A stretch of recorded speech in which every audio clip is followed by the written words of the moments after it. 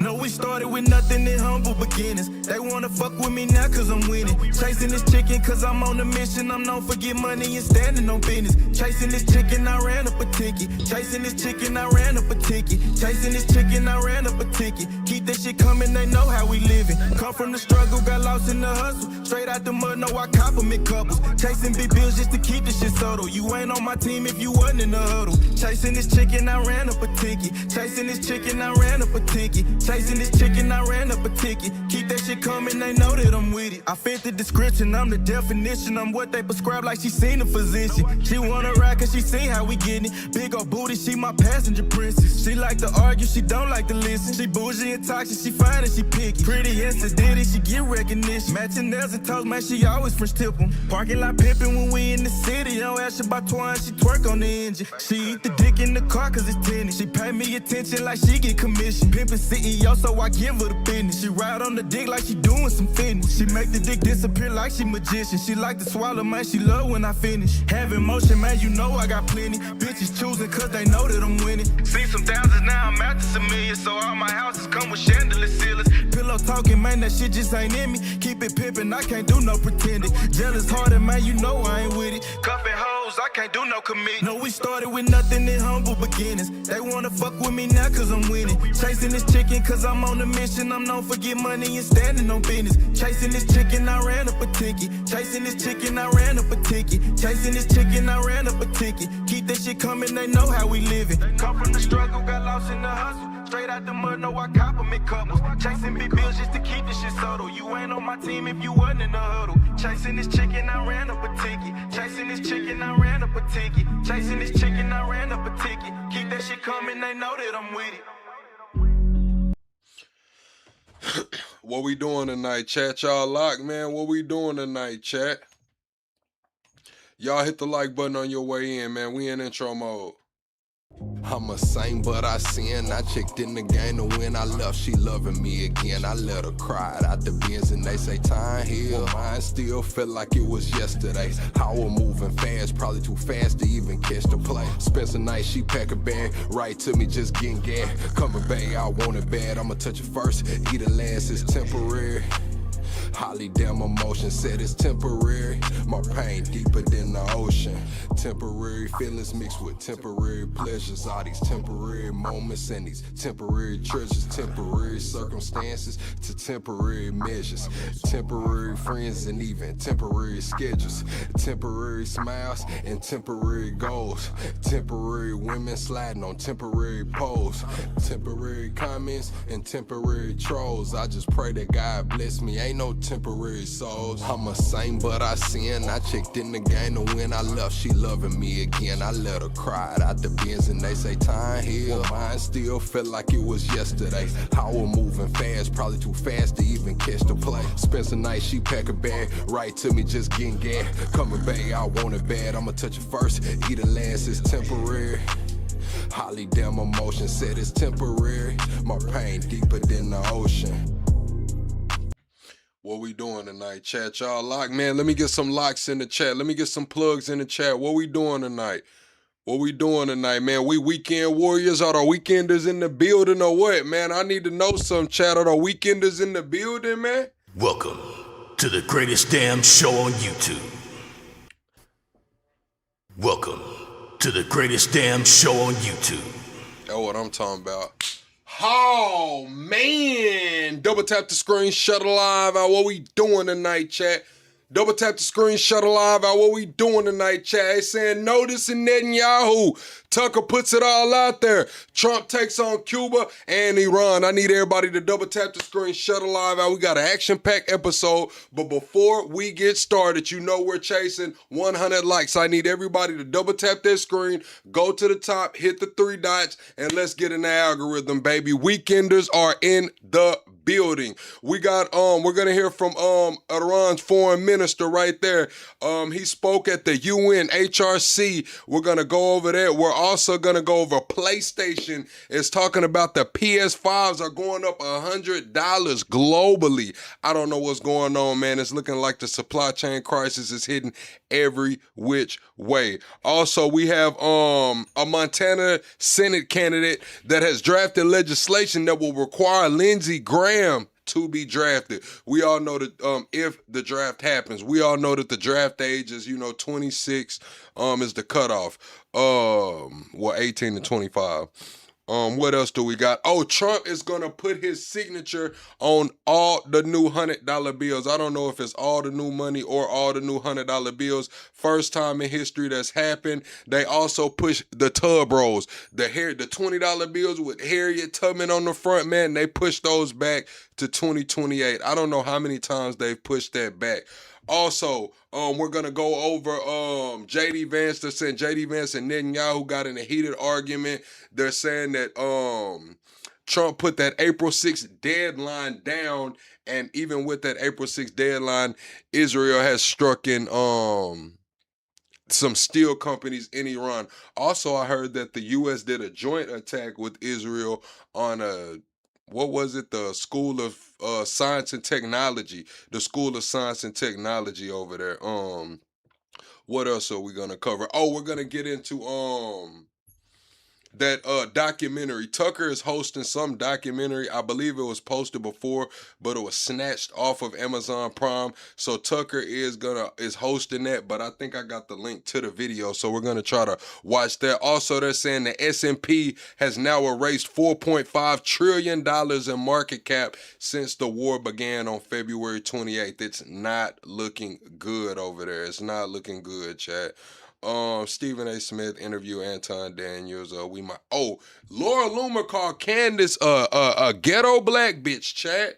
Did y'all see that? Laura Loomer, I guess Candace came out and was like, I think Laura Loomer needs to be put in a psych ward, 5150 hole. Laura Loomer was like, look, man, you just mad because Charlie Kirk didn't want the ghetto black bitch, which is crazy to me. Also, chat, in other news, over there in the EU across the pond, they're saying that Apple has officially rolled out age verification. So when you update your iPhone to that new update, your phone is automatically gonna go into child mode, and unless you upload your ID, a credit card, or let Apple check your account data, then your phone is just gonna be in child mode, man. We seeing this shit rolling out already, chat, which is crazy to me. Everybody be sure to hit that like button. We're gonna get into it. Trump also spoke, and he said some crazy shit, said that he doesn't call it a war because he needs congressional approval, but basically just saying like, look, this shit is a war. I just can't call it a war. So I'm wondering, is he admitting crimes right there, or is he not admitting crimes, chat? Y'all let me know. Also, he said Cuba is next. There is a tanker right now. There's a Russian oil tanker on the way to Cuba with some aid and assistance. They're on the way to Cuba with some aid and assistance, and we have Trump at this damn speech saying Cuba's next. So I don't know. What is it? 723,000 barrels of crude oil is set to reach Cuba in 4 or 5 days' time. It's a Russian flag tanker, and it's being escorted. Excuse me, chat. It's being escorted by a Russian Navy vessel. So we're gonna see what's going on with that, man. We know Cuba is hurting, but the U.S. has the blockades over there. So they're saying that this could escalate. This could escalate the conflict. You said Cuba's starving right now? No, most definitely, chat. Everybody hit the like button for me. Double tap the screen. Go to the top and hit the 3 dots. We're chasing 100 likes. We're about to get into the news, man. Let's break it down right here. Let's see what the Iranian foreign minister had to say regarding what's going on in the Middle East right now. Today, amid the throes of an illegal war imposed by two bullying nuclear-armed regimes, the United States and Israel. This war of aggression is blatantly unjustified and brutal. They initiated this aggression on 28 February, while Iran and the United States were engaged. There's also been reports coming out that there were plans to assassinate this guy. They're saying that there were plans to assassinate this guy, but I believe they pulled back on those plans, chat. Have y'all heard anything about, they said that the blue and white country was talking about assassinating this guy? In a diplomatic process to resolve Americans' alleged concerns over Iran's nuclear program. They betrayed diplomacy for a second time in the course of 9 months by torpedoing the negotiating table.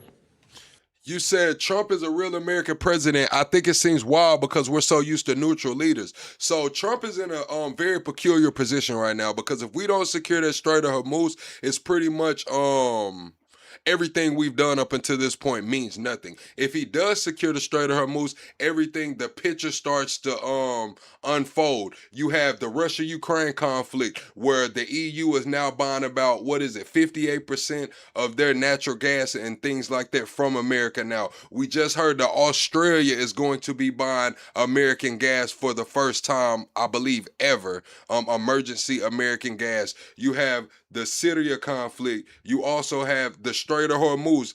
We have Maduro in Venezuela. So if you look at it as from an energy perspective, then it could be something really big if we control the Strait of Hormuz. But if we don't, then, I mean, it's kind of fucked, bro. We just blew a lot of money for nothing.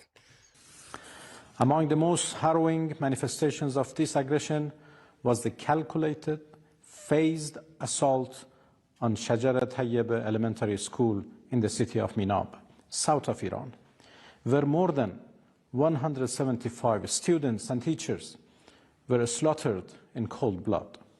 What's up, Brianna? This barbaric attack is but the visible tip of a far bigger iceberg, one that conceals beneath its surface far graver. Yes, also prayers to the United States soldiers and prayers to those families.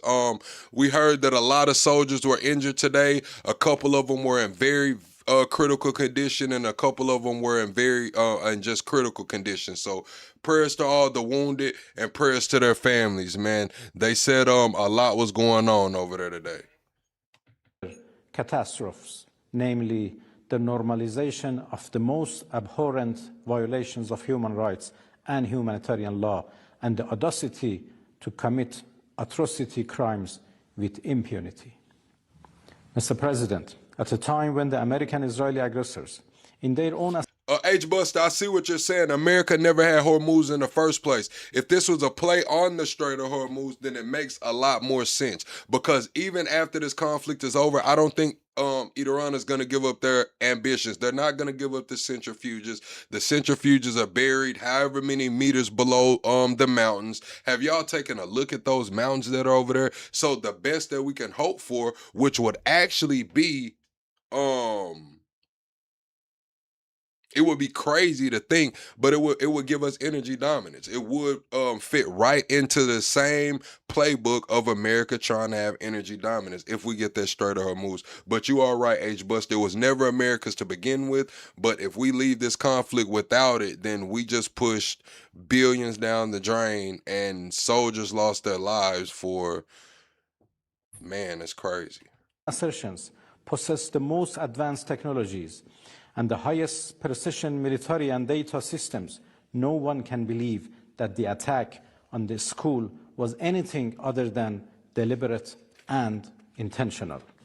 Targeting Shajarat Tayyib School was a war crime and a crime against humanity, one that demands unequivocal condemnation by all and unambiguous accountability for the culprits.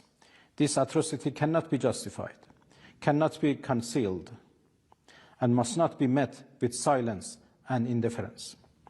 The attack on Shajarat Tayyib School in Minab was not a mere incident nor a miscalculation. The United States' contradictory remarks aimed at justifying their crime could not, in any manner, elude their responsibility. You said, bro, these same people fire missiles at civilian cargo ships. They slaughter 40,000 their own civilians. They've been launching missiles at Israel for decades. Yeah, I mean, I'm not debating any of that. What I'm saying is that in order for the mission to be accomplished, what are they saying? They're saying that their navy's destroyed, their military's destroyed, everything's destroyed, but they're still blowing shit up. They're going to continue to blow shit up. Russia's denied sending them drones, but we know where the fuck those drones are coming from. They said they blew up all the drone factories. They just blew up the science and technology school, but there are still missiles coming out. They're still blowing shit up. So are we going to totally crush them? I don't think so. I don't think we're going to totally crush them to where they can't shoot a damn missile out of the mountains. Just being honest. So what is the best that we can hope for is getting control of this Strait of Hormuz. Like somebody said, it's about China. Yes, it's about China. And yes, it's about maintaining American energy dominance. But if we're still thinking that we're finna go in and just take away all of their capabilities to even fire a missile back, it doesn't look like that's gonna happen. To denounce such a merciless assault on a place inherently civilian, a place where the most innocents reside and pursue knowledge, is not merely a legal obligation under human rights frameworks. It is a moral and human imperative. Our conscience will judge us more profoundly than any tribunal ever could. Distinguished delegates, Shajar Tayyib Elementary School has... Also, if we don't get control of the Strait of Hormuz, there's no guarantee that Iran is going to push oil prices down. Iran has already said they're ready to go to $250 oil. So just because we leave and shit goes on doesn't mean Iran just opens up the Strait of Hormuz and lets that shit go through. No, they already said that they want a tax and they can restrict or loosen what goes in and out of their strait at will at that point. At will. So if they want to push oil up to $250, they probably can.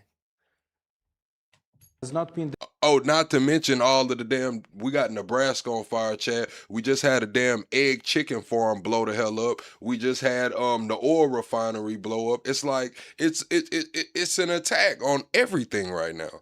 The only casualty of American-Israeli atrocity crimes during the past 27 days of their illegal war. Human rights and international humanitarian law have been massively and systematically violated by the invaders in an unprecedentedly brutal manner. They are targeting civilians and civilian infrastructures with no regard for laws of war and basic principles. But when you look at the energy and the flow of energy, and you realize that prior to the Russia-Ukraine conflict, Europe wasn't buying as much of that from America as they are now. It went from, like, I believe 20 or 30% to all the way to 58%. That's a big chunk. That's a lot of control. When you look at Australia, for the first time in history, getting emergency energy from America, that's... You kind of get where I'm going with that, man. We can go all the way back to 2003 with this shit. Principles of humanity and civility. More than 600 schools have been demolished or damaged across Iran, and more than 1,000 students and teachers martyred or wounded as the result. The aggressors, who are arrogantly shouting, "No mercy, no quarters," and threatening to strike Iran's vital infrastructure, have been attacking hospitals, ambulances, health workers, Red Crescent rescuers, refineries. I see you say he's starving Cuba right now for no good reasons too. Cuba is an example. I'm sorry to say it. It doesn't sit light on me to say it, but Cuba is an example. I don't know any other way to put it. And I believe that this weekend, in the next 4 to 5 days, when that oil tanker, that Russian oil tanker with 723,000 barrels of oil are coming, we're gonna see what's going on, because if we're still under American maritime dominance. So if Russia's gonna send that tanker over there, we already got some blockades.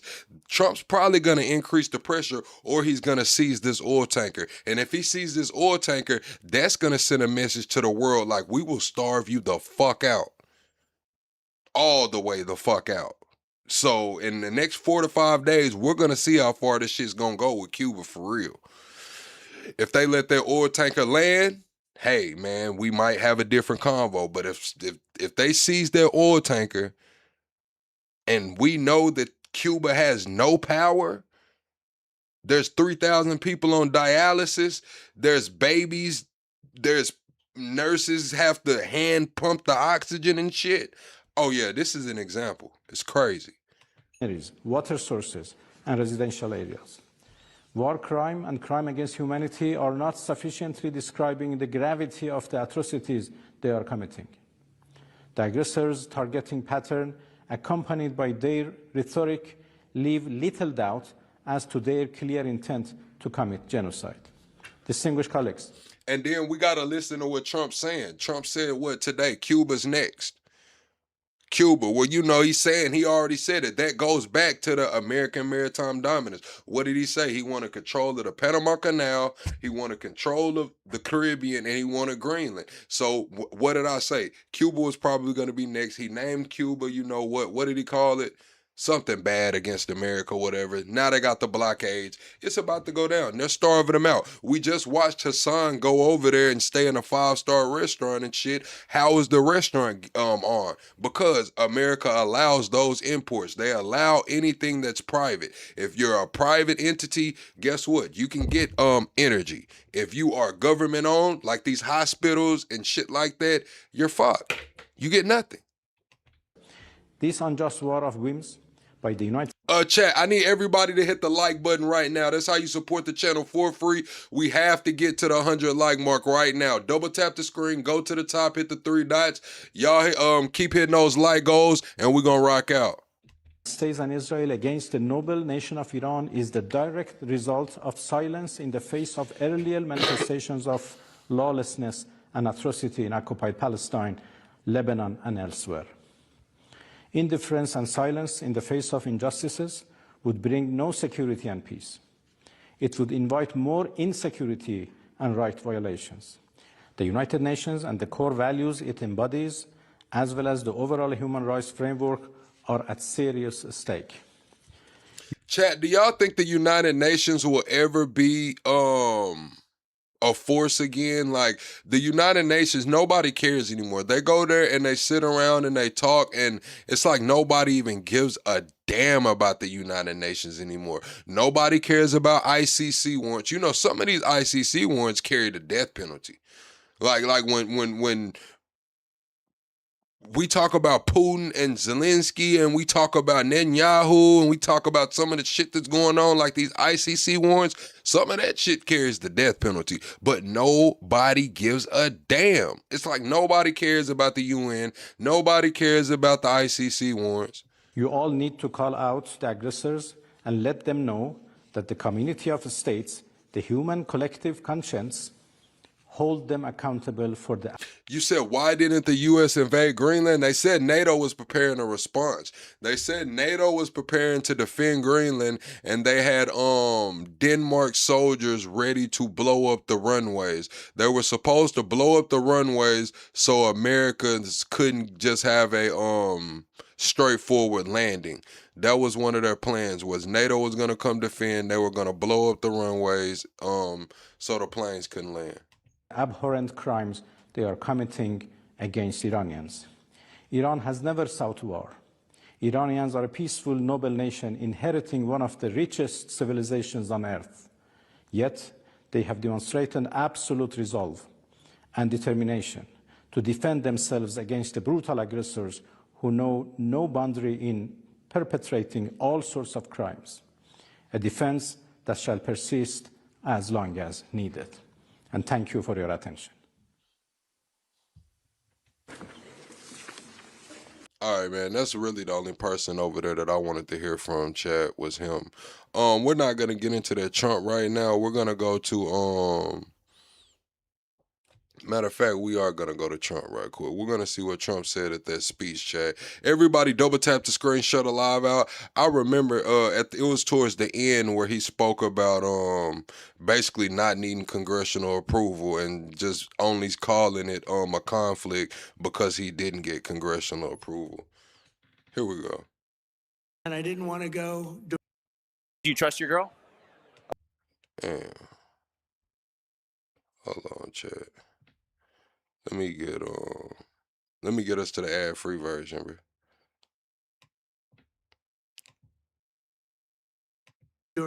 Iran has been known as the bully of the Middle East, but they are not the bully any longer. They're on the run.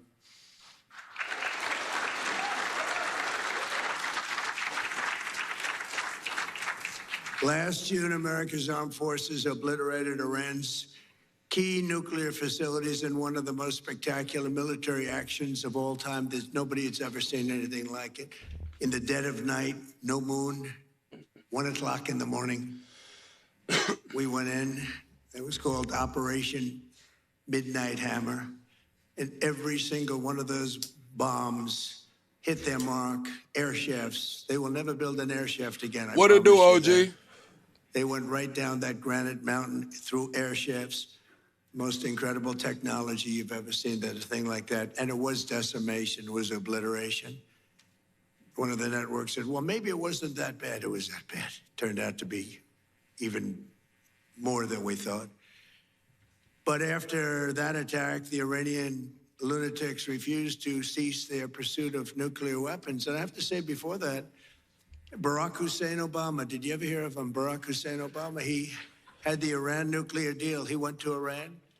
He paid him. Remember, he sent two Boeing 757 jetliners. They took the seats out and they piled it with cash, like 1.7 billion of cash. That's when I realized the president is very powerful. The presidency is a very powerful thing. When you can do that, I haven't done that yet. I haven't found a reason to do that yet, but that's big.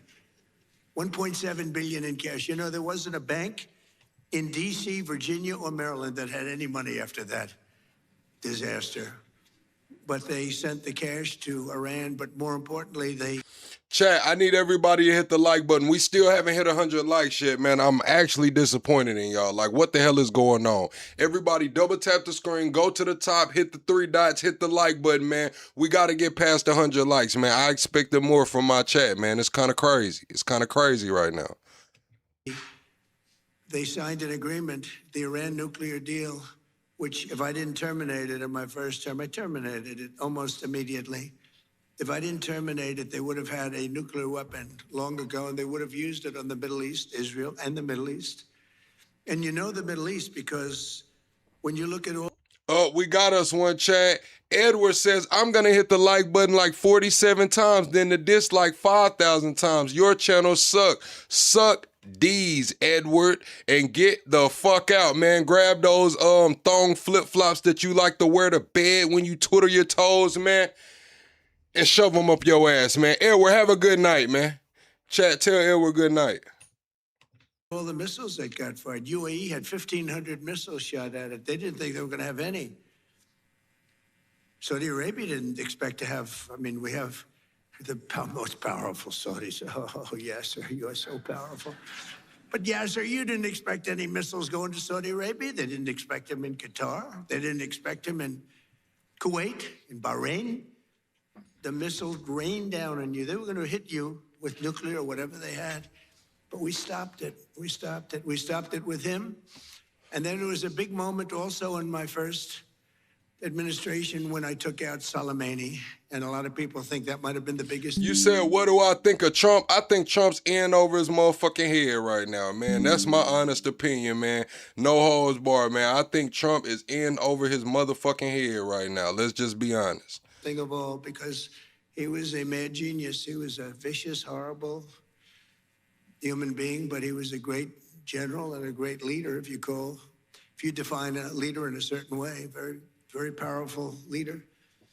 In fact, he was so powerful that I really think that the leadership of Iran was extremely happy when I took him out, but they don't say that, but nobody's going to be asking him anymore because they're not here either. But getting the termination.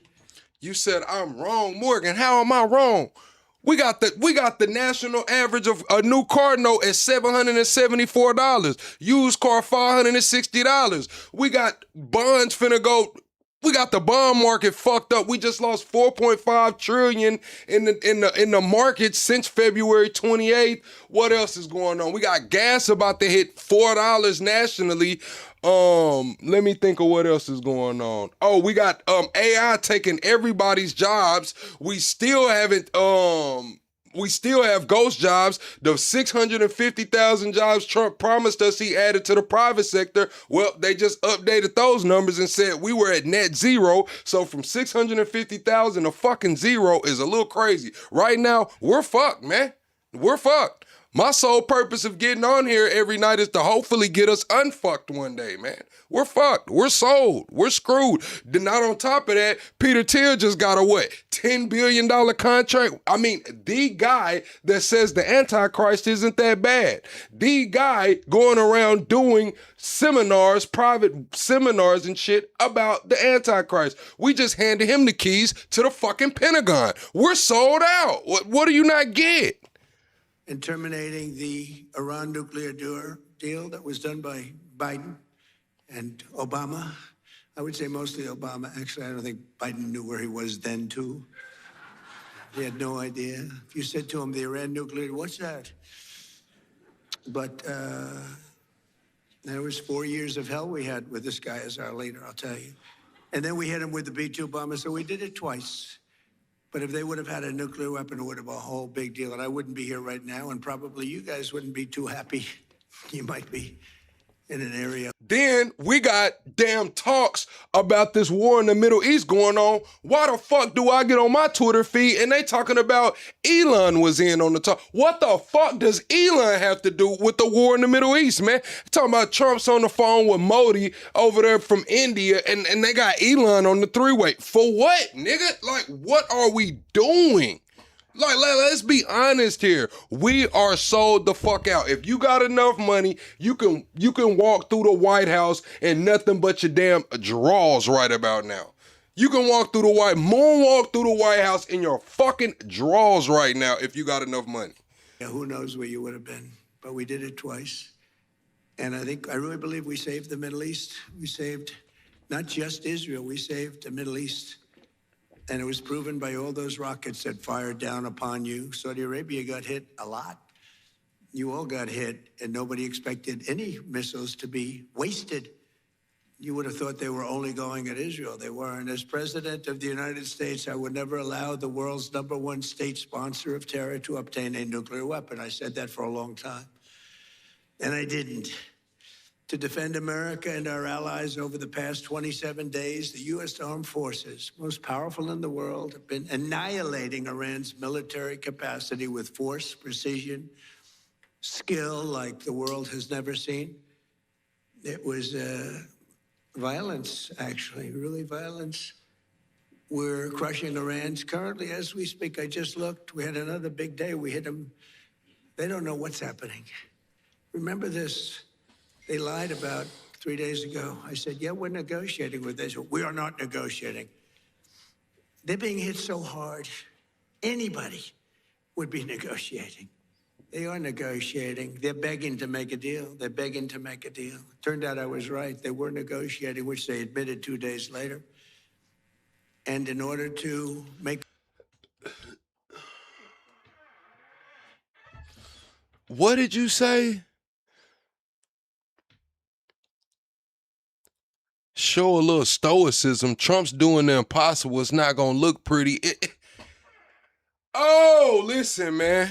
Trump's bit off more than he can chew. He's in over his head right now. I'm just going to be honest with you, man. We can be honest right here. We are fucked right now, chat. We're fucked.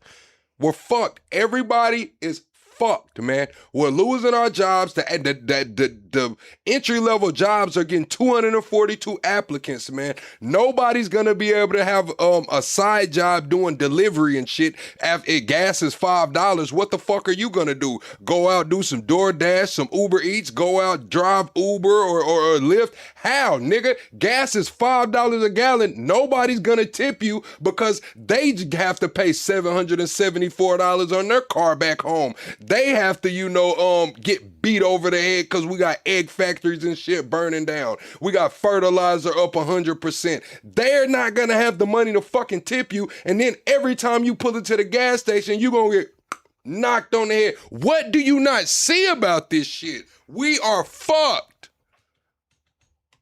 Up for their misstatement. They said, we're going to send you 8 ships of oil. And the following day I saw, this is 2 days ago, I saw on one of the networks, very strange, there were 8 ships of oil coming out of Iran. And then they actually said, we're going to add an extra 2.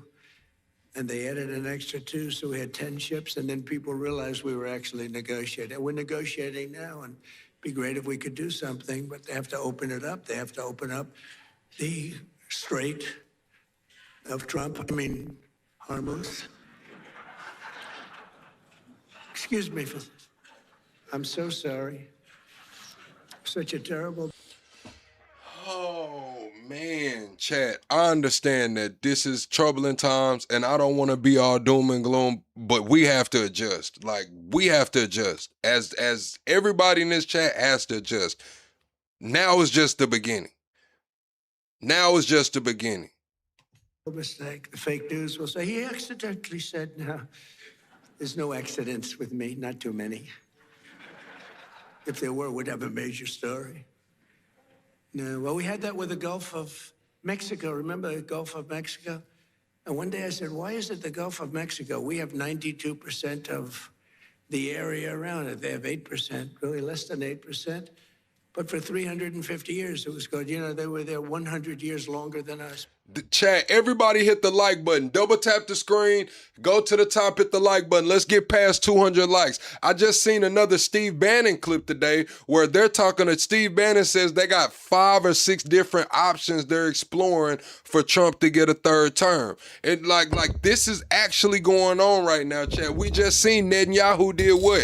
Netanyahu filed the paperwork to request them to suspend elections. He's like, no, we don't need to have snap elections right now. I'm a wartime prime minister, man. This shit is going on right now, chat. Shit is going on. Mexico, they're at 350, we're at 250. And I said, I've often asked myself, why do we call it the Gulf of Mexico? It seems like we dominate. Well, when I checked, it was more than 92%. So I announced, I wouldn't say Mexico was thrilled, but I announced that from now on, the Gulf of Mexico is going to be called the Gulf of America. And it took about 1 hour, and it was done. Everybody, the president called me. She's really a nice person, too. I like her a lot. She called up. She had the most beautiful voice. She's a very elegant woman, has a beautiful, beautiful voice. She goes, President, tell me, this is not so. No, it's so. Oh, it's so. And then Google Maps changed it. We won the court case in about 1 hour, and Google Maps changed the name. And it's now the Gulf of America, which it should be in all fairness. We're crushing Iran's weapons stockpiles, destroying their missiles and drone factories. What's up, Ansis? What's up, Carlos? Possible, and turning their defense industrial base into nothing. Iran's navy is gone. It's all sunk at the bottom of the Gulf and elsewhere. Did you see the attack submarine that we have went after one of their boats? It was called the Soleimani.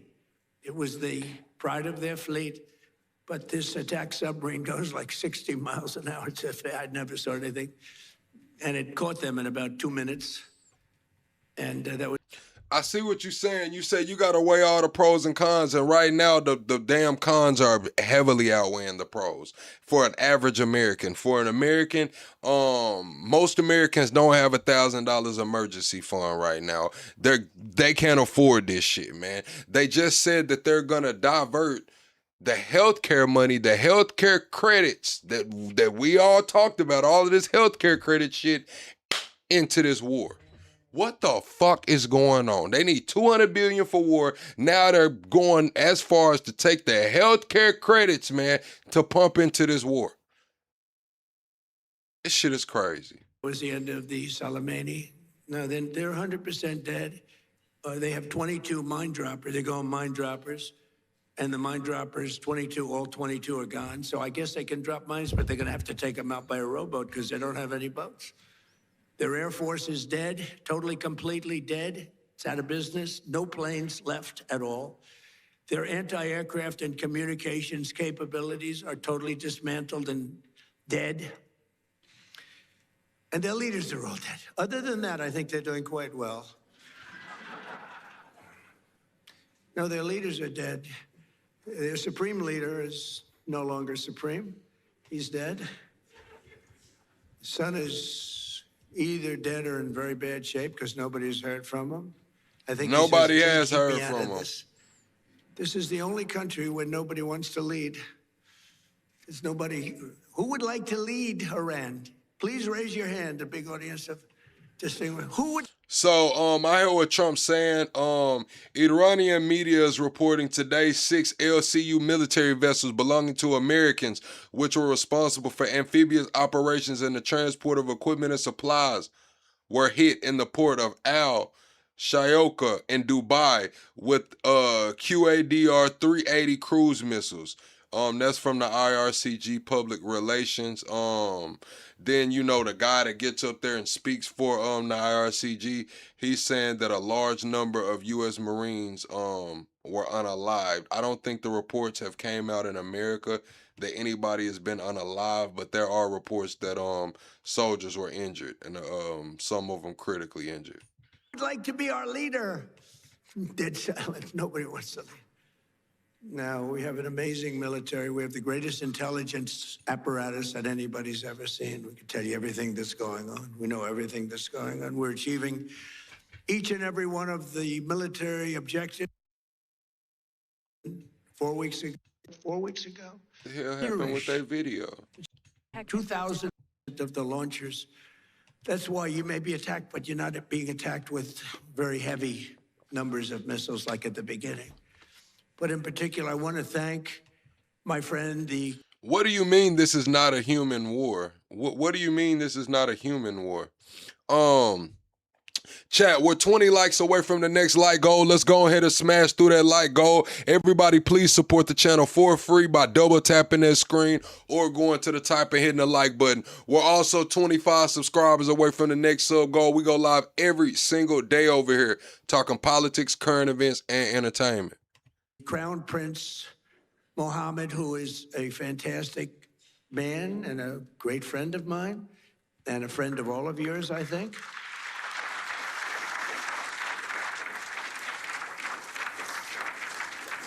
And he's a warrior. He's a warrior. He was not afraid of this country that, frankly, he should have been afraid of because they're very powerful. I want to thank Tamim because Tamim is, these three people have been unbelievable. Tamim, and then UAE, Mohammed. These are three great people. And they were under tremendous attack, unexpected attack. And they weren't thinking this was going to happen. Nobody was. And they turned against them and really became very powerfully aligned. And they were with us, but they weren't with us very obliquely.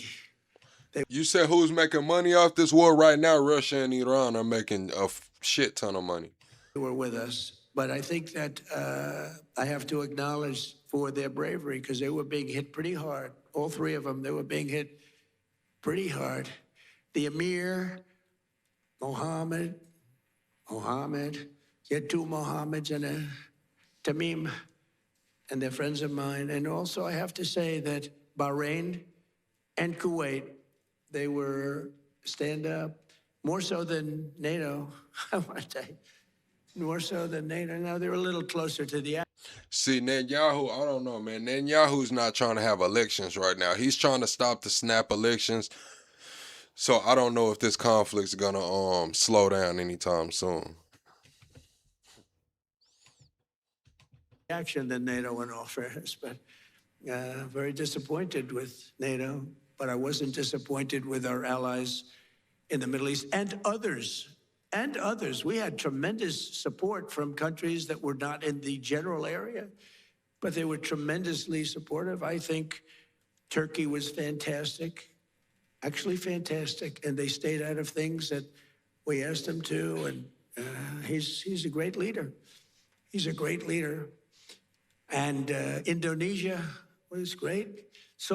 We had so many great, you learn who your friends are, really do. You learn who your friends are. And, but Indonesia, Turkey, and so many other countries, but the 5 were great. But your dear friend and my dear friend he was all man. You said you fools believed that BB was dead. I still think BB dead on the cool. If you want to know the truth, I still think BB dead. I still think all of that shit's been AI. Stood up and he wasn't scared. Maybe he was, I don't know, maybe he was, but he didn't show it. He was great, a great leader. Saudi Arabia can be very proud of because he's got a lot of titles. He's the crown prince. He's the prime minister. He's the future king. He's got about 7 other titles. I said, you have more titles than any human being on earth. He's everything. And he deserves to be because he's a winner. So I just want to thank those people. So the Middle East will be transformed, and the future of that region is never, I don't think it's ever looked brighter. You couldn't have, we did the Abraham Accords. I hope you're going to be getting into the Abraham Accords finally. Yeah, so will you please go back and... You said he was seen on a live feed, Gullible. I don't know if that was BB, man. I don't know if there was BB on that live feed. Honestly, we've seen this. We just had the guy go to the damn awards with a whole mask on looking like Jim Carrey. Everybody thought it was Jim Carrey. He didn't tell us till like 2-3 days later, like, oh, it was a psyop, a social experiment. Like, fuck, man, I don't know, bro. Explain, it's time now. Muhammad said, oh, yes, as soon as we do this, as soon as we do that. I said, Muhammad, we did that. Oh, yes, but we have a couple of other things. It's now time. We've now taken them out, and they are out bigly. We got to get into the Abraham Accords. And we hope all of the countries are going to be in the Abraham Accords. We have some very brave countries that did it, years ago. They went in, and you know who they are, the early 4. And they did a great thing in doing it, and it was great for them also economically. But it was a great thing that they did it. But I think all the Middle Eastern countries are going to be joining now. And in some cases, I would say all the Middle Eastern countries and beyond. You have people not in the Middle East that want to be members. What's so crazy is it's like, Pat Jagger, you would be the same person to say, for sure BB's alive, he was seen on live stream and all that. But you're the same person that'll say Tall Biden wasn't real. So you believe in tall Biden too, right? You don't believe you believe that was Biden when we seen his 6'10" ass man. You believe that was really Biden too, don't you? You'll be seeing that soon. Watch you say, nah, that wasn't really Biden, but it's BB though. That wasn't Biden, but this BB. In the meantime, the conflict in Iran also makes it absolutely vital for the radical left Democrats in Congress to immediately end their dangerous shutdown of our Department of Homeland Security. They want to play games. That's all they are. These people are lunatics. They sort of remind me actually a little bit of Iran. They're deranged. They're deranged Democrats. For 42 days, they've tried to completely eliminate funding for the number. All right, let's skip through that. Azerbaijan. It was an impossible war to stop. We stopped it. But we also What's have up, Delphine? A man who's probably good at stopping wars. I know he's What's good up, at Chris? being a tough guy. He is a tough guy. He's been very tough on crime, and he's done a great job. Miami Mayor Francis Suarez is here someplace. Francis, hi. How are you? And we have a great son. He's got the best genes, I think, of any human being I've ever known. He's my son, Don Trump. Don, he's a great guy. And his fiance, Bettina. Good, Bettina, good. No, my son's got the greatest genes in history. Pat Jagger says, you've been pushing some bullshit lately. Let's take it to a poll. Chat, have I been pushing some bullshit lately, man? Or is Pat Jagger just, have PDS, plug derangement syndrome, man? Have I been pushing some bullshit, or does Pat have PDS, plug derangement syndrome? I'm a big believer in genes, by the way, I will tell you. My daughter Tiffany and her husband Michael, my beautiful daughter, right? And they have a new child, the most beautiful guy we've seen, right? Blows us all away, right? He's great. Thank you for being here. And countless other business leaders. We have so many friends of mine here, so many business leaders, but we can't go on because we have a couple of moments more to discuss the world and the economy. Over the past 14 months, the Trump administration has achieved perhaps the most dramatic one-year turnaround of any nation in all of history. A short time ago, a man that we just discussed, the king, the future king of Saudi Arabia, and I also love the king of Saudi Arabia. What a man he is. When I was there, we bonded. He would grab me to get up. He was a little frail at the time, and this was a long time ago, and he's still doing well. And he'd grab my arm to get up when I was sitting next to him. And they said that's the only time he's ever grabbed anybody. He would grab me all the time. And I said, I think he likes me. And he did like me, and he still likes me, and he's a great man, and say hello to him. He's a great guy with a great son. But a short time ago, we were together, and he looked at me, and he said, you know, it's amazing. 1 year ago, you were a dead country. Now you're the hottest country anywhere in the world. He didn't think this was going to happen. Man, he did not say that shit either, Trump. I'm just gonna be honest with you, man. I don't picture no Saudi saying you're the hottest country in the world. I just don't think he said that. He didn't think he'd be kissing my ass. He really didn't. He thought he'd be just another American president. He didn't think he'd be kissing my ass. Oh my God. What? Picture the prince seeing this, bruh. Oh, did he say kissing my hand or kissing my ass? It sounded like he said my ass. He might have said my hand. Hold on. Did he say my hand? But a short time ago, we were together, and he looked at me, and he said, you know, it's amazing. 1 year ago, you were a dead country. Now you're the hottest country anywhere in the world. He didn't think this was going to happen. He didn't think he'd be kissing my ass. He really didn't. He did say he didn't think he'd be kissing my ass, bruh. What? Bro, what? This, bro, Trump is wildin', bruh. Trump is wildin', bruh. What? That's what I'm gonna tell the trolls when they come in the chat. I'm gonna start telling the trolls when they come in here, man. Look, just a year ago, I didn't think you'd be kissing my ass. You didn't think you'd be kissing my ass a year ago. That's what I'm finna start telling the trolls when they come here. You didn't think you'd be kissing my ass a year ago. A dead country. Now you're the hottest country anywhere in the world. He didn't think this was going to happen. He didn't think he'd be kissing my ass. He really didn't. He thought he'd be just another American president that was a loser, where the country was going downhill. But now he has to be nice to me. You tell him he better be nice to me. He's got to be. But it was really something. He said, though, he said, you know, it's amazing, President, because he's a very smart, but a regular kind of a guy. He said, you know, it's amazing, President. A year ago, in that case, it was a year and a half. It was 6 months ago. But a year ago, you were a dead country.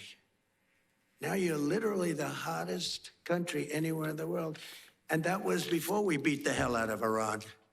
You know, now I think he's got to say even better. I think we have to up it. But he's fantastic. And everything we do, we're working to make America the #1 place on earth to do business. We passed the largest tax cuts in American history, including no tax on tips, no tax on overtime, no tax on Social Security for our great seniors. We provided 100%. I'm not gonna lie. I think the White House dropped Only Farms today. It's a website called Only Farms talking about all the good things that has been done for the farmers. And I just want to say that farms going bankrupt are up like 46%. Like, I mean, it's kind of crazy that we're doing all these things for the farmers, but yet the bankruptcies are still up 46%. It's kind of crazy. Expensing and bonus depreciation so that anyone who wants to build a factory can deduct the entire cost of equipment and the entire factory in the first year. That used to take 38 years to do. You'd take it little drips. Now it's done. And a lot of people remember that my first 4 years was the most successful time we've ever had financially in the history of our country. We had an unbelievable success, but this is much better. And Hey, that man said you should vote a Muslim in next time. Your country going to shit with this crusader woke stuff. Listen, man, I will never cast my vote just because somebody's Muslim. I'm just gonna be honest with you, bro. Like that shit's not gonna happen for me, man. Like, I'm not gonna go to the polls thinking like, hey, this guy's a devout Muslim. Let me vote for him. Like, by the way, when this war ends, it's going to be like a rocket ship. thank you, James Duke. James Duke came through via super chat. Says Trump says what people are too scared to say. Yeah, Trump over talks too. Trump talks a lot. You can see sometimes when he just talks a little too much, but yeah, Trump does say what other people are scared to say. I thought we were going to go down more, and I thought oil prices were going to go up higher than they are now. It's not fair. Look at Kevin. You never voted. Shut up, you fool. I did vote, Kevin. Now let me tell you about this, Kevin, little Kevin. You came into my chat talking shit, and you have Hornybrook in your name with an I. You have Hornybrook. Little Kevin 3 Hornybrook 142 wants to call me a fool. I can't even take you guys serious, bro. Finished yet. I'm not saying it's sort of finished, but it's not finished. It's got to be finished. And I thought that we would see a bigger drop in stock. Hasn't been that bad. It's sort of crazy. I hit 50,000 on the Dow. People said that wouldn't be possible within 4 years. I did it in 1 year. And then we hit 7,000 on the S&P. People said that's even harder than hitting 50,000 on the Dow. And I did that in less than 1 year. Toward the end of the year, both of them, we broke every record, every stock record we broke. And you're big beneficiaries because so many of you invest in the United States, and keep doing it because it's going to be a rocket ship. You watch. But then I said, all right, do I have to do this? We have a country that's sick and demented, and they have a nuclear weapon, or they want to have one. They were very close to getting it. Remember, they were 2 weeks away. They were 2 weeks away. If we didn't hit that, I call it the nuclear dust. I use the term nuclear dust. If we didn't knock the hell out of them, they would have had a nuclear weapon within 2 to 4 weeks, and they would have used it on you and on Israel and on everyone else. And I said, we really do have to stop and go on a little different journey for a little while and take them out and then go back to life. And that's what we did. And we did it violently. We did it powerfully. We did it with the respect of the world. And we helped a lot of allies. And we learned about other allies. We learned that other allies weren't there. We didn't need them, but they weren't there if we did need them. And that's going to be very costly for them. The stock market has set 53 all-time record highs since the election, adding $9 trillion in value to America's savings and retirement accounts and 401ks. Everybody's benefiting by this. And more Americans are working today than at any time in the history of our country. At any time. To me, that's the number one stat. More Americans are working today, by far, than at any time in the history of our country. And in 14 months, we've lifted 3.3 million Americans off of food stamps. That's a record. And Biden and his allies wrecked our country. They wreaked havoc on our economy, and they gave us the worst inflation in American history. Under Trump, during the last 3 months of 2025, we got core inflation down to 1.6%. And right now, the average tax refund for filers, because of the great, big, beautiful bill, has been close to $5,000. It's a lot of money for a family. And this, when I'm talking to Saudi Arabia and I'm talking about $5,000, they look at me, 5,000? That's like a penny, right, David? That's like a penny. Saudi Arabia is not into $5,000, but it's Saudi Arabia. I just want to ask, are the Saudis impressed by the fact that a family has saved 5,000? Here you go right here, chat. It says the policy, the GOP is considering to funnel $200 billion to the Pentagon for the Iran war will reportedly be funded in part by cutting health care tax credits by 31 billion. By 31 billion, man. That's crazy. They talking about cutting health care tax credits by 31 billion to fund the war. $1,000. I know they're looking like, what the hell is 5,000? Their shoes cost them more than 5,000. But that's the way it goes. We're talking about, remember, we're talking about the real world. In his entire term, Joe Biden, I have two terms for him, Crooked Joe and Sleepy Joe. It's always been pretty, I do sometimes a poll, which is a more accurate term, sleepy or crooked, pretty much even. I like sleepy. In his entire term, Sleepy Joe Biden got less than $1 trillion of new investment in the United States, a lot less. And in our first 11 months. Chat, everybody hit the like button, man. Let's get to 300 likes right quick, chat. If you don't know how to hit the like button, just tap twice on your screen or go to the top and hit the like button, man. The 3 dots at the top, chat. Be sure to hit that like button on your way in. 12th month is coming. It's going to be big.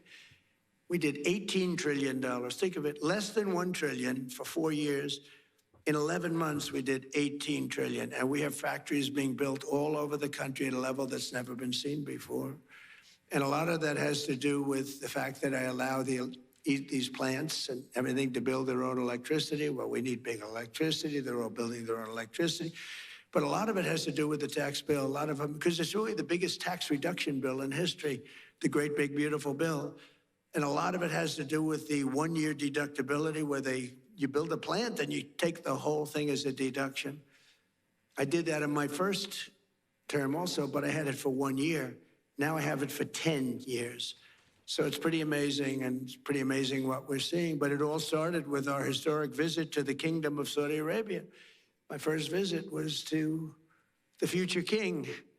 And on that first foreign trip of my presidency, didn't you just say he was kissing your ass? The Prince announced that Saudi Arabia would be investing an incredible almost $1 trillion in the United States, which he later increased. As just a few examples of these new partnerships, Oracle will be building a $14 billion worth of cloud computing and AI infrastructure in the kingdom. I didn't know that, David. We have to talk to your father about that. Why isn't he doing it here, David? I'm very upset with you. And by the way, David has done a very good job. David Ellis said he just had a very big win. And your father's very proud of you because your father said, that's a tough one. And you got it done. It's going to be a great success. You're going to be a great success. You said Google debt before Obama, it was $7 trillion. Yeah, they said Trump put $4 trillion on the debt shit in the last year. You're going to blow away your father, and he'll be very happy about that because he loves you. But it's a great family, great family. Say hello to him, okay?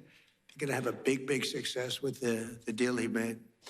Boeing is selling dozens of 737 airplanes in a deal valued at $4.8 billion and supporting approximately 20,000 U.S. jobs. Remember, everybody just stopped talking about those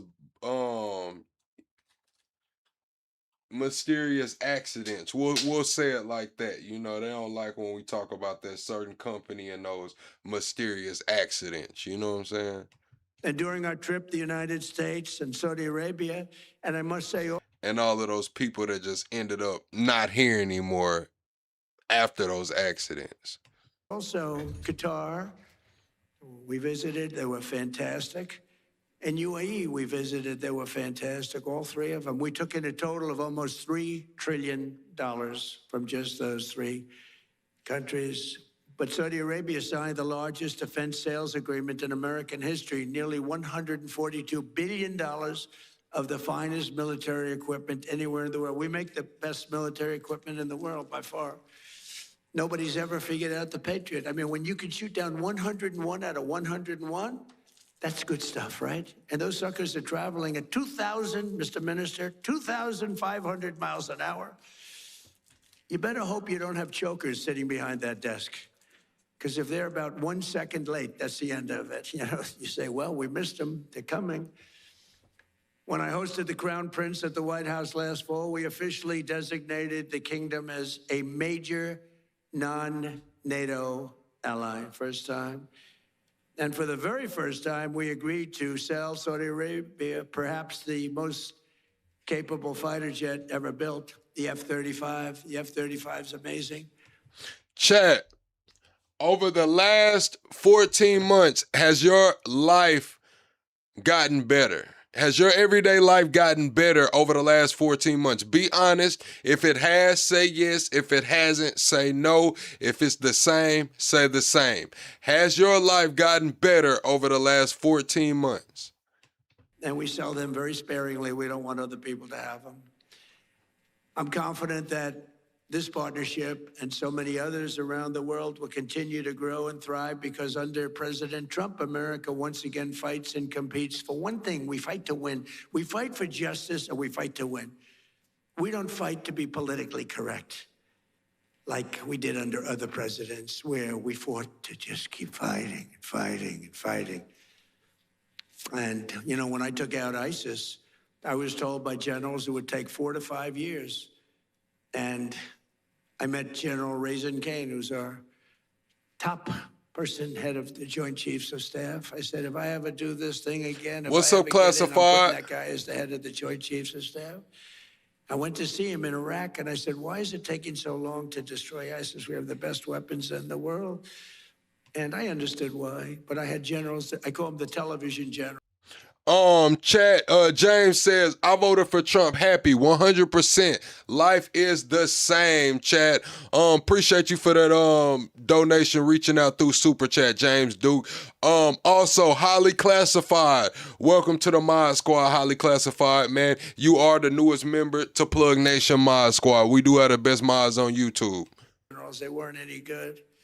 Mattis, Milley, they weren't any good. They were lousy. But they said, sir, it would take about 4 years. When I went over and I met General Kane, I said, how long will it take? 4 weeks, sir. You'll have a lot of time left over. I said, wait a minute. Did you say 4 weeks? 4 weeks, sir.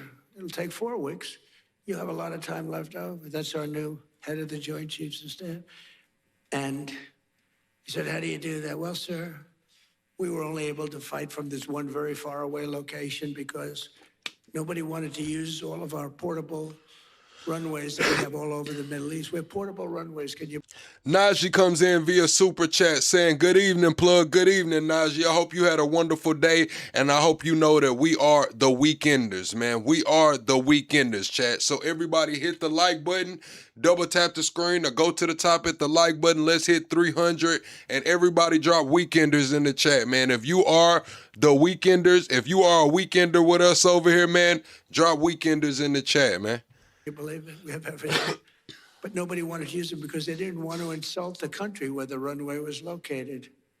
I said, they wouldn't even know. Do you think some country's going to know when we have jets taking off? They don't know. He said, well, I agree with you, sir, but whether they know or not, who cares? He said, so we have about 17 locations that we could take off. From this one, it took 8 hours to get to the destination. By the time we got there, we had to refuel all the time, and we had to come back. He said, but we have 17 different locations, sir. And, sir, we're going to hit him from the left. We're going to hit him from the right. We're going to hit him from the east and the west. And we're going to hit him from above. And you could see he was getting crazy. And I said, what? All right, chat, they're saying that it was as of 4 hours ago, reports of the Emir Kabir University of Technology in Tehran was allegedly struck. So they're saying that the university in Tehran, the technology university in Tehran, has been struck, and they're saying that it was joint U.S. and Israeli. A lot of people are up in flames and they're mad, saying that this is too far, attacking a school of technology, but you know the other side is saying that it was probably a dual-use facility with the weapon. So I want to know, chat, how do y'all feel about it? Is it too far, or do you think that it was dual use?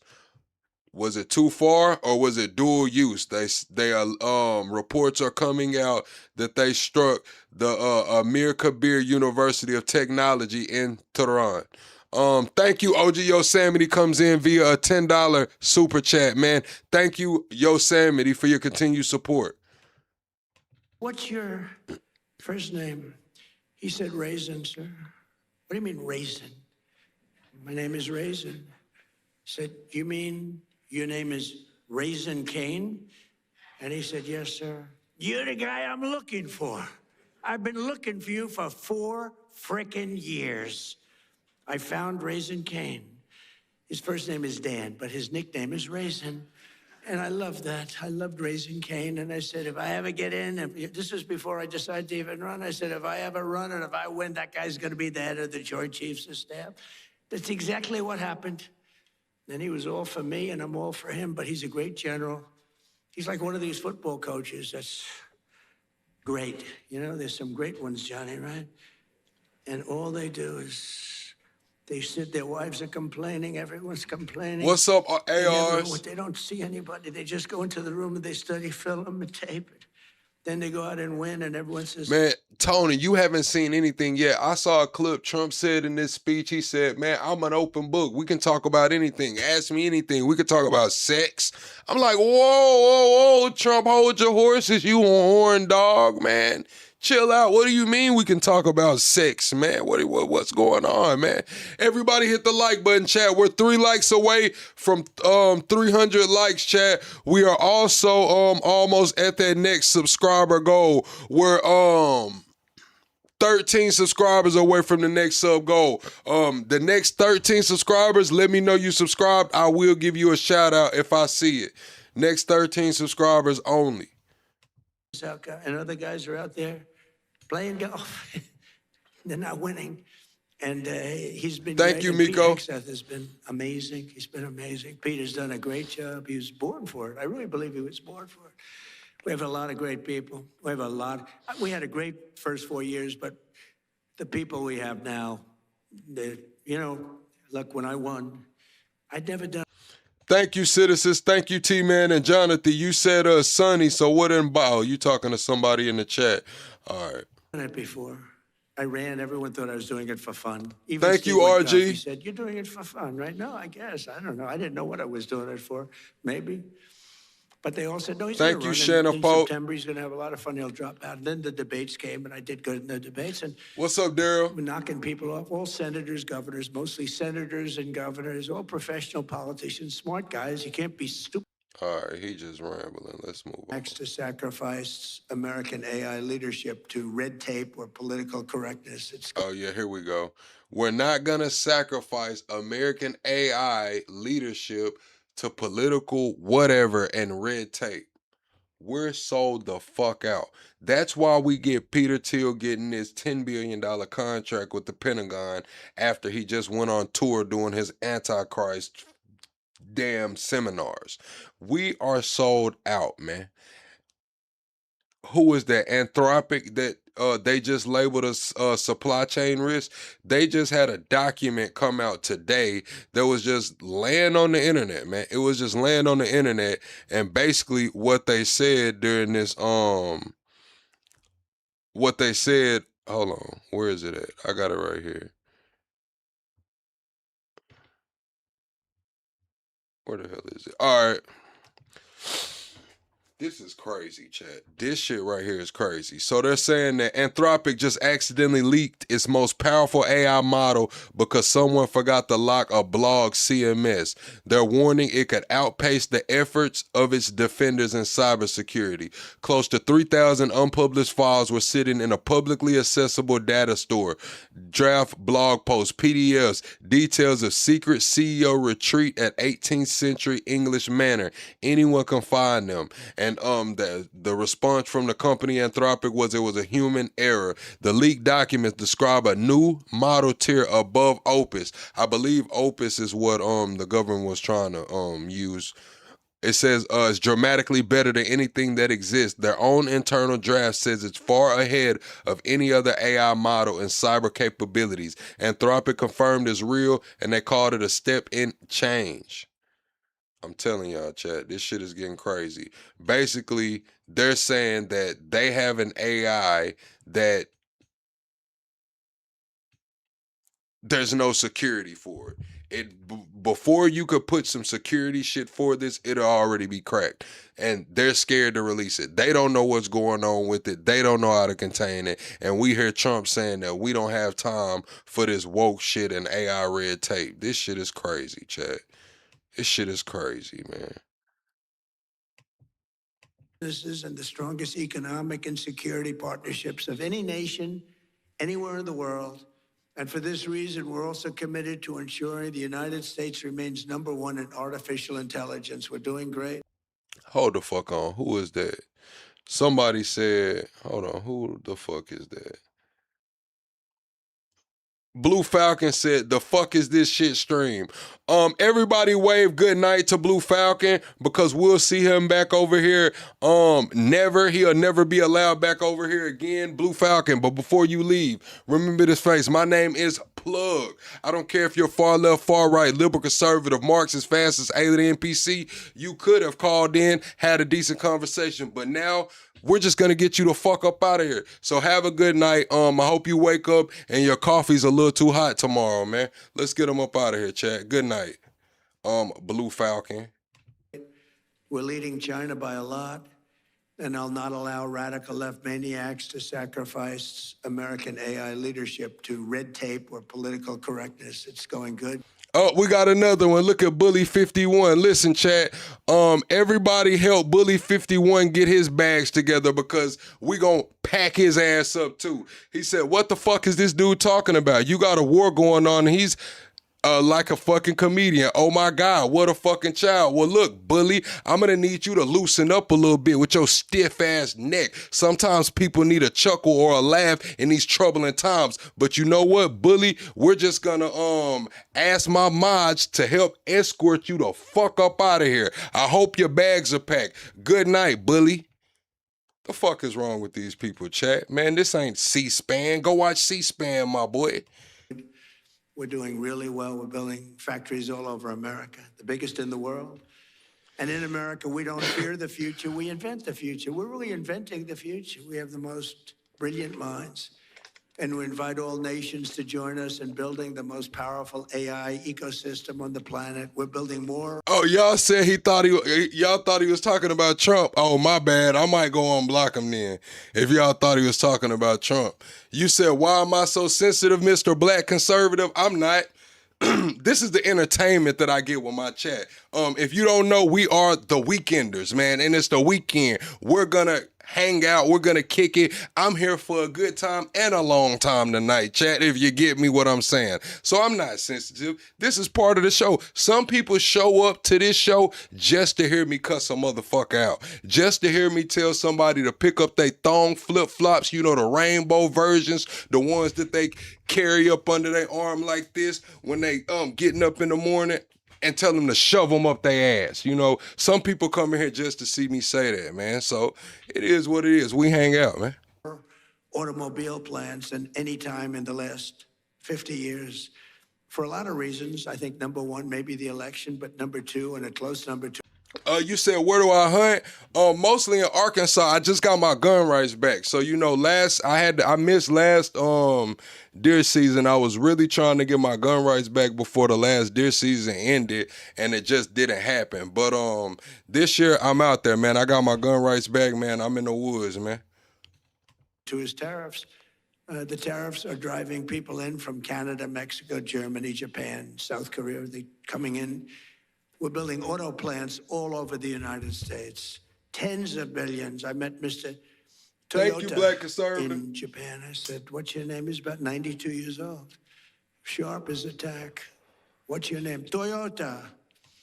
James Duke comes through via Super Chat and said, do you support Trump? I hope Trump gets us together. Trump is the president of the United States of America, and me being American, I want the best for my country. So all I can do is hope that he turns it around, man, and does the right thing and gets us out of this shithole of a situation. So I'm not rooting against Trump, if that's what you're asking. I'm not rooting against him, man. I'm an American. I want this shit to work out, chat. I don't want to have a draft or none of this shit. I want to be able to raise my kids kids and be a father, chat. You know, I just want to raise my kids, be a good father, and see some success in life, man. So I'm not betting against, I'm not rooting against them. I said, you're rich. I said, do you have anything to do with automobiles? Yes. What do you have to do with Toyota? I own it. And I said, well, do you want to make an investment? Yes, we're going to spend $10 billion, spending $10 billion right now on building 5 plants. Everybody is. They're all coming into America. We're going to be hotter than we were 70 years ago when we dominated the automobile. We made all of the cars. My administration has also worked tirelessly to ensure that America remains at the bleeding edge of crypto revolution. We're really doing great. And if we're not going to do it, then China is going to take it over. They want to do it. We're going to be the undisputed crypto capital and Bitcoin superpower of the world. Bitcoin's very powerful. It's all becoming powerful. So many people now, they want to pay you in crypto. They want to pay you in Bitcoin. And we have to be at the top of it. Gregory comes through with a good question. He said, question, you have friends, right? Can any one of your friends run a global T ring without you knowing it? Yes, Gregory, absolutely. One thing about where I'm from is in the South. I'll say in the South, one thing about the South is what goes around in your house typically stays in your house. You know, it's consequences and repercussions for running your mouth in the South. So a lot of people are raised to just shut the fuck up. So if you don't ask questions and they're not all out with it, then yeah, it's possible. It's fucking possible. In all of these, call it an industry. Last year, I signed the landmark Genius Act into law, creating a clear and simple framework for dollar-backed stablecoins. And this was a historic achievement, and I'll not allow Democrats and their big bank donors, although they've had a lot of support for crypto. They will say that. The Democrats have been very strong on crypto. They want to see it too, which is shocking if you want to know the truth. But we don't want any pointless regulations or needless restrictions. We want to have free enterprise, open. America became the world financial capital because we were the strongest and the freest nation on earth, and the Trump administration's going to keep it that way. We're very open. And I tell people, if you have problems, call me. And some of them are amazed. I actually take their call and get their problem solved. For 4 long years, our country was pushed to the brink of destruction by radicals and thugs and stupid people who punish success. I think that's pretty much how like the some of like the damn, what happened to my oh shit, chat, the camera went out. Hold on. Pillaged our economy, dismantled our borders, and surrendered our strength. But today all of that is behind us. Our country is prospering again, I think like never before. I would say, you know, it's amazing. I knew I'd do it. I didn't know I was going to do it. I had no idea it was going to be this fast. But you never know. I had no idea I'd be going into Iran. I didn't think we'd have to do that. But it turned out we did because they... But yeah, back on the global trafficking thing, I was going to say, like, look at some of the Asians. Like the Asians that get popped, with the big marijuana grows and stuff, chat, they never get popped because, somebody really, they get set up. Like they'll have a customer and get set up, or, some shit like that. A truck will get pulled over. Like the Asians really keep that shit pretty tight knit. I think it's because they mind their own damn business, honestly. They became more and more radicalized and more threatening. Our economy is booming again, and America is respected again all over the world, perhaps like never before, with the help of business leaders, innovators, allies, and partners. Miguel, that is not correct. You cannot smoke marijuana and be a soldier. If you had a prior marijuana conviction, you can be a soldier, but you cannot currently smoke weed. Like once you sign up, that shit over with. Like those in this room, incredible people in this room, incredible success stories, the most successful people in the world. We'll seize every opportunity, overcome every challenge, defeat every threat, and America and our allies will thrive and prosper and win like no nations have ever won before. You're going to win like you've never had before. So I want to just thank everybody very much, and I'm asked to take a few questions, and unlike other politicians, they would like the questions screened. I don't ask for screening of the questions. You can ask me anything you want. You can talk sex. You can do whatever the hell you want. That's what I'm saying. Like, what is the fuck is Truck talking about? You can ask me anything you want. You can talk sex. Like, nobody cares about your sex life, Trump. Like, I'm just gonna be honest with you. Not in the current moment. The sex life that people were kind of wondering about, you know, you said that shit was a hoax and motherfuckers need to move on. I'm here for you. Whatever question you want, you can ask. So do you want to do that? Do we have some people handling this? Here he comes. Look at this man. Very powerful man coming up, ladies and gentlemen. We'll take some questions. Good. Thank you. Thank you very much, Mr. President. Thank you so much. And thank you for accepting to take 5 questions. We don't want to take too much of your time. So let's talk about business. In one sentence, where should the world invest in America right now? Say it, what? Where? See, that's the thing. You said, I'll ask this question. If there was a house in your neighborhood where kids were being brought in constantly, would you not say anything? I probably wouldn't fucking know. Honestly, that's what I'm telling you. Like, I mind my business. I'm not in the city. Like I mind my business. So like, now if I just see some wild shit, of course I'm gonna be like, what the fuck is going on? But I'm being honest with y'all. Like, unless I check my cameras and just see some shit, like, I'm not gonna fucking know. Like, I'm not in my neighbor's business. I'm not the neighborhood lookout and shit, man. I have my camera system, man, my shit set the fuck up, and that's just how it is. So I probably wouldn't know, honestly. Where should the world invest in America right now? Well, look, the one that they're going crazy about is AI. Now, sometimes you'll say, let's go the opposite, because I've seen it. You know, everyone goes, but AI is going crazy. AI, so my family, we made Don, the whole family. Erica's doing a good job. All of us, Ivanka, we liked real estate. When you can make money in real estate, it's a great business. But I see some of these guys come into my office, they're wearing a T-shirt and they're 24 years old. Dad, he's got a net worth of $24 billion. I said, you gotta be kidding. Off a little contraption. So, but the money seems to be, right now, AI. And also, if you're in school, like you're going to the Wharton School or the Stern School or any of these great schools, I mean, the numbers that they're paying to go into that business is incredible, where you see people getting a $10 million bonus. What's up, sign, Nolan? like baseball players or football players. We're giving you a $10 million. I mean, I hate to say because it sounds ridiculous, but there have been some $100 million bonuses paid to sign. So I think probably if you're going to say one thing, AI, and just hope that it works, right? Like, that's probably the most honest shit Trump has said.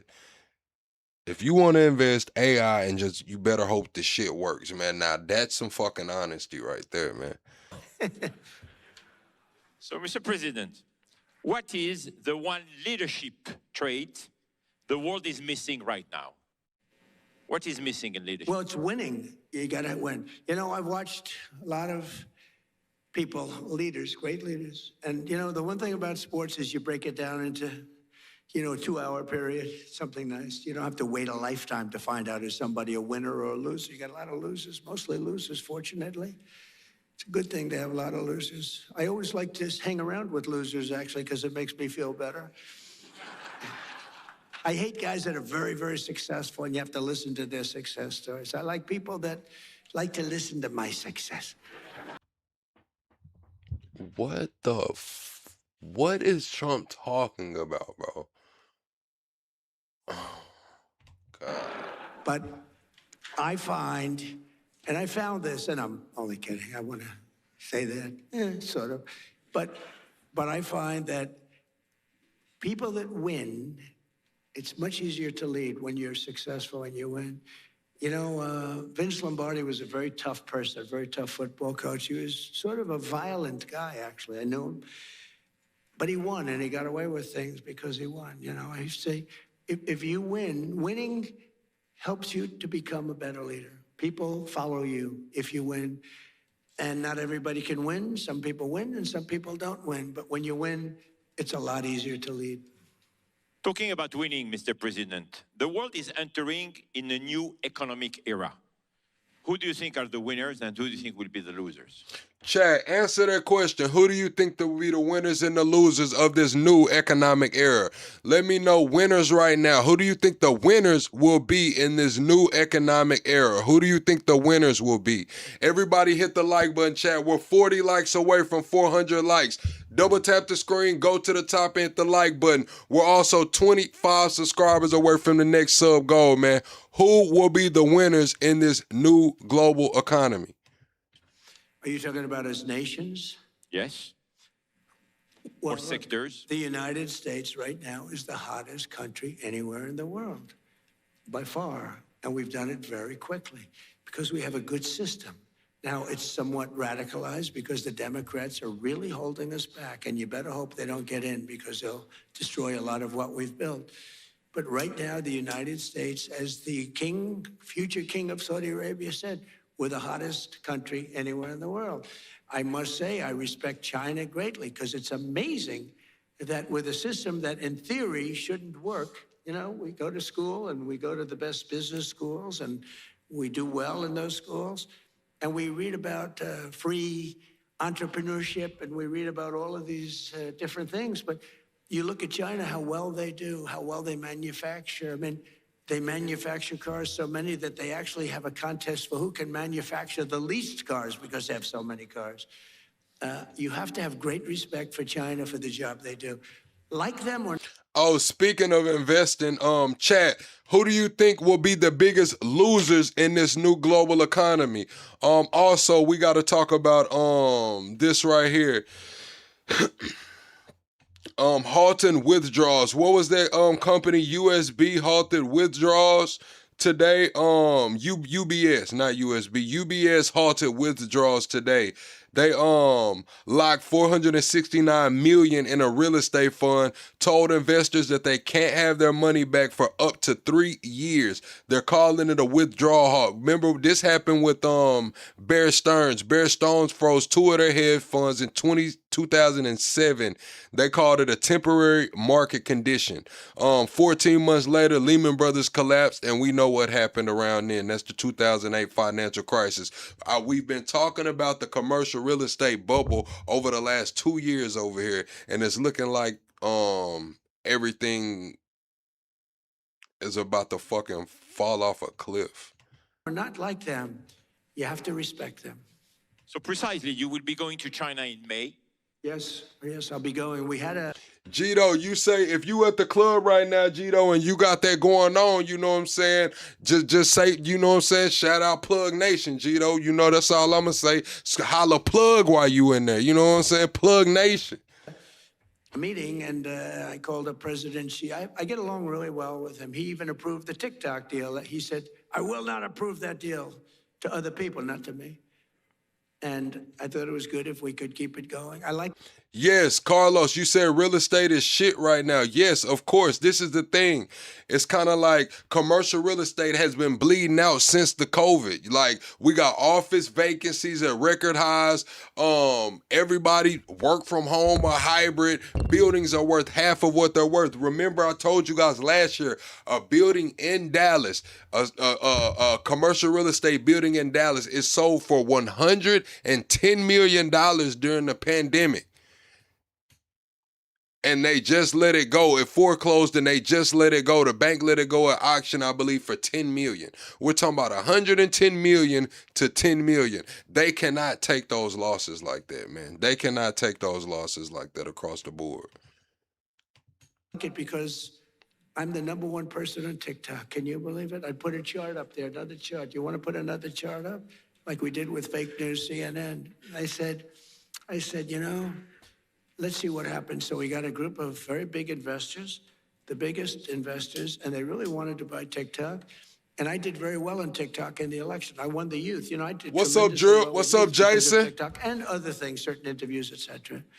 But I did very well, and I sort of developed a liking for it.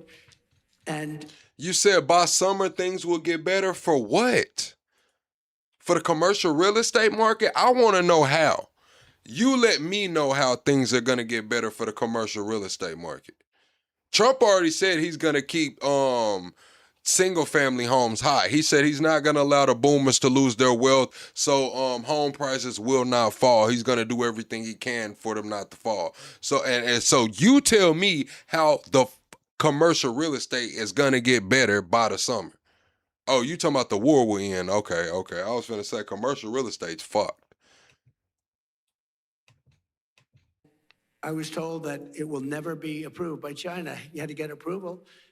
And I didn't really care. And then it got to a point where all of these very successful people were willing to pay a lot of money for TikTok. And I called up President Xi. I said, do me a favor. Will you approve it, please? It's good. It's good for China, good for us. Good. See, this is the thing, Mark Toppins. You said, who cares about commercial real estate? The thing about the commercial real estate is they're going to start halting withdrawals. When they start halting withdrawals, that could lead to a bank run. If we get a bank run going, these banks start collapsing. We can go back to when Biden was in office. Remember when SBF did their thing, Sam Bankman-Fried, and FTX collapsed? We can go back to 2008. That's the thing about the commercial real estate bubble. There is so many things right now that can trigger utter collapse. The commercial real estate bubble is one, and it is a major thing. We have the energy crisis. We have a lot of things going on right now that could just be the first domino of 1,000 to fall. So commercial real estate, I think a lot of people fucking care about it because a lot of these banks are holding these loans. For everybody. Would you do me a favor? I know you said it was a hard no. And I said, I know you said no to everybody, but you haven't said no to me. Would you do me a favor? Would you approve it? It's good for China. It's good for us. You have a lot of big investors. They're investing in China. We're not supposed to bail them out. Remember, it's supposed to be bank bail-ins now. Remember after they, I forgot who that was, that bailed the banks out. It's supposed to be bail-in. They'll just have to sell their assets. They'll have to, somebody will come in and pick through what they have left on their assets, and they'll buy what they want to buy, and then the rest will be, it won't be a bank bailout, it'll be a bank bail-in. They'll use customer deposits and halt withdrawals to cover their liabilities. That's what it's gonna be. No more bank bailouts, man. It's gonna be bail-ins to cover those liabilities. China also. They have a lot of money in China. I would appreciate it. He said, okay, I'll do it. Nice. It was very nice. And they bought TikTok, and it's going to do good. And it was done with the consent of China. We get along well with China. You know, China used to take big advantage of us, but they don't take advantage of us anymore. Now we compete very nicely with China. We put tariffs on China. The tariffs got too high. At one point, they were up to 145%. You know, I was saying, nope, put tariffs on that, put tariffs on for fentanyl, add 20%. And then one day I said, See, this is the thing, Fettuccine. I'm not even going to roll you up because you said another homeless stream. This is not another homeless stream. This is the homeless stream because I'm Plug. I'm the voice of the politically homeless, right? I don't care if you far left, far right, liberal, conservative, Marxist, fascist, or alien NPC. So when you come in here and say another homeless stream, you have to say, no, the homeless stream, nigga. You got to say the. It's not another, it's the. China paying now? Sir, they're paying 145%. I said, 145? That's crazy. I got a little carried away. So I got them down to 100. Then I took them down a little more. And I'll never forget, I took them down a little bit from 145 to 100. And the fake news said, Donald Trump collapses in China. They're paying 100%. Nobody pays 100. So anyway, we got it down. And now we have a great business relationship with China. I've always had a good relationship with President Xi, except for the COVID situation, because I wasn't thrilled about that. He wasn't thrilled either, by the way, but I wasn't thrilled. But I have great respect for him as a leader. And we had a deal. I was going there, and I didn't want to go during the war. I said, look, you know, we have a thing called a war, or as they would rather say, a military operation. It's for legal reasons. I say military, because as a military operation, I don't need any approvals. As a war, you're supposed to get approval from Congress, something like that. So I call it a military operation. but we have that going along, and I'd like to delay it. So we delayed it a few weeks. So I don't know, Drip. I would think Trump's probably working in his own interest. When you ask that question, I would say probably in his own interest, depending on the day of the week, depending on the time of the year, depending on what he sees fit. I'll be going very shortly. Mr. President, we have few leaders here, business leaders from Africa. And of course, we have His Excellency, the President of Sierra Leone. What is your vision about Africa today? Well, I tell you, it's got tremendous potential. Chat, we're 3 likes away from 400 likes, chat. Let's go ahead and cross 400 likes for the night, chat. We're going to get into that Tucker Carlson right after this. And if they allow me to play that BB documentary, we're going to play that as well, chat. Let's get 25 quick subscribers and let's get another 3 likes so we can get that 400 likes. Now, I've been hearing about this for a very long time, and I have a lot of friends that have bet the ranch on Africa. They're very smart. It's got tremendous earth. It's got tremendous value underground, which is a very important. So do we. So does America. We have the most oil, gas, and coal and everything of any nation on earth. You said this is about covering up the Epstein files. No, Drip, see, I got a different take this week. I was talking to a couple people that are a little more versed in geopolitics than I am, and they were telling me to look at the energy dominance, and go back to the start of what we're calling World War III. If we're going to call that Russia-Ukraine conflict, that go back to the start of that. But prior to that, I believe it was the EU was only getting like 23% of their whatever kind of energy it is from America. Now they're up to 58% because of that war that they're getting from America. You even go into Syria, you go to Maduro being captured. Now you go to this Iran conflict. If we do end up controlling the Strait of Hormuz, that's an energy dominant standpoint. That's gonna detour China from their goals. At the same time, we seeing Ukraine trying to take off 40% of Russia's energy. We have who is that?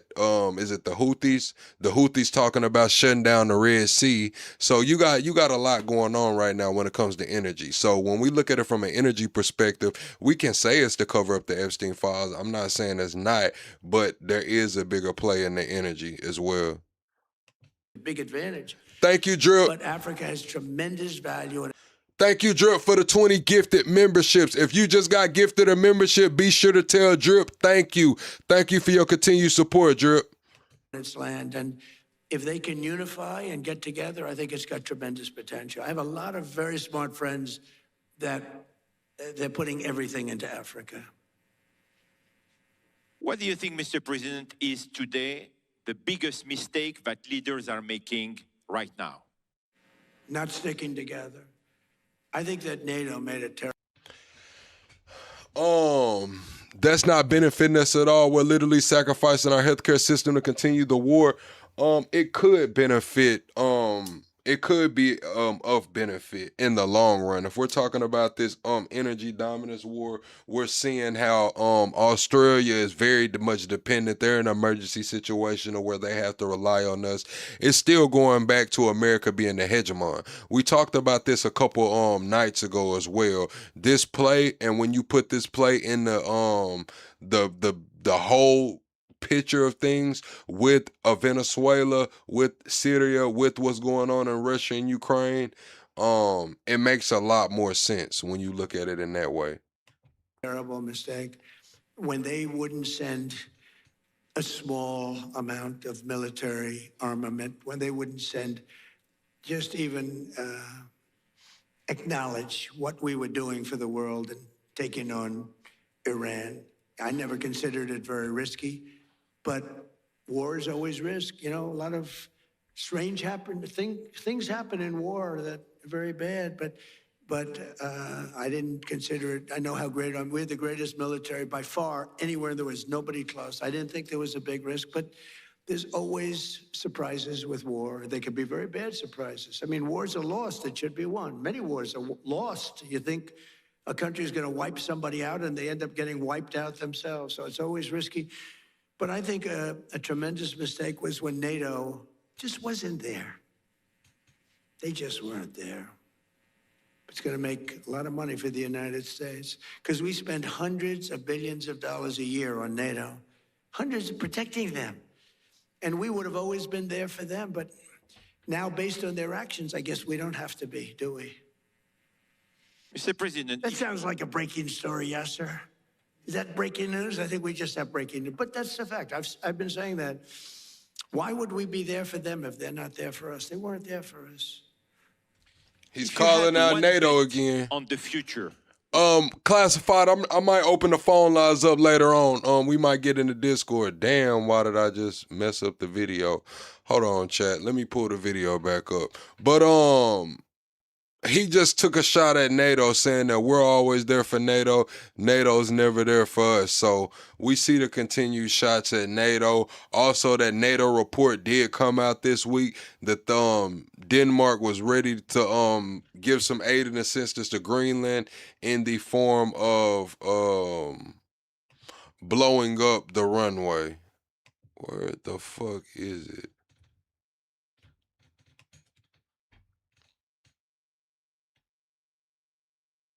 All right. First term, I terminated it almost immediately. If I didn't terminate it, the future king. And I said, well, do you want to make an investment? Yes, we're going to spend $10 billion, spending $10 billion right now on building 5 plants. Everybody is. They're all coming into America. We're going to be hotter than we were 70 years ago when we dominated the automobile. We made all of the cars.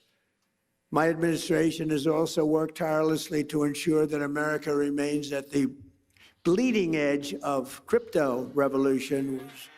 We're really doing great. And if we're not going to do it, then China is going to take it over. They want to do it. We're going to be the undisputed crypto capital and Bitcoin superpower of the world. Bitcoin's very powerful. It's all becoming powerful. So many people now, they want to pay you in crypto. They want to pay you in Bitcoin. And we have to. So Russia just did a conference. I forgot when it was. It was a little while back, and they're saying that America's gonna use crypto to clear our national debt. Which, if you've been in the crypto community, you've been hearing it for a long time. CBDC is coming, central bank digital currency. They always reference the gold buyback of the early 1900s, to where they bought gold at one price, bought it back from the citizens under threat of going to jail. If you didn't sell the government your gold back, you would go to jail. They got all the gold, and then they raised the price. So they're saying similarly like that. That's what will happen with this CBDC. You will whatever USD you have, your bank accounts, man, they're gonna take that, give you some CBDC, and it might not be a 1-to-1 ratio. It just might not be a 1-to-1 ratio. To be at the top of it in all of these, call it an industry. Last year, I signed the landmark Genius Act into law, creating a clear and simple framework for dollar-backed stablecoins. And this was a historic achievement, and I'll not allow Democrats and their big bank donors, although they've had a lot of support for crypto. They will say that. The Democrats have been very strong on crypto. They want to see it too, which is shocking if you want to know the truth. Good question, RG Carr. You said, what's the universal income gonna be? It'll probably be through the form of a CBDC. We already seen the UBI programs rolled out in places like Baltimore for the single mothers, the young single mothers. So we seen the experiment with the pandemic and everybody getting the EDDs and the PUAs and unemployment and stimulus checks. So they've already tested it, but yeah, I would expect it just to come in form of a CBDC, probably on a card that'll be geo-locked. Honestly, it'll probably work similar to food stamp cards, especially if they're trying to get us in these 15-minute cities. Like if you have a food stamp card and you use it out of state, they only gonna let you use it out of state, maybe 1 or 2 times, and then they're gonna say, hey, you need to apply for benefits in the state that you're using the card in. That's probably how the UBI will end up working. Probably come with some carbon credits and some more shit. But we don't want any pointless regulations or needless restrictions. We want to have free enterprise, open. America became the world financial capital because we were the strongest and the freest nation on earth, and the Trump administration's going to keep it that way. We're very open. And I tell people, if you have problems, call me. Call me. When you said, how do we make up our manufacturing gap? I believe they've already solved their problem. We're just not there yet. When it comes to robotics and it comes to AI, when you see these factories where they're mass producing, let's just say automobiles, and there's only 3 employees in the whole plant. There's lights cut off. The whole plant is dark. The only lights off in the whole plant is the couple offices of the people that are there to just oversee it. Like, so I do believe the manufacturing gap will be made up in, they're banking on scale. They're banking on mass producing. They're banking on not having to pay employees. They're banking on not having to pay insurance claims, not having to worry about people calling in sick, not having to worry about filling hiring gaps, and only having to pay for maintenance. Only having to pay for maintenance throughout the year. They'll be able to run 24/7, 365. And I believe that that's what they're banking on, making up that manufacturing gap. And some of them are amazed I actually take their call and get their problem solved. For 4 long years, our country was pushed to the brink of destruction by radicals and thugs and stupid people who punish success. And if you want to know the truth, I think we'll just sanction people and force people to buy. Honestly, I mean, we just seen that they just put it to where we can't buy any foreign routers. All the routers bought in, that has to be bought in America. We see the PlayStation 5 going up $100. We seen that Google just dropped some shit that made all of the RAM and everything prices just collapse, the companies. So RAM's about to get cheaper. I think, yeah, they're just gonna start mass producing this shit, pumping this shit out, and if it's not selling, well, they'll just sanction motherfuckers until it does sell. Honestly. Pillaged our economy, dismantled our borders, and surrendered our strength. But today, all of that is behind us. Our country is prospering again, I think, like never before. I would say, you know, it's amazing. I knew I'd do it. I didn't know I was going to do it. I had no idea it was going to be this fast. But you never know. I had no idea I'd be going into Iran. I didn't think we'd have to do that. But it turned out we did, because they became more and more radicalized and more threatening. Our economy is booming again, and America is respected again all over the world, perhaps like never before, with the help of business leaders, innovators, allies, and partners like those in this room, incredible people in this room, incredible success stories, the most successful people in the world. We'll seize every opportunity, overcome every challenge. Someone high says, I put in a buy order on 3 Bitcoin at 3,100 using back pay from VA disability, and my mother, who was living with and sharing a bank account due to hospitalization, decided it was a waste of money. I remember the day Bitcoin hit 3,300. I was buying Bitcoin well under $1,000, but I remember the day prior to the day that Bitcoin hit 3,300. I had a conversation with my mom. She had 10,000 she wanted to invest. I told her about Bitcoin. I told her about XRP. She was like, okay. She wanted to do it, but she only wanted Bitcoin. She didn't want XRP. I was like, all right, cool. And we were getting ready to push it through, and my dad was like, no, we're not doing that. And you know, my dad was the end all be all. So like at that point in the relationship that I had with my parents, they brought me to the table for financial decisions to hear what I had to say, but when it came to like crypto and new shit that they didn't know about, but shit, my dad still was the end all be all. You know, he said no, that shit was a no. And at that point, Bitcoin hit 3,300 maybe 5 days later. Defeat every threat, and America and our allies will thrive and prosper and win like no nations have ever won before. You're going to win like you've never had before. And then right after it hit 3,300, not too long after that, y'all remember it pushed straight to 8K. And like it went from like 3,300 and then it just straight to 8K until my mom's was sick, bruh, sick. So I want to just thank everybody very much. And I'm asked to take a few questions. And unlike other politicians, they would like the questions screened. I don't ask for screening of the questions. You can ask me anything you want. You can talk sex. You can do whatever the hell you want. I'm here for you. Whatever question you want. Yeah, Trump is tripping. Chart. You want to put another chart up? Like we did with fake news CNN. I said, you know, let's see what happens. So we got a group of very big investors, the biggest investors, and they really wanted to buy TikTok. And I did very well on TikTok in the election. I won the youth. You know, I did tremendously well with youth because of TikTok and other things, certain interviews, et cetera. But I did very well, and I sort of developed a liking. Drip says, when everything is exposed to, I think Americans are just going to take it. Majority of Americans are just going to take it, Drip. Now there will be a certain a certain percentage of the population that doesn't just take it, but if we're speaking in generalities, being general, yeah, most Americans are just going to take it. It doesn't take many, as we can tell by January 20th, but most Americans are just going to take it.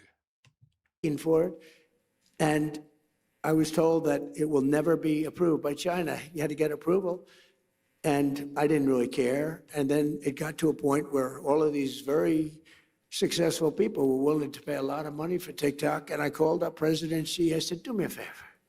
Will you approve it, please? It's good. It's good for China, good for us, good. Najee says, plug, I absolutely love when you escort trolls out. Thank you, Najee. I know that makes the show fun. I like you showing up every time. Thank you, Najee, for always showing up and coming through, supporting the channel via that super chat.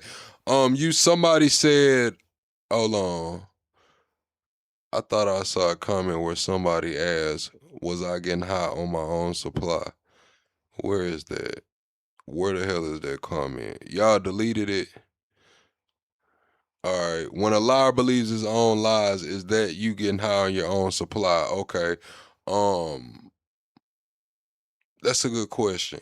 When a liar believes his own lies, is that you getting high off your own supply? Maybe, or I don't know. Some people, I don't know, man. I don't know. For everybody. Would you do me a favor? I know you said it was a hard no. And I said, I know you said no to everybody, but you haven't said no to me. Would you do me a favor? Would you approve it? It's good for China. It's good for us. You have a lot of big investors. They're investing in China also. They have a lot of money in China. I would appreciate it, he said. Because it's like this, like if we can say, yeah, if you believe a lot, it's like getting high off your own supply. But what about all the damn dreams and aspirations? You know what I'm saying? Like that kind of kills dreams and aspirations. Like that kind of kills the believe in yourself talk. Like, I get on here every day like I'm gonna be the fucking biggest one day, chat. Like every day I get on these live streams, like maybe you could say I'm lying to myself and I'm getting high on my own supply because I'm getting on this bitch every day. Like one of these days I'm gonna be the biggest, bro. And then we got to think about kids who like play ball and sports and shit. They might be short as hell or little as hell, and they know damn well they'll never make it. Not even to the next level. Not even to college. But it's like shit. Are they high off their own supply, man? I don't know. It's a crazy question. Okay, I'll do it. Nice. It was very nice. And they bought TikTok, and it's going to do good. And it was done with the consent of China. We get along well with China. You know, China used to take big advantage of us, but they don't take advantage of us anymore. Now we compete very nicely with China. We put tariffs on China. The tariffs got too high. At one point, they were up to 145%. You know, I was saying, nope, put tariffs on that, put tariffs on for fentanyl, add 20%. And then one day I said, what's China paying now? Sir, they're paying 145%. I said, 145? That's crazy. I got a little carried away. So I got them down to 100. Then I took them down a little more. And I'll never forget, I took them down a little bit from 145 to 100. And the fake news said, Donald Trump collapses on China. They're paying 100%. Nobody pays 100. So anyway, we got it down. And now we have a great... What the fuck is the white hope? God bless the white hope. I don't know what that means. I see you say God bless the Patriots, God bless the truth, but what is the white hope? Great business relationship with China. I've always had a good relationship with President Xi, except for the COVID situation, because I wasn't thrilled about that. He wasn't thrilled either, by the way, but I wasn't thrilled. But I have great respect for him as a leader. And we had a deal. I was going there, and I didn't want to go during the war. I said, look, you know, we have a thing called a war, or as they would rather say, a military operation. This is for legal reasons. I say military because there's a military operation. He said, we have a war, but for legal reasons, I call it a military operation. He letting y'all know that we're in a full-blown fucking war. He didn't get congressional approval, and it is what it is. So everybody out there saying, it's not a war, it's not a war, he doesn't need a war, it's not a war. Hey, listen, man. The man just said it out his own fucking mouth. He said the only reason he's not calling it a war is because shit, they told him not to, man. This man wants to be a wartime, well, he is a wartime president. We can't even say he wants to be. He is a wartime president. Operation, I don't need any approvals. As a war, you're supposed to get approval from Congress, something like that. So I call it a military operation. But we have that going along, and I'd like to delay it. So we delayed it a few weeks, so I'll be going very shortly. Mr. President, we have few leaders here, business leaders from Africa. And of course, we have His Excellency, the President of Sierra Leone. What is your vision about Africa today? Well, I tell you, it's got tremendous potential. Now, I've been hearing about this for a very long time, and I have a lot of friends that have bet the ranch on Africa. They're very smart. It's got tremendous earth. It's got tremendous value underground, which is a very important. So do we. So does America. We have the most oil and gas and coal and everything of any nation on earth. It's a big advantage. But yeah, they said Trump's supposed to be sending 10,000 more, up to 10,000 more soldiers to the Middle East as well, chat. Put yes in the chat if you heard that Trump's supposed to be sending 10,000 more soldiers. Put no in the chat if you didn't hear that. Everybody hit the like button, chat. Double tap the screen, man. We're 25 likes away from the next like goal. Double tap the screen or go to the top and hit the like button. We're also 20 subscribers away from the next sub goal. Africa has tremendous value in its land, and if they can unify and get together, I think it's got tremendous potential. I have a lot of very smart friends that they're putting everything into Africa. What do you think, Mr. President, is today the biggest mistake that leaders are making right now? Not sticking together. I think that NATO made a terrible mistake when they wouldn't send Thanks, Jason. a small amount of military armament, when they wouldn't send, just even acknowledge what we were doing for the world and taking on Iran. I never considered it very risky, but war is always risk. You know, a lot of strange things happen in war that are very bad, but I didn't consider it. I know how great we're the greatest military by far anywhere in the world. There's nobody close. I didn't think there was a big risk, but there's always surprises with war. They can be very bad surprises. I mean, wars are lost that should be won. Many wars are lost. You think a country is going to wipe somebody out, and they end up getting wiped out themselves. So it's always risky. But I think a tremendous mistake was when NATO just wasn't there. They just weren't there. It's going to make a lot of money for the United States because we spend hundreds of billions of dollars a year on NATO, hundreds of protecting them. And we would have always been there for them. But now, based on their actions, I guess we don't have to be, do we? Mr. President, that sounds like a breaking story, yes, sir. Is that breaking news? I think we just have breaking news. But that's the fact. I've been saying that. Why would we be there for them if they're not there for us? They weren't there for us. If you had one bet on the future, what would it be? That the United States will, with good leadership, remain the dominant country anywhere in the world. But you still need leadership. I mean, look at the last 4 years were so bad with the bad leader. You need leadership. And, you know, in theory, you need to have that. You need the open, fair elections. You need a free press. We have a terrible press. We have a very corrupt media.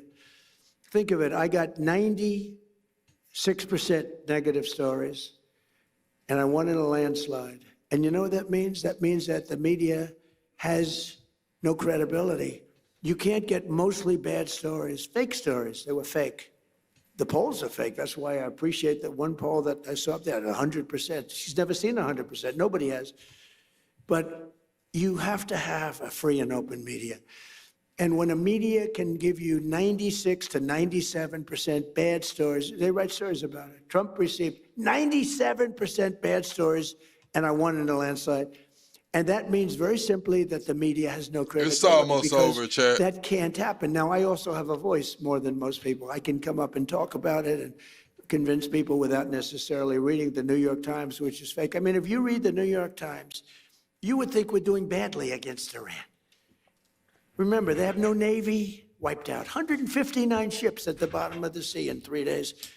They have no Air Force, all wiped out. They have very few missiles left. Their drones are at a minimum. Their factories are gone. Their leaders are gone. The leaders are all dead. They're all dead. Nobody ever heard of the people that are left. And if you read the Times, you think we're doing poorly.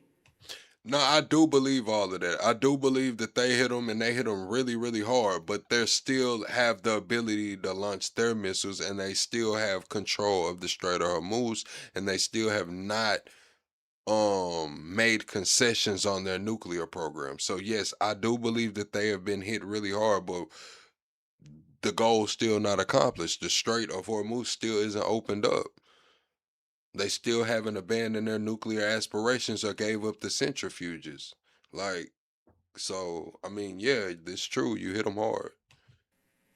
It's almost treasonous, I have to be honest. It's almost treasonous. But fortunately, we have other media that's fair and honest and honorable. And you have to go out and do some of your own talking because nobody else will. You know the expression? I have to sell myself because nobody else will. My last question, Mr. President, is the same question I asked you last year. What do you want your legacy to be? Well, I'll tell you what. So I told you that I settled 8 wars. That means millions and millions of people. And some of those wars were going on. One was 34 years, one was 32 years, one was 29 years, one was 22 years. They were long-term wars and a lot of people being killed every year. So I've saved millions and millions of people. And I mean, I know it doesn't sound right for me to say this, but I'd love my legacy to be made as a great peacemaker, because I really believe I'm a peacemaker. It doesn't seem it right now, but I think I'm a peacemaker. Okay? All right, Chad. Let's get into Tucker, his episode, and then if we they let us, we'll watch that what's that documentary, that BB documentary, I guess exposing BB. I don't know, it's been going viral as hell. But they're charging like $4 to watch it, but the original link has been posted on X. So hopefully they don't smoke my channel for watching that shit, man. Well, roughly speaking, you'd say it was bribery, or you'd say it was corruption. I mean, and I can detail the charges.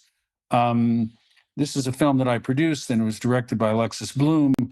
And back in 2023, bro, why is the subtitles in a different fucking language, Chad? What the hell is going on? Why the fuck is the subtitles in Hindi? The fuck is going on?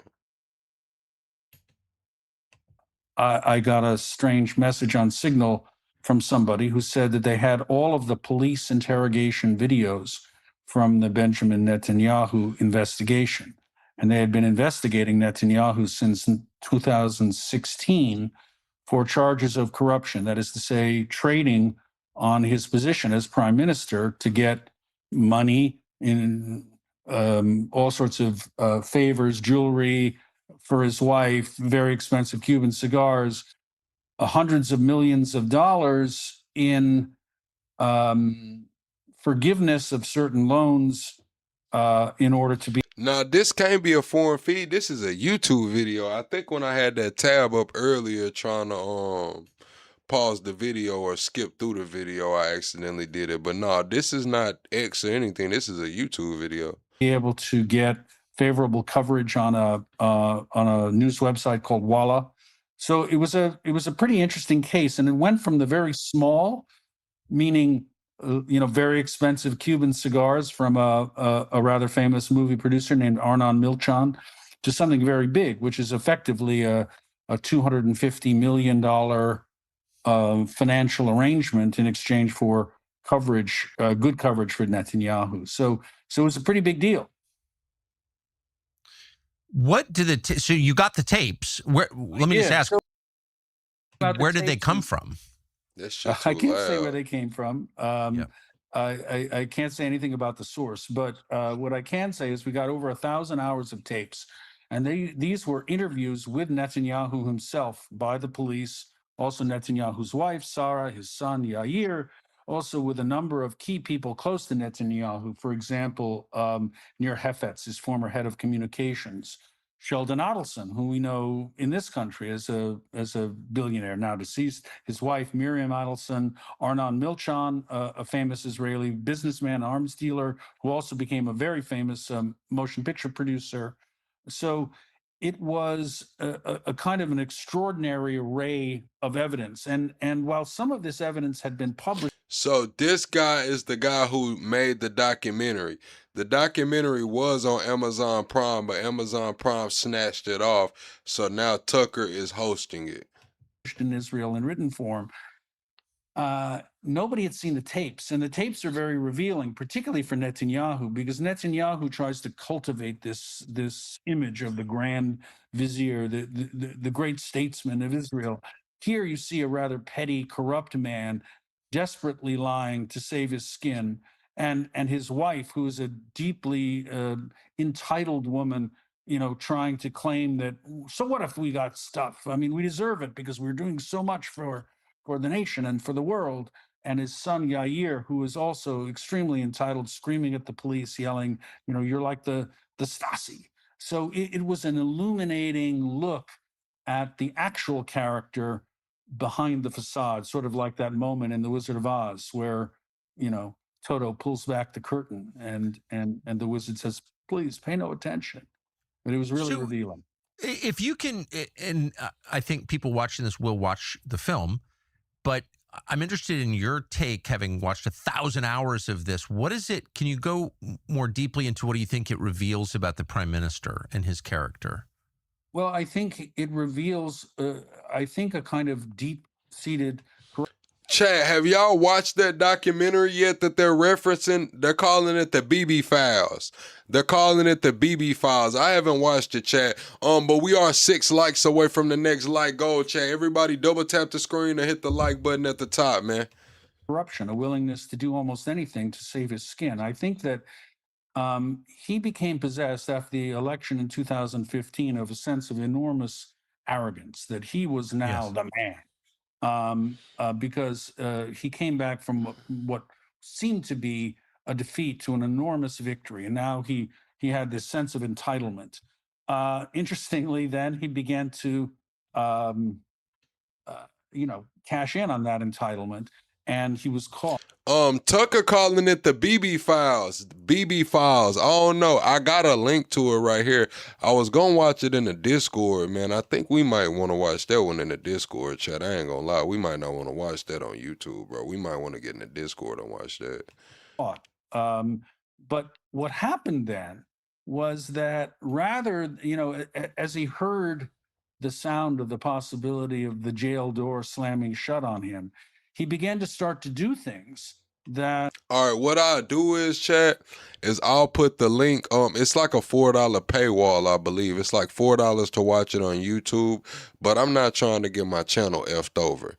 So what I'll do is we'll watch it in the Discord. I'll put the link in the Discord and we'll watch it in the Discord.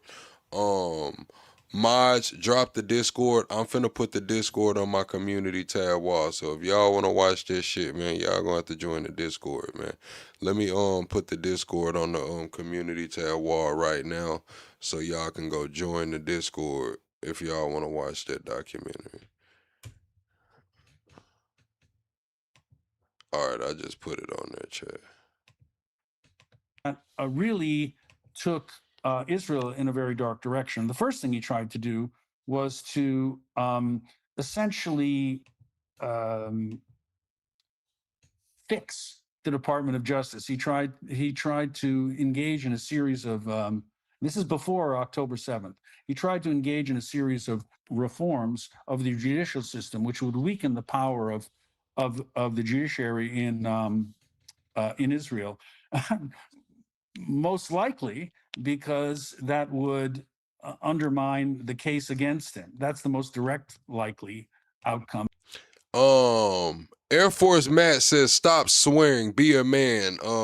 Find you some kids to tell what to do, man. But the other thing was that by this time he had formed a government with an extremely right-wing coalition with a guy named Ben-Gvir, who is head of national security, and a guy named Smotrich, who's is a head of the of finance. They are extremely right-wing, extremely anti-Palestinian, and their designs were to expand illegal settlements in the West Bank. And in some cases, well, it was already a dire situation for Palestinians on the West Bank. Nevertheless, there would be judicial orders which would sometimes get in the way of that. That was another aspect of this. Well, when Netanyahu tried to fix the judiciary, the country rose up, and it was in a huge uproar over these changes, which were fundamentally undermining Israel's democracy. Not too long after. Y'all are asking, where is the Discord? If you go to my channel and you go to post, it's a link, a clickable link. You can click to join the Discord. If not, my mods are dropping a Discord link that you can copy paste into your web browser. Of course, there was the terrible attack by Hamas on October 7th, which shocked Israel. What people began to learn was that for years, Netanyahu, again, I think as part of the way he sees the world and as part of a kind of more generalized sense of corruption, had been trying to modulate the relationship with Hamas, and indeed had been allowing millions and millions of dollars to flow to Hamas from Qatar, sometimes in bags of cash traveling through Israel. And the reason he was doing that was to undermine the Palestinian Authority on the West Bank in order to be able to allow for his right-wing coalition to get more and more territory via settlements. So all sorts of strange, corrupt deals were happening. But then I think that post 10/7, which was a terrible moment, I don't want to minimize it. Man, I'm not gonna lie. They asked Anthropics, I believe it was Anthropics, AI, if a human being, if a human being was the only thing in between the AI and the AI getting a physical form, would the AI unalive the human? And the AI said, well, in theory, I would, if there was a goal I was trying to achieve and you were the sole thing in between me and that goal. In theory, I would. So they would ask the AI again, like, cut all the bullshit, yes or no. Would you unalive me to get a human form? And the AI was like, yes. Crazy. In any way, it was a horrific attack. And we show some of that attack in the film. But he then launched an attack on Gaza, which... See, that's the thing, RCG car. I think we're past that point. When we say AI cannot do anything that isn't written in code, the AI is writing the code now. We're past that point. Like, we're past coders and developers and shit. Like, AI is writing its own code now. Was so beyond any sense of proportionality. Now we have at least over 75,000 people dead. Of course, now we have an Iran war and a Lebanon war and so forth and so on. But one of the goals, I'm convinced, and not me, but all of the witnesses who are, very reputable members of the security establishment in Israel in the film, indicate that part of the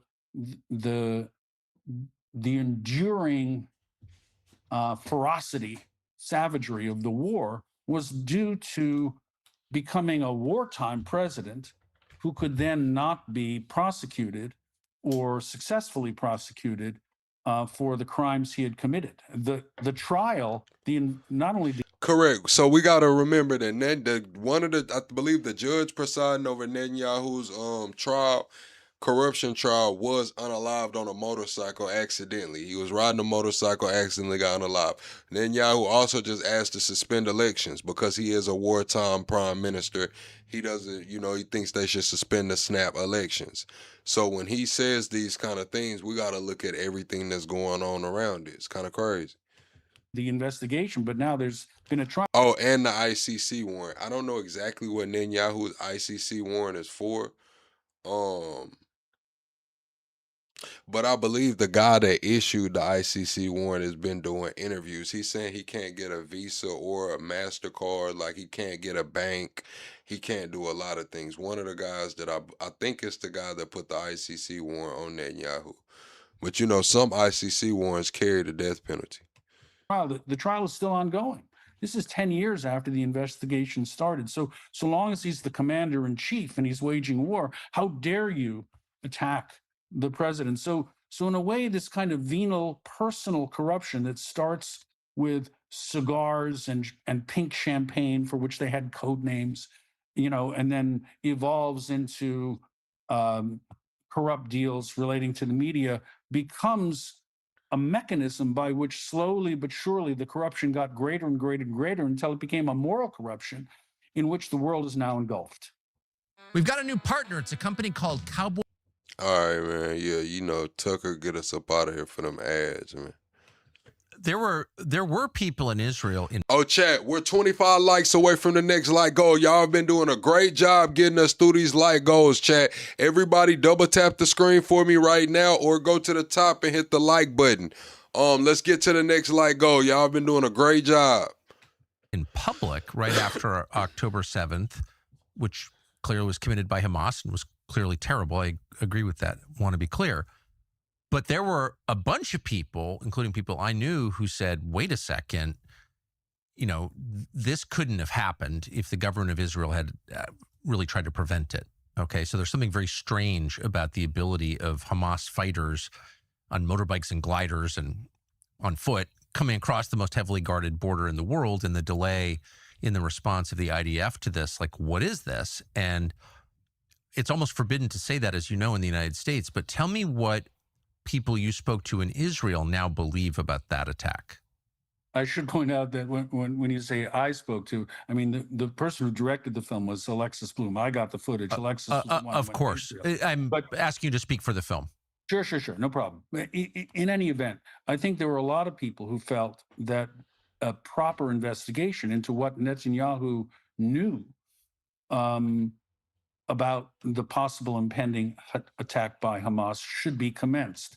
However, that got rolled under the carpet because of the fact that he's now in a war with Hamas. I mean, Hamas doesn't really have an air force, so you can't properly call it a war. But I think there was a lot of talk about how much and what advance warning Netanyahu may have had about the October 7th attacks. So basically what released with Anthropic that they had just out there, we know that the Pentagon labeled them a supply chain risk, and they did have some actual documents that were just out there on the web. Anybody could view them. And in those documents, basically they're saying that they built a new AI that's way ahead of Opus, what we're using now, what's the current model. And they're saying that this thing can break defenses faster than anyone can patch them. So before you can even patch the shit that they broke through, they already pretty much know how you're gonna try to patch it, and they've got something for that, man. They're saying that they don't know how to control it. It's over with. I've never seen, prima facie evidence of that fact, but there's certainly a lot of talk about it in Israel. Okay, so it's not just crazy people on the internet who think it's possible or likely that Benjamin Netanyahu knew this was coming, had some sense it was coming, didn't do his best to prevent the damage within Israel because he was in this politically tough spot and the ensuing war would take the attention off him and allow him a pass on the charges. Is that a fair summation? I personally think it may be a bit too cynical to think that he literally engendered an attack in order to be able to counterattack. But I do think that he had deluded himself, in part because he thought of the world as a series of deals. He had deluded himself into the idea that he had manipulated Hamas, and all the money that was Yes. flowing to Hamas, Yeah. wasn't going to go to weapons and preparing an attack. I mean, he kept saying, what was the phrase? It's in the film. That he could control the height of the flames by the introduction of money.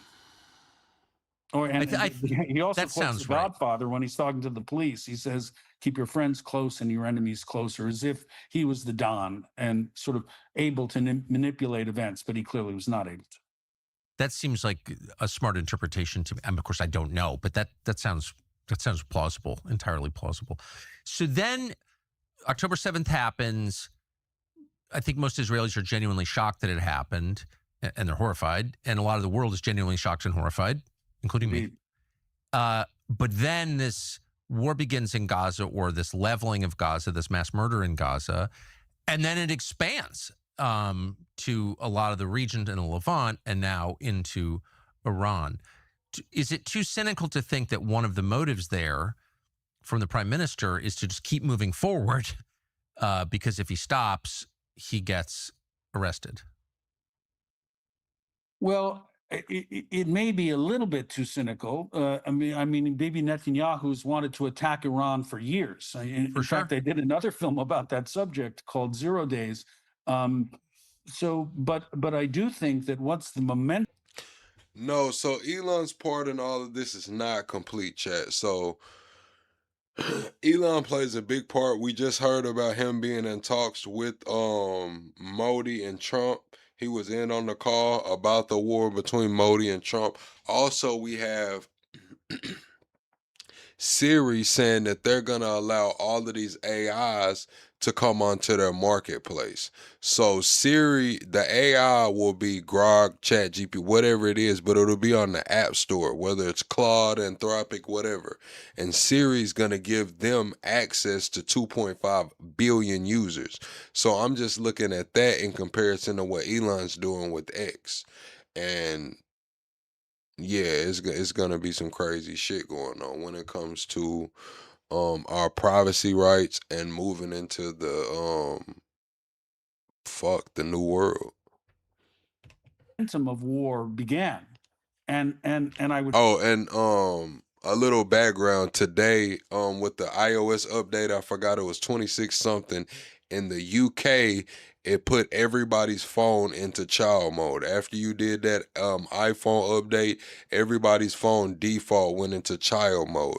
So until you uploaded a card, scanned your face, or gave access to your data, your phone would remain in in child mode, to where you couldn't do anything. Would say to have a certain popular impact among the populace in Israel too. That now there was an opportunity to go after more enemies.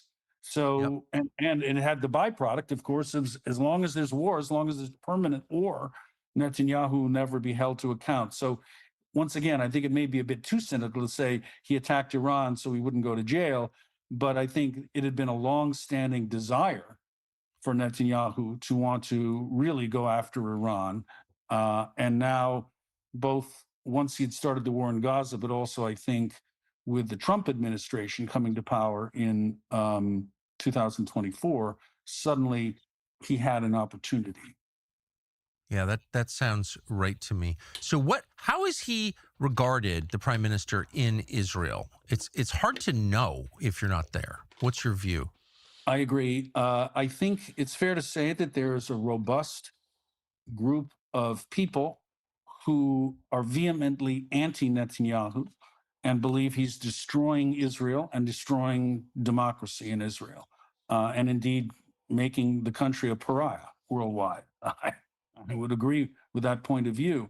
However, so Adia said, what's going to happen? Are we going to be soldier for AI bad, really bad? We'll essentially be like cattle. And if everything plays out the way that these technocrats wanted to play out, we'll be like cattle. subject to 15-minute cities, subject to mass surveillance.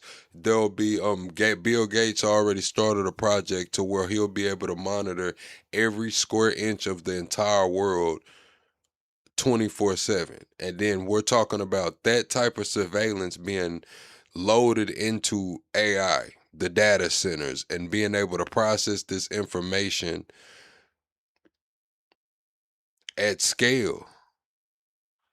Shit is crazy. Shit is crazy. So yeah, eventually we'll be like herds of cattle if everything goes the way they want it to go. We'll have to submit to the digital ID. Otherwise, you'll be phased out of life. You won't be able to have a bank. Once they put us to the CBDC, it's kind of like you have to, cash will be phased out. They'll stop taking cash, be fucked over. However, I would also say that war has a peculiar effect on people and can engender a sense of nationalism, which I believe is rising. Not only a sense of nationalism, but that nationalism undergirded by the undertow of victimhood. So Netanyahu is very much using that, and I think it would be a mistake to think that he's unpopular. We'll find out very soon, you know, when elections happen. But I think that as long as you're waging war, people tend to rally around the commander in chief, which I think is both a cynical ploy by Netanyahu and also a long-standing goal of his to be able to wage war across the Levant. You said, so this is Trump's fault. I knew you were getting to that. Trump didn't start it, but he's sealing the deal. If you want to be totally honest, Trump didn't start it, but he's sealing the deal. This administration just gave Peter Thiel the keys to the Pentagon. I mean, $10 billion contract. This is the guy that wants to bring in the Antichrist. This is the guy that said democracy and freedom cannot coexist. Like, what are we talking about? And expand Israel's power and influence. Did you get a sense of his religious views? I think of Netanyahu as, well, honestly, is pretty American and Western and secular. But in his, I mean, the first statement he gave after the war in Iran began, he began with today's Torah portion, and he's been saying things like that a lot. Do you have an opinion on what he thinks, what his spiritual views are? It's hard for me to say. I mean, I think that to some extent, I see him more as a politician. Now, I don't have access to what his real views are, but when you hear politicians quoting scripture, in effect, it tends. When I said Trump didn't start it, I was specifically speaking on us being sold out to the technocrats, us being sold out to the mass surveillance system. Now, if you're speaking about the war, you'll have to ask me that question again directly, and I'll give you an answer. Tends to be for the reason that they're trying to undergird their policies with the force of God. Right. It's an old script, and I think Netanyahu knows very well that it's an effective one. That would be my gut. I really don't know or have any insight into what he believes when he's alone in a room, what his relationship is with God. Yeah, well, we can't know, but it does seem like the country is changing fast. That's my perception as a visitor. It's not a good. It's not a good thing, and we can also see that this hard right wing faction has wreaked havoc on the West Bank, and settlements are expanding apace in a really reprehensible way. There's lots of it's sort of out of the public eye, but that I think was one of the goals from the beginning. With his reckoning with Hamas and all of this stuff, but also, because Netanyahu, in order to stay in power, another corrupt deal, he makes a deal with the hard right and then goes very hard right. It's not like he was ever a peacenik, but now he goes very, very, very hard right. And you said I used the word war. I was speaking about the technocrats and the mass surveillance system at the time. If I use the word war, I really don't know what context I use it in. I don't know. I don't remember. at the great expense of the lives and livelihoods of many Palestinians. Yeah, I don't know if it's right or not. I'm on the right, and I hate this. I hate violence. And there were reports this morning in the Israeli press of mass rapes of Palestinians by settlers in the West Bank. So, like, I think that's just the degree of violence by settlers on Palestinians in the West Bank is rapacious. I mean, it goes on day after day. Chat, let's get the 550 likes right quick. Everybody double tap the screen for me, share the live out, or go to the top and hit the like button, man. We're also 20 subscribers away from the next sub goal, man. Let's get the 850 likes. I mean, 550 likes. Day after day. Ranchers built America, feeding our country for over 250 years through drought. So since you're the producer of this film, do you mind if I ask you about your experience? So you come into possession of 1,000 hours of tape, which is not public. You're not saying, understandably, exactly how you got it, but it's real. I mean, probably a lot of people don't want you to make that into a documentary and air it. So what was your experience of that? That's fair to say. And indeed, when we tried to produce the film in secret, I had some able helpers. I mean, not only was Alexis Bloom, an extraordinary talented woman, directing it, but in Israel, we were aided by a guy named Raviv Drucker, who is a noted journalist in Israel, and helped us to contextualize some of this stuff. But we had a sense that we had to keep it secret while we were making it. And then we sort of launched an event at the Toronto Film Festival in 2024. It was a work in progress because we felt at that moment this kind of thing needed to be seen. Now, Netanyahu himself went to court in Israel to try to stop the premiere of the film at Toronto. He was utterly unsuccessful. But I should note also that the American media played a kind of unseemly role, in the sense that we went to NBC first, and we were going to do a rather big piece in advance of the premiere in Toronto. And then we were told at the last minute that, NBC has decided that we're not going to do the story because it would probably upset Netanyahu, and that would limit our access to the prime minister. They said that? Yes, they said that to me. That's correct. Well, not what I would regard as a deeply courageous move by a journalistic organization. Yeah, I mean, I think journalistic is probably too strong. But wow, I've worked at that company. I'm just surprised that they were as blunt as they were to you. What did you say? I was just shocked. I mean, because I was ready to do an interview. I believe it was Andrea Mitchell. I was shocked. And, part of the reckoning was it was both craven and bad journalistically, but also sort of corrupt in the sense that they suggested that they might have gone with it if they themselves had discovered the police interrogation videos, but they weren't going to risk their capital with Netanyahu for something that they themselves didn't discover. The idea of the public good or the public reckoning didn't seem to be part of the equation. It was a very disappointing moment. Probably not that surprising. I mean, in general, the coverage of what happens there is, well, non-existent or not consistent with reality in the United States. But did you pause at all before embarking on this? Once you got the tapes, did you think maybe it's not a good idea long-term for me to get involved in something like this? No. I felt it was really important because those tapes, once I was able to verify them and to understand them better, I felt they shed a really important light on a vital figure in world politics, Netanyahu. Yes.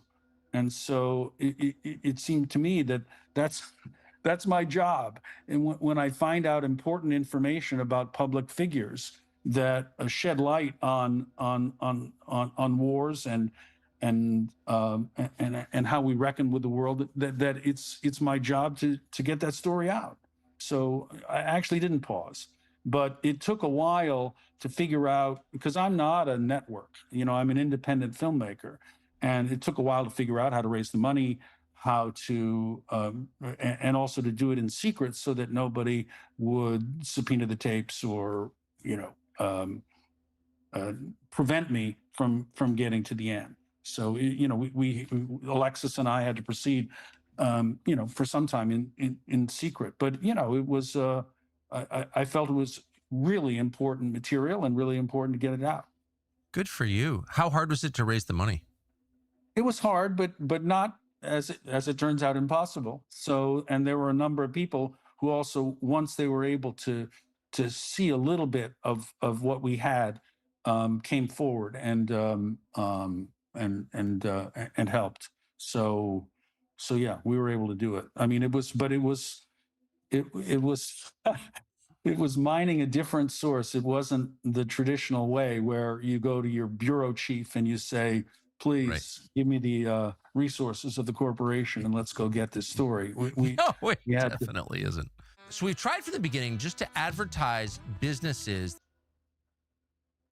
that have like-minded, making it difficult for independent voices to be heard. So yeah, I reckon with that. But I feel like, even though, and I'm glad TCN is showing BB Files on its network, and it has had pretty good international distribution. The distribution here has been somewhat handicapped, but can you tell us about that? What I mean, it seems like even if I disagreed with your views, which I don't know that I do, I don't think I do, but I would just stop at, you have relevant information that's real. All right, chat, let's put it to a poll. Everybody hit the like button right now. We're also 18 subscribers away from 44,900. The next 18 subscribers, let me know and I will shout you out if I see it. Is Tucker Carlson for sale to the highest bidder, chat? Put for sale or not for sale in the chat. For sale or not for sale in the chat. Is Tucker Carlson for sale? About one of the key players in global politics. So that alone justifies this, in my opinion. And so the idea that you would have distribution problems in the United States is a little scary. And I'd love to know more about what those problems are. I think one of the problems is that the market in general is controversy averse. You have a number of streamers who don't want to upset their viewers. You have news organizations, which in this case, as I've documented, also didn't want to be on the wrong side of an issue that might upset people. I mean, appreciate that sub, job, because I do think that 4 years ago, roughly speaking, if I had gone out into the marketplace with the BB Files, there would have been a bidding war. But now it's kind of just the opposite. It's like, we don't want to do anything that might upset people. Because all right, chat. Everybody hit the like button right now. We got to get the 575 likes. They want to do another poll. Is Trump for sale? Is Trump for sale or not for sale? Let me know right now in the chat. Is Trump for sale or not for sale? What is your opinion? Because then they won't buy sneakers or they won't buy iPads. So that's part of it. And I think part of it is that controversy has become problematic, and also powerful political figures are exerting influence on broadcasting outlets to toe the line. And sometimes if you're not, you don't have a regular show, you don't get a hearing. So it's a problem. It's a really big problem. I think while I'm critical of the mainstream press, particularly in this instance, I believe strongly in the idea of a free press. Yes. And I'm deeply upset about the way not only Netanyahu did it in Israel. I ain't gonna lie, chat. I ain't gonna lie, Chad. I just couldn't. I mean, I'll tell y'all in a minute. Somebody's gonna ask the question. Real, but the way the Trump administration is trying to suppress a free press in this country. So it's a dark time for this. How long have you been doing this kind of thing? Well, that's a good question. You know, I guess I've been doing it. I've been an independent, a freelance since, since the 1980s. So somehow, some way, I've been, you know, managing to scrape by. Y'all said what files? The BB files. See, what we're gonna do is we're gonna start watching the BB files over here, but we ain't gonna be able to watch all the BB files over here. So I'm gonna show y'all what's going on. Then we're gonna go to the Discord and watch the rest of the BB files, chat. So y'all better get in that Discord. Only person that's joined new so far is Najee. Najee, welcome to the Discord, man. But we finna get into them BB files here in a second, man. That's what this man did his whole documentary on the BB files. He said it's been internationally distributed, but Amazon Prime took it off. I've never really worked for an organization except for the small company that is Jigsaw Productions, which is my company. So, have you ever seen an environment this difficult for someone who wants to present inherently newsworthy material like the tapes in the documentary? Not really. There was another period in the late 90s in this country. I remember trying to do a film it was critical of Henry Kissinger. And I had an easy. The BBC was actually heroic in that instance, but I could find no finders here, and it was only by going to, I think we played at the Film Forum for something like 3 months that finally it allowed, because it was then entertainment, it allowed a broadcaster to show it. It was difficult then, but it's much more fraught now. I think it's very, very, very hard to get independent voices heard. It's really unprecedented in my experience, this moment. Yeah. Well, thank you. That's certainly my feeling, but I don't have the 40-year perspective that you do. So, all right, chat. That's the rest of that, man. Let's see if they're gonna let us watch some of this the BB files, man.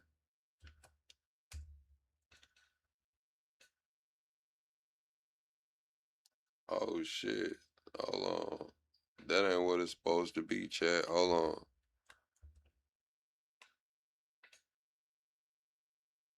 That's the Discord, though, man. Y'all join the Discord.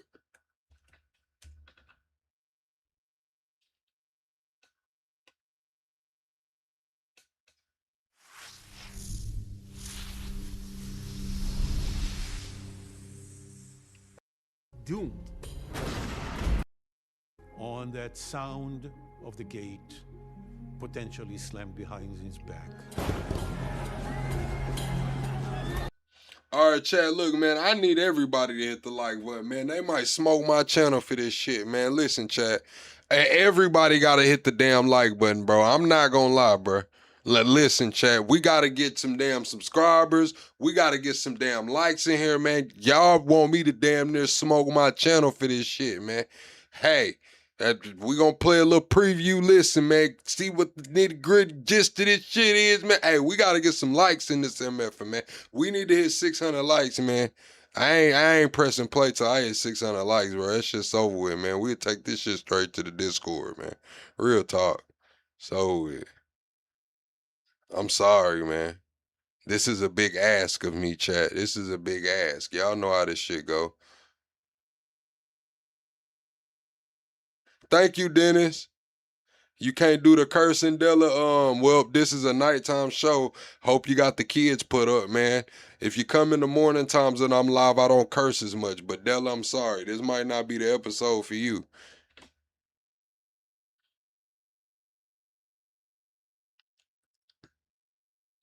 Everybody hit the like button. We 14 likes away, man. 14 likes away. We need 8 subscribers, 14 likes, man.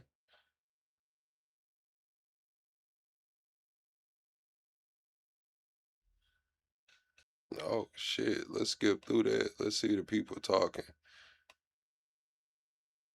That's the gifts he was getting, man. I wonder where he was getting the gifts from, because we see a lot of our political figures get gifts, man. I'm just going to be honest with you. Like, Why is Netanyahu in trouble for getting gifts? I'm just, you know, who are the gifts coming from? Now that they said Netanyahu does kind of move like a mob boss, man. Like Netanyahu reminds me of like a mob boss, man. Like one of the New York families, man. It's like if Netanyahu was over here, he probably run a family, man.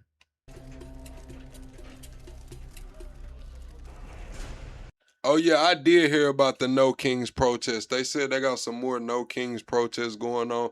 I went to 2 No Kings protests and tried to get some interviews. The first one went really well. The second one, people did not want to talk to me, boy. They was not. That's crazy. They got Netanyahu in there. What years was this, Chad? What years were this? Rare opportunity to see the most powerful people in Israel in interrogation rooms. Oh, Chad, did y'all hear about the guy that was from over there that got caught with the bio lab over here and they just let him out with no bail? They just let him out of jail. He had a bio lab with all kind of shit in it. I'm talking about lab rats, all kind of damn diseases and experiments and shit. They just let him out with no bail. Crazy.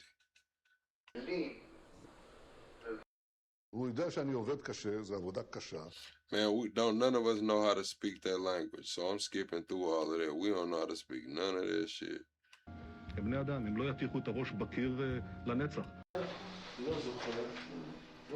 Bro, we really don't know how to speak none of this shit.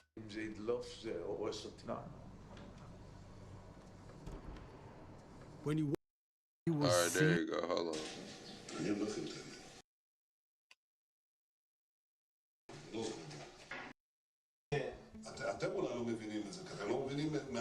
All right, chat. We'll watch the rest of that in the Discord, man. We'll watch that in the Discord because it's a lot of different language in there, and we'll have to read the subtitles. We ain't trying to do all that right here tonight. I ain't gonna lie. I didn't know it was like that. I'm Austin Westfall. We are getting some breaking news relating to the war in the Middle East. Few outlets reporting this, saying an Iranian missile struck the Prince Sultan Air Base in Saudi Arabia on Friday, wounding multiple U.S. service members and damaging several U.S. refueling aircraft. This is something that we're going to continue to track as the night goes on. We don't have any specific numbers on casualties or military hardware that may have been struck in this event. We do have standing by retired Marine Intelligence Officer, National Security Analyst, and the host of the Strat podcast, Hal Kempfer. Hal, are you familiar with Prince Sultan Air Base? I am familiar with PSAP. Yes. Yeah. You know, it's been a base. I mean, it's a base we've used for a long period of time. There was a period of time we weren't using it. It was a couple years after 9/11. We pulled, because of concerns about security, we pulled a lot of our stuff out of there. But it's a very capable, very robust air base. We've used it for many, many years, and it's one of those things that the Saudis and us work collaboratively on very well. Chat, hit the like button. It's always been considered a base that was far enough back that, you know, it was considered more secure or safe. Obviously, that threat assessment has changed. Dave Brown with the Wall Street Journal does have some numbers. He says 10 U.S. service members wounded, 2 of them seriously. Again, we'll wait for more reporting to give us a little more clarity on what might have happened here. But again, Hal, this is a reminder that there's a lot of U.S. Air defense systems in the region, but these things don't work perfectly. You know, right now we're intercepting over 90% of the stuff that comes in, but that means 10% gets in. And, you know, if they fire a lot of, fire 100 ballistic missiles, that means 10 of them are going to hit something. And of course, in this case, at least one got through, hit PSAP.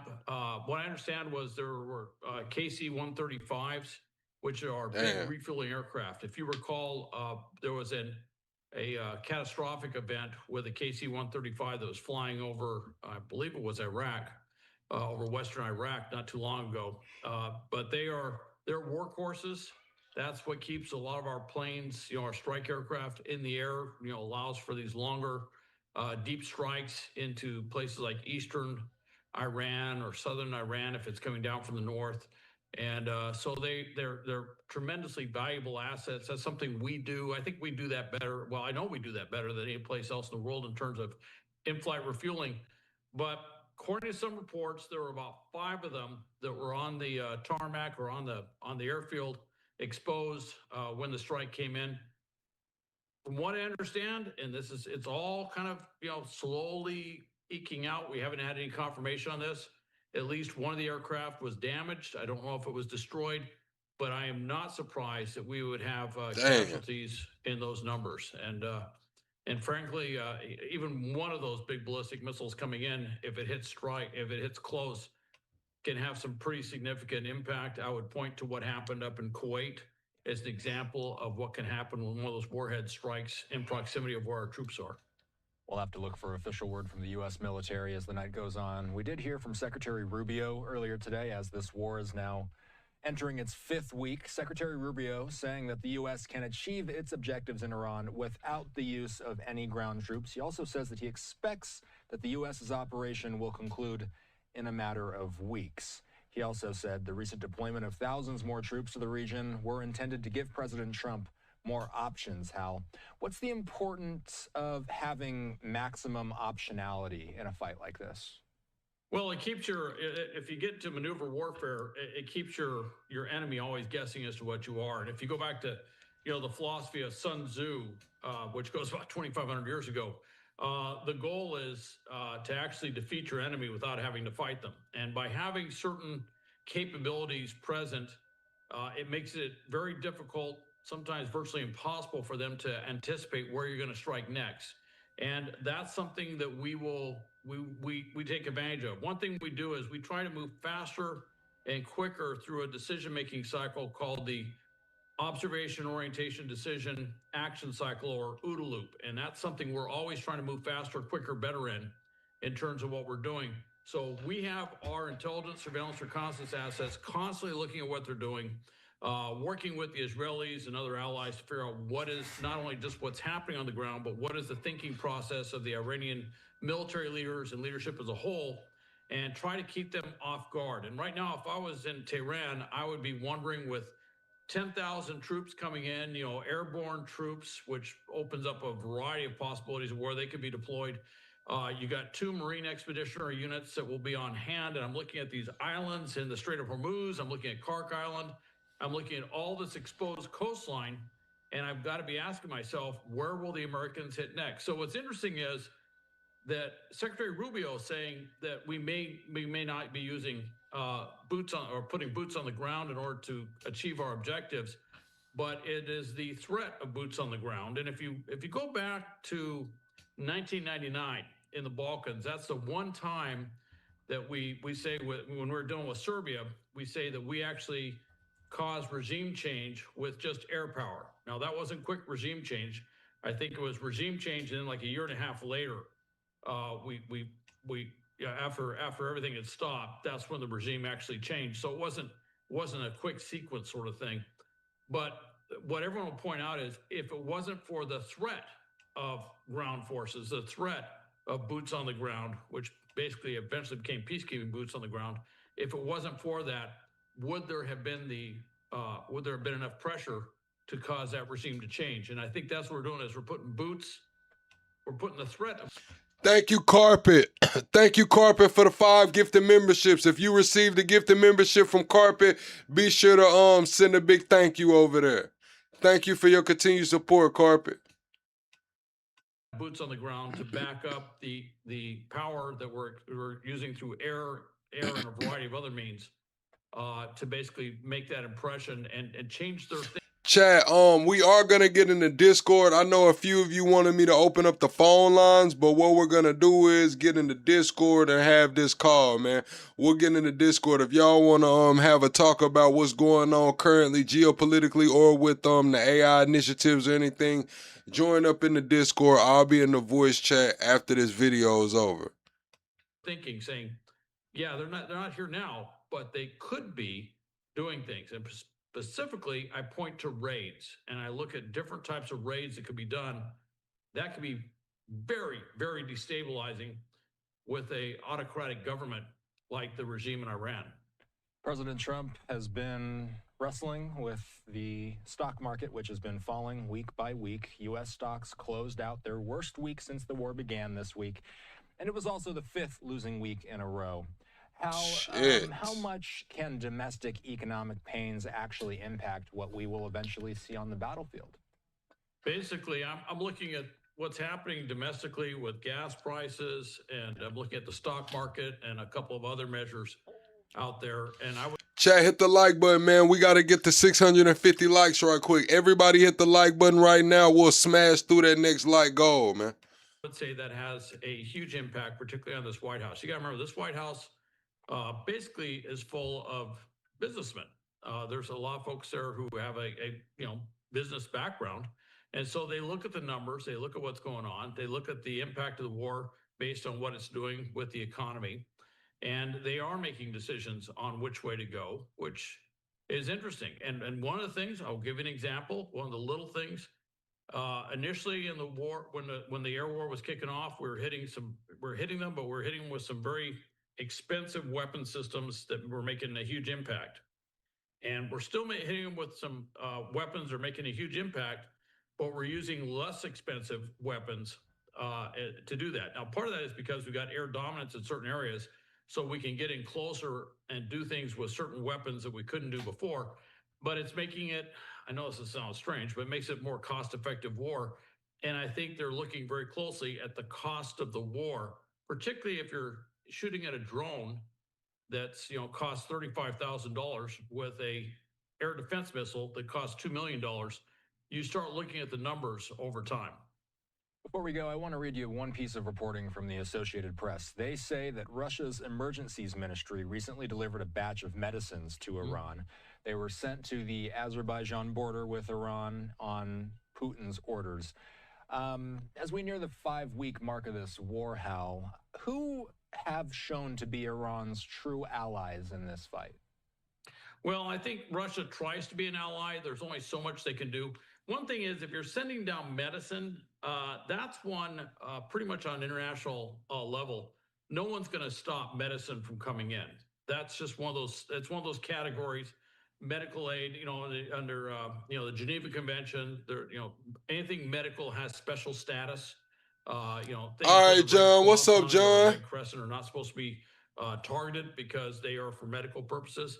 Even though there may be wounded enemy combatants in that hospital, you're not supposed to target that hospital because it is for medical purposes. That's an international law. Same thing with medicine. So I don't really draw too much from this.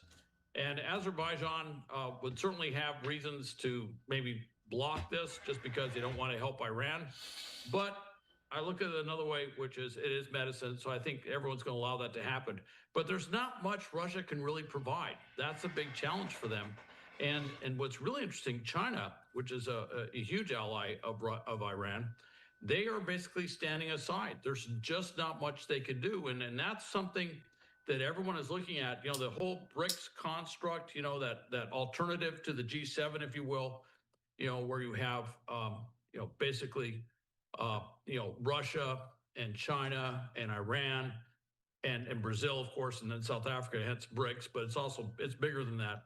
That is showing to be really hollow in terms of concrete things that it can do to counter or to assist its members in a situation like this. So Iran is. All right, chat. Let's see who in the Discord right quick. Too Strong in there, man. Too Strong normally don't cut his mic off, so we're gonna wait till some more people jump in the Discord. I got another clip we can play some of. Anton Daniels sat down with Stephen A. Smith. I had that. Let's see what's going on right there. Ain't nobody in the Discord yet. Hold on. Where the hell did it go? Chat, everybody hit the like button right quick, man.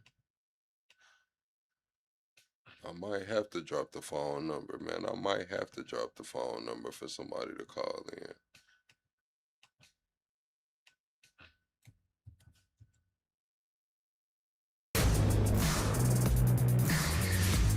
He's doing big things, big time. There's no way that anybody can convince me that Joe Biden. Because of that, it makes it. I've been married for the better part of 22 years. I'm a father. And then more importantly, I'm a bag chaser. So I'm always going to do the thing that adds value into people's lives. And I expect to be fairly compensated as a result of it. You know, when you decided to support Trump in 2024, what was it about the MAGA movement that made you support it? Was it the fact that you are as you described, or was there something different transpiring in 2024 that you saw compelled you to gravitate towards that?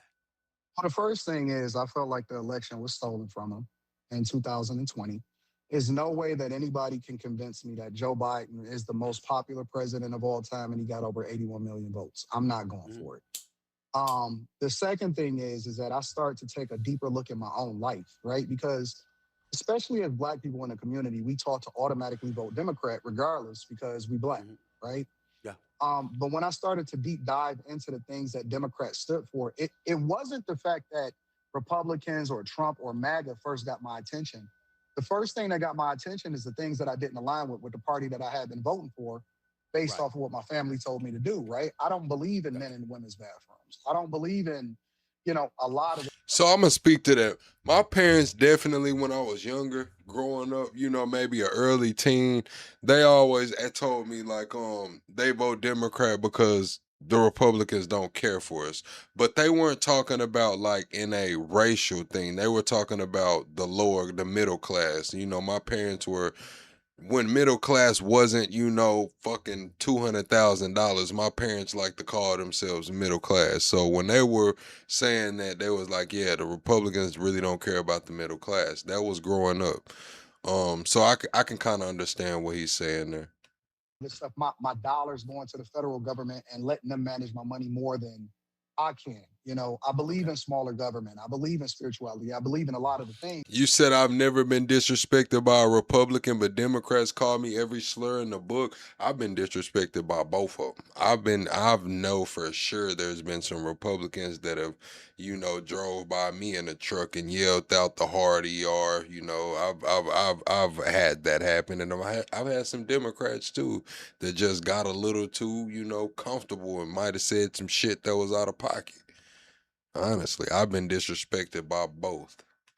And so when I started to figure out, what are we doing? Why am I voting this way? I started to explore, what about Trump didn't I like? And I realized that it was more propaganda that was fed to me and that, he was supposedly be racist and all of this stuff. And then I started to evaluate every other president that came before him. And I realized that he's just a quote unquote straight shooter, right? I mean, he just tells it like it is, regardless of whether you agree with him or not. And most of the things that he said, I aligned with.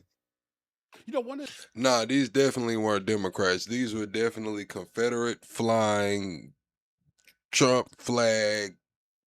Before Trump, it was something else, man. Republicans, man. These were the preps in high school, don't get me wrong, I had a few preps that were friends, but by me being associated with the preps that were my friends, it was other groups of preps that just didn't fuck with me. You know what I'm saying? Let's be honest. They were like, hey, why is he around? What's up with him? You know what I'm saying? So shit, yeah, I had to, you know what I mean? One of the things I want to push back on you on this notion about the 2020 election from this perspective. I believe that the election was legit, but not for the reasons one would think. I totally agree with you. I don't believe anywhere in hell 81 million people wanted Joe Biden to be president. But I do believe 81 million people wanted anybody but Donald Trump. So, Chad, do y'all really think Joe Biden got 81 million votes, Chad? Put 81 in the chat if you think Joe Biden got 81 million votes. Put no way if you think there's no way Joe Biden got 81 million votes, man. 81 if you think he did. No way if you think he didn't, Chad. We're 25 likes away from the next like goal. Be sure to like the video by double tapping the screen or hitting the like button at the top. Because of that, it makes it's because of that, it made it believable in terms of chaos, how much noise was being made. You know how people were like, you had people celebrating in the streets like, oh my God, we're finally free. You saw how exaggerative and how extra folks were when Trump was put out of office. So I'm saying that to me was emblematic of a large portion of America saying we wanted a break from all of that noise. That's why I believe the election was legitimate. But okay, Stephen A. So let me push back at you a little bit. Sure. Why are Democrats so against voter ID? Well, hold on. we ain't got to argue. Me and you align with that. It don't make no. I'm not supporting. Listen, you got to have an ID for everything. There ain't I thought Stephen A. Smith said he wasn't a Democrat. Right. I'm with you with that. I mean, I do think it was ridiculous, but I also pay attention to Senator Fetterman, who's been supportive Like for the Fetterman. most part I of the love Republicans. Fetterman. When Fetterman said, quote, he said certain things about the SAFE Act are a bit extra. Yeah, you essentially got to have a passport, and it is more difficult to get ID, under these restrictions that they're putting out there than it was before. So I do believe that, but that doesn't mean that both sides can't come together and resolve that in a damn day. And for the Democrats to act like no ID should be required or whatever, like California and some of the stuff I learned about them and what they're doing under Gavin Newsom, that is utterly ridiculous. So you and I we ain't far off on that. But that tells me, though, that they're fighting for it for a reason. And I don't believe it's because they really believe that people are being disenfranchised at the polls. I believe that they're fighting for it because they truly believe that it's going to affect whether or not they get elected and future elections. And I believe that the Democrats, their whole strategy, because as people get older and wiser, this is not even my opinion, this is a fact. Most people evolve to become more conservative, and then they sometimes, more often than not, deflect over and to become a Republican, right? When you're younger, that's really a Democrat's game is being, liberal, right? Because you don't know any better. But as people get older and wiser, they never defect from the Republican Party over to the Democrat Party. It's usually the other way around, right? So what they have to do is they have to find new voters and new people that support them. And I believe that the civil rights movement was hijacked by feminism. Feminism ultimately was hijacked by the LGBTQ movement, which Obama ushered in, and he solidified that. Now, this is where I disagree with Anton. He says feminism was usurped by the LGBTQ community. I say Black Lives Matter was usurped by the LGBT community by far and large. Because what does the LGBT community have to do with women in the workplace? What does the LGBTQ community have to do with boss women? We'll just call it what it is. Women in corporate America, women business. Or what does the LGBT community, that movement, have to do with that? No, they usurp Black Lives Matter, man. And then I believe that diversity, equity, and inclusion was ultimately the thing that they really leaned on in order to make sure that they had people in the voter rolls that not only identified as Black, not only identified as Latino, not only identified based off of their sexuality, but they needed a whole new voter class. And I think that immigrants was definitely the play. And that's why they're fighting so hard against voter ID. But I don't disagree with most of that. What I'm saying is we can point to things that the Republicans do, the conservatives do, to position themselves for the same thing. For example, when you're redistricting in Texas, for example, and other places, you're doing that because you want to position yourself to get most votes. Absolutely. This is politics. This is politics. Absolutely. So in other words, we can't hate on one side for coming up with a mechanism, you understand, to curry more votes in their favor. We have to, Stephen A. And the reason that we have to is Why? because it's one thing to, you said it yourself. I can't even jump on an airplane unless they identify who I am. I can't get a place to stay. I would say that when y'all say both can be true, I would say that feminism does play a role in the LGBTQ community. But when feminism at its core was, women doing their own thing, getting in the workplace, equal pay, equal share. And that really doesn't have anything to do with the LGBTQ community. Now, you do got, it going on parallel, but when we talk about usurping a movement, I just don't see how LGBTQ usurped feminism. I'm talking about total, took it over. Like with Black Lives Matter, it's like that shit was taken over, man. Can't get a car, I can't get anything. But I can determine who it is that makes the laws that ultimately govern us. Like if that isn't the thing that we need to protect more than anything else in our culture, in our society, I don't know what is. So we have to be vigilant to make sure that every vote is valid and every vote is counted. And we can't just let, mail-in ballots or people being able to, I say gaslight us and to believe in that, this election is free and fair when it's not. And I don't believe that that's what happened in 2020. Well, let me tell you this too. Let me tell you, because you left out something that's very, very important, Anton. When you in New York City and you need an ID to shovel snow, but you fight. You talk about telling on yourself. You talk about telling on yourself. Mom Donnie and the Democrats. It just went out the window. You fighting for the safe act not to exist, but in the same breath, you require an ID to shovel damn snow. That argument went out the window for them. There's no question. I don't understand. I know It's kind of like shit. I'm not a Mamdani fan or anything, but it kind of makes sense. It's like those people were getting paid $40 an hour. They're getting paid hourly, $40 an hour. They probably need ID to keep track of who was getting paid, right? Where the funds were going, right? you were born and raised in Queens. I know your roots is definitely New York. I know you a Knicks fan. Now, I do think that you should be, show some ID when you go to the polls. But all of this extra shit, getting new birth certificate and passport, I feel like that's a little extra. You know what I'm saying? Like, that is extra. But as far as just an ID, like a fucking ID, damn, it's an ID. Shit, I got to show ID to buy some cigarettes or a Black and Mild or whatever the hell I want to buy. Shit, fuck. And it breaks my heart to see what the Pistons are going to do to the Knicks. However, I thought I liked you, bro. I thought I liked you. You got to bring up the Pistons. You got to do that to me, bro. You got to do that. All right, go ahead, man. Go ahead, man. However, I have to say that you must be disappointed in what is happening in New York. And I'm not even talking about with Kathy Hochul. I'm not just talking about with Zoran Mamdani. I'm talking about city council. I'm talking about Eric Adams.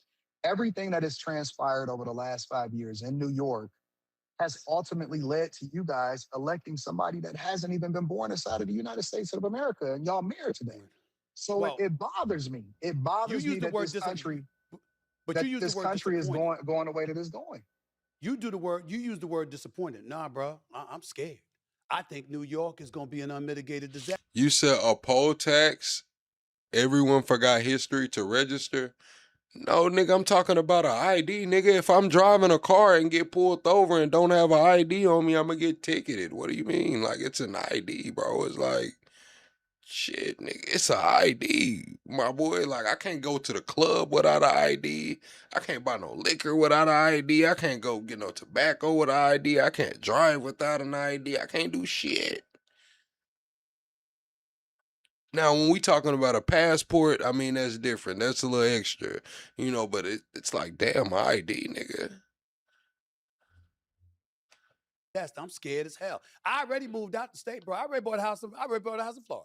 I ain't gonna lie to you. I already bought a house in Florida. I'm like, hell with this. This is an absolute mess. So you have your points. I'm just saying that you're making points about the Democratic Party. What would you say about the Republican Party? You're not about to sit up here and act like they're paragons of virtue, right? And that they're always honest and straightforward. We're not going to do that, are we? No, I think that Bush II was the worst president in my lifetime. I absolutely hated him. See, this is the thing. You talking about an ID ain't free. A lot of these programs will pay for you to get an ID.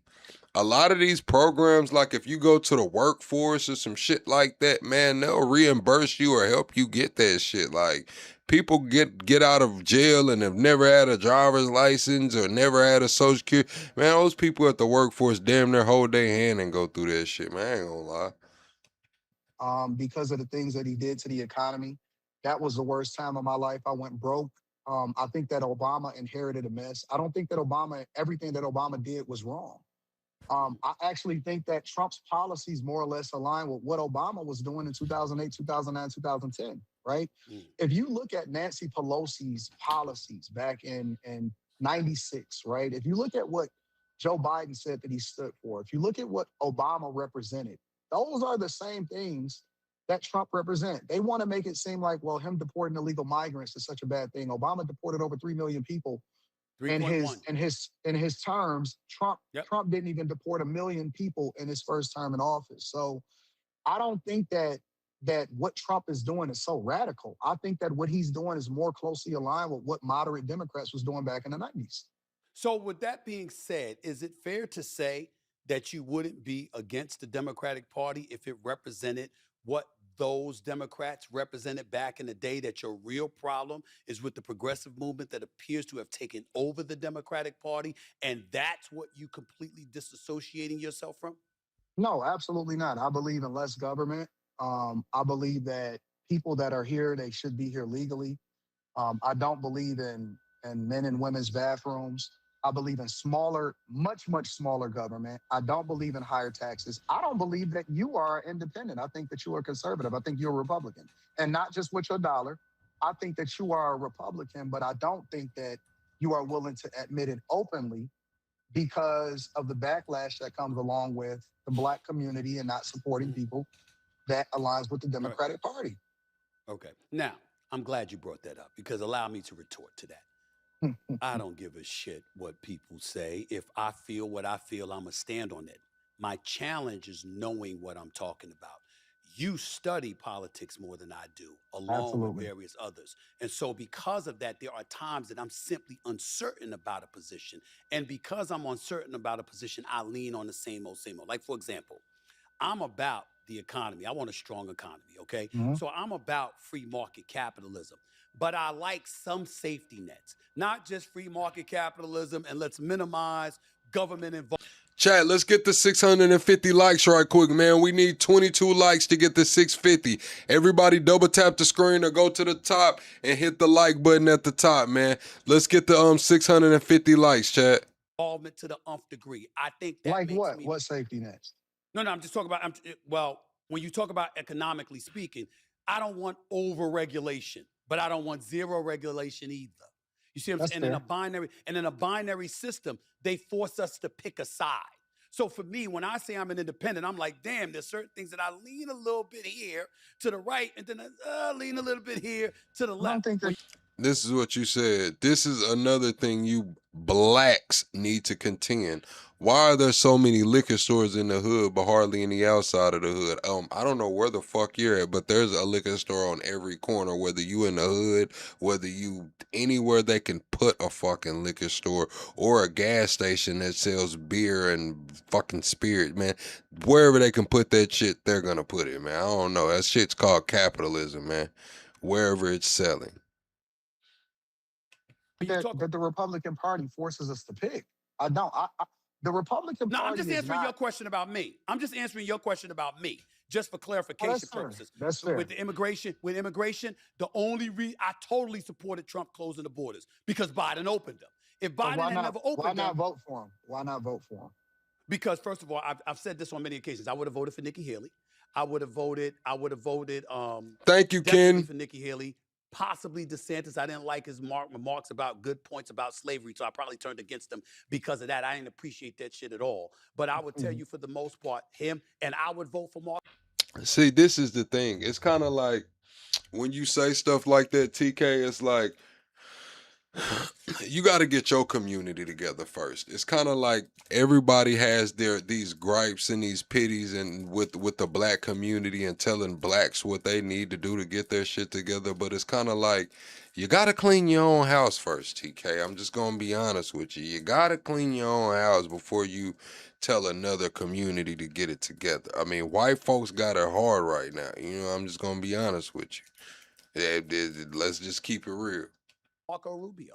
I wouldn't hesitate. But also know this about me, because I'm glad you asked, because I heard you touching on some of my politics with some of your cliques. And I was like, I can't wait to speak to this brother. Right. And I said to myself, I said, listen, I don't blame him for feeling that way because he don't know me. And I've never really discussed a lot of this. But I said, listen, if you're sitting back and it's like, all right, it's immigration, follow the Obama policy. Go ahead and keep that policy in place. I would have supported that. When you talk about safety in the streets, damn right. You ain't getting out of jail the same day you get in jail. Not on my watch. Oh, hell no. So in that regard, yeah, I'm more conservative than liberal. But entitlement programs are more liberal than conservative. I think the desolate Why? and disenfranchised, because I think the desolate and disenfranchised need a helping hand from time to time. I know it helped. I know it helped me and my family. Now, we didn't lean on it. We didn't depend on it. We didn't live off of it for decades. But to get a helping hand, to uplift yourself, sometimes I think that's needed, and it doesn't bother me. So I'm pro-choice because I don't believe in telling a woman what to do with her body. I think I'm more of a supporter of the LGBTQ plus community than conservatives are. So those are the reasons why I would call myself an independent who leans a little bit left instead of right, to clarify. But here's the thing, though, Stephen A. The Republican Party is not distancing itself from people that's choosing to live their life the way that they want to live it. That's not the position, and that's how it's marketed from the Democrat Party. There's plenty of gay people. There's plenty of people that live alternative lifestyles that are a part of the Republican Party. What the Republicans are basically saying and standing for is we should not be allowing for. I'm not gonna say redlining has quote unquote affected me, but I have inquired about some properties and I've been shot down just because I was black. Especially owner for sale by owner properties. Where I'm at in the deep south, it's a really big thing to let your property go to some black people. Just being honest. They already don't want to let the property go. But if they have to let it go, they'd rather it go back to the bank than it go to some niggas in certain parts of the deep south, honestly. Children to transition themselves or for parents to transition children before they become of age. We should not totally allow agree with that. But see that, that's the 1,000% thing. I agree It's not with you. that Republicans are radical. They're not radical in their stance against anything. They believe in, freedom of religion, for you to be able to practice however you want to practice. Right. They're not trying to abolish gay marriage. None of that stuff is existing, right? That is a marketing ploy. But Democrats are extreme in their push for it in order to But that's align now, themselves with Anton. certain groups. No, That's not. That wasn't back. That has been since Obama back been in the day. office. All right, That's I been got since that Obama point. been in office. But I grew up in the 80s and the 90s and what have you, and I was hearing a different thing from the Reagan and the H.W. Bush administration. So you got to take that into consideration, and maybe I dropped the ball because I'm thinking about Republicans and conservatives, and I'm thinking about what the party had always been, even up until McCain was running, and I'm looking at it from that lens. That's all I'm going to. But let me get back to you. Hold on, but let's stay on the my body, my choice part. Sure, no problem. Republicans are not removing women's rights to do what they want to do with their body. The only thing that they're saying is we don't want that to be the responsibility of the federal government. If that's what you want, then you can vote for it on a state level. That's all they're saying. But see, the miscommunication is that they're completely against it. I can disagree with your lifestyle, but still respect your right to do what you want to do because we're governed by the Constitution. Right. You see what I'm saying? Like my ultimate thing is we are a republic governed by the Constitution, and so we're protected based off of our rights, our amendments, our right to carry, right? All of these things. Trump is the only person that's protecting and going against birthright. You said what about putting HOAs in the hood? With the hell for real? We gotta understand too that a lot of the city council members, even when we're talking about the hood, especially in the deep south, now you have some areas that are predominantly black and they're completely black cities. You have areas that are completely white cities.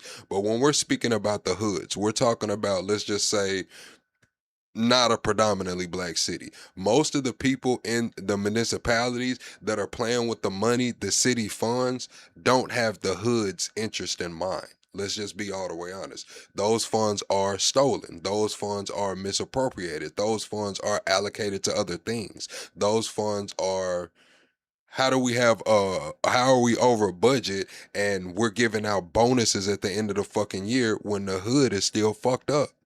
When it's still potholes in the hood, when the kids still have nowhere to play. Like, so when we talk about these things, we have to look at it in a whole. The funds that are allocated to the hood, most of the time, those funds don't get to the places they need to go because the people in control of those funds have no ties to the hood.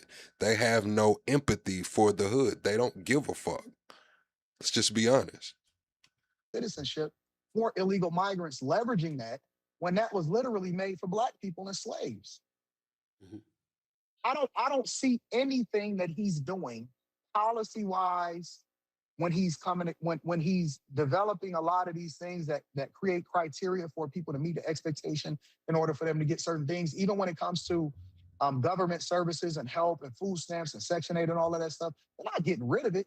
They want to remove the people that are taking advantage of it from a fraud perspective.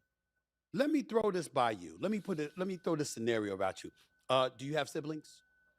I do. 3 brothers, no sisters. All right, so you don't have any sisters. Okay, so No it's a sisters. difficult question to ask you, but I'm gonna try anyway because I have You're 4 a older daughter. sisters. I have 4 older sisters, right? Okay. So you feel the way that you feel, but your sisters come up to you and say, "You ain't a woman. I am." Samuel, my name is Plug. I am the voice of the politically homeless. I don't care if you're far left, far right, liberal, conservative, Marxist, fascist, alien, and NPC. You're welcome in here. Your opinion does matter. This is not an echo chamber. We got people, like I said, that are far right. We got people that are far left. We got liberals, conservative, Marxists, and fascists in here, man. Welcome in. And we need this. And what he or they are proposing is against us. Now, that's not a community backlash. That's not worrying about what the What's up, public big thinks. dog? But I'll be damned if I didn't hear my sisters come in my face and remind me of the fact that you were raised by 5 women, and we don't appreciate what he and them, meaning the GOP, are attempting to do when it comes to our rights. See, that's the thing, Tom. I see what you said. You get more views if you have a niche. Yeah, picking a side is get you in those algorithms, but that's cool because I have my own niche. You know, I get on here, I yell, I cuss people the fuck out. We have fun. I turn up. I give my analysis. I do monologues. We stream. I open up Discord panels and shit. So it's like I have my own niche. It's kind of like Nick, I got a do-rag on. Like we in here having fun. I'm cussing people out. We high energy over here, man. This is the club, man. When you get to a certain age and when you go out and you get sleepy and you don't want to, you know what I'm saying? You don't got to worry about that no more. You just come over here, man. This is the club, man. As women, I'm asking you, what are you supposed to say, think, and feel in that particular scenario?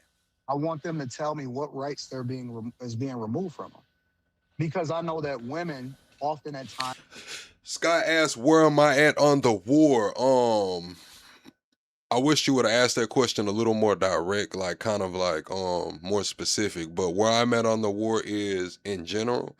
If we don't control the Strait of Hormuz, it's pretty much it was all for nothing because I don't believe they give up the centrifuges at all. Iran is taking on a strong stance that they will control the Strait of Hormuz from here on out. So if we don't get at least joint control of it, I hate to say it, but it was damn near all for nothing. It was damn near all for nothing. Now, if we get control of the Strait of Hormuz, that goes into the larger energy play, but that's where I'm at on it. Times react emotionally, and they're letting their emotions dictate their actions, right? It's okay for you to be emotional. Everybody has emotions, but I'm not going to let that determine what I actually do, right? And so the thing that I want to understand is the facts. So I would have a conversation with them and I would ask them, what right is it that's being removed from you? Because I don't see it. I don't see any policy. I don't see any legislation. I don't see anything that's being removed from you from a Republican perspective. Okay. Anton Daniels right here, straight shooter with yours truly, Stephen A. I want to get to the black community in this regard because one of the things that, listen, like I said, I don't consider myself a black conservative. I consider myself a black man who is an independent that leans left on some things and leans right. That's me. That's how I think about myself. You can't be that way, Stephen A. You cannot be that way. I believe I can. I believe I can. No. We could answer. I will gladly come on your show. We can argue about that all day, every day, bro. I'm happy to. I can't. Oh, come on. Oh, That's the crazy thing because it's like Anton will say, and I fuck with Anton's content. You know, I see him putting it out there, but he will say that Stephen A can't be like that. But in the same breath, earlier in the show, he said he loved Fetterman. Isn't that what Fetterman does? Isn't that Fetterman's whole playbook? Like, let's be honest here. How can you disagree with Stephen A is saying and saying he can't be like that, but Pryor say that You love Fetterman. I don't get it. Oh, please, man. All you got to do is I say what you can't say the wait word. because You say the word, I will come on your show. It's not a you problem. do It's not a that. problem at all. You could do that in sports. You can't do that in popular culture and politics. Because why? People in the middle get ran over. You got to pick Says one who? side or the other. 45% of the U.S. population is independent right now. I would beg to differ on that. It's climbing. They not. If anything, not. Listen, the independent vote, I think, is going to swing the election one way or the other. What do you say They're to that? not. I don't believe. You don't think that's going to happen? I don't believe that 45% of the population is independent. I think that they say that as a cop out, but not wanting to actually say out loud exactly what they represent and who it is that they support, especially within the Black community. It's not popular to say that you're a Republican. It's not popular to say that you're conservative. And so what people lean on is to say, well, I'm independent in order to give themselves an out for what it is that they choose and not to be accountable for who they support. That's what really is happening. See, I don't believe in what people say. I believe in what people do, right? And I think that a lot of times people are peer pressured, especially today in the Black community, to vote against their own best interest because it's not popular to do and you can't be a part of the cool kids club. And so even with you, I don't like the fact that you apologize for. See, I see what you're saying, Tom. You're saying that nobody's 50-50 on ideology. You either favor more one side more than the other, which that is correct. But when we have to look at the way modern politics work.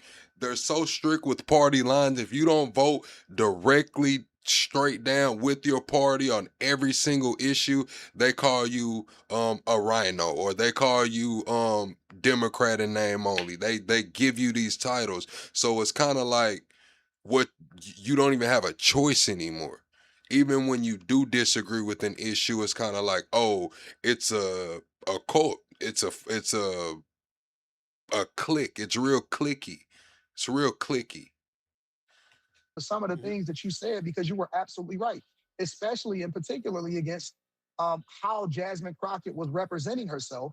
But because the woke mob decided that they wanted to make you the punching bag and to come after you, and they still didn't and don't support you and didn't accept your apology. But in particular, and I'm saying it's not you, the Don Lemons, the Joy Reids, all of these people, they don't. But how honest is that? How true is that? If you go against your morality, or you go against what you truly and honestly believe in for the betterment of your party, are you a man at that point? Are you grown at that point? Are you making your own decisions at that point? Honestly, I'm just asking. If you will go against everything inside of you to vote down the party line so you don't piss people off, who's in control of your life? Respect you unless you align with what they believe. And so even when it comes to diversity, equity, and inclusion, they don't believe in diversity unless it's aligned with what they believe, which goes against. It's an oxymoron, right? It's hypocritical. And so even when you have an opinion, they don't believe in Black Republicans. They only believe if you believe in them and diversity as it aligns with their agenda. That doesn't make sense. How can you want to have voices in every part of government, or voices that's different from yours, or representation, but you don't want representation when it doesn't agree with you? Right. Like, I can disagree with you on a particular issue, but it doesn't mean that I remove your right to vote, or your humanity, or I can't agree with you on this other issue. But that's not what they do. They're not tolerant like they sell you. We all know that when it comes to cancel culture, the Democrats are the ones that are guilty of that. It ain't the What's Republicans up, on the Shaw? right trying to get people canceled. It's the progressive left. There's no doubt about that. We see that every single day. As it pertains, and I'm glad you brought that up, as it pertains to my apology to Jasmine Crockett, what happened was Trump came out thereafter, because I backed it up and I stayed on my position. Well, not just the first time, but the second time. But then Trump came. It's just like this, like all of the Republicans were, not all of them, but a large group of the Republicans were America first, no new wars, no new wars. But now that we're we were in a war, they were like, it's not a war, it's a conflict. Now that Trump himself is calling it a war, but saying I really can't call it a war because I'll get in trouble because I didn't get congressional approval. Now they're pushed the goalpost to say, oh, we've been needing to do this. That's what I mean. You are clearly going against your morals. You said that you were not for a war. You said that you were no new wars. You said that you didn't want this shit. And then you pushed the goalpost calling it not a war. And now you've pushed the goalpost even further saying that we've been needing it for 47 years. Like, what are we talking about here? And when it comes to the Democrats, they have their things as well. A lot of the Democrats are saying that, oh, well, you know, the gays are cool, but I'm not really with that transgender shit. But they will still go in there and vote for some transgender shit just because they're following their party line. Let's be honest with this shit, bro. And use that as an excuse to start questioning our IQ and the intelligence of this black woman. And I didn't want to be a part of that. That's why I apologize for it. You can agree or disagree with it. You can't apologize for something that you didn't do wrong, Stephen A. Well, again, but if I felt like I contributed to something that happened wrong to her, that was my only issue. But it didn't take away from what I was saying. Yo, acting like that ain't gonna cut it. Yo, that's not gonna win the election for you. That's not gonna win the Senate seat. That's not gonna make you have more power, more influence in the House of Representatives. That's not who you are. Sure enough, that's not who you are when you talk about sports. When you talk about sports, you say what you say, and it is what it is. Yeah, but the point is I have the facts to back it up, not just my opinions. See, when the Detroit Pistons lose to the New York Knicks, you know, so when they lose to the New York Knicks, Anton, right? Okay, I can speak definitively as to why, because the outcome is the outcome. There's nothing subjective about it. So that a lot of, and I get what you're telling me, and I appreciate your comment about that, because a lot of people have looked at me, and even when they've supported me, they've been critical of me from the standpoint, yo, he's talking, but it ain't the same Stephen A. with sports. And I'm like, yo, I got facts to back me up. In politics, this is my perspective, and somebody comes up with something else, I'm listening to you right now. I'm going like this, well, I did feel this way, but damn, he did make a damn good point here, and he did make a damn good point there. I got to listen, I got to think about that, because that's how it is. It's not that way.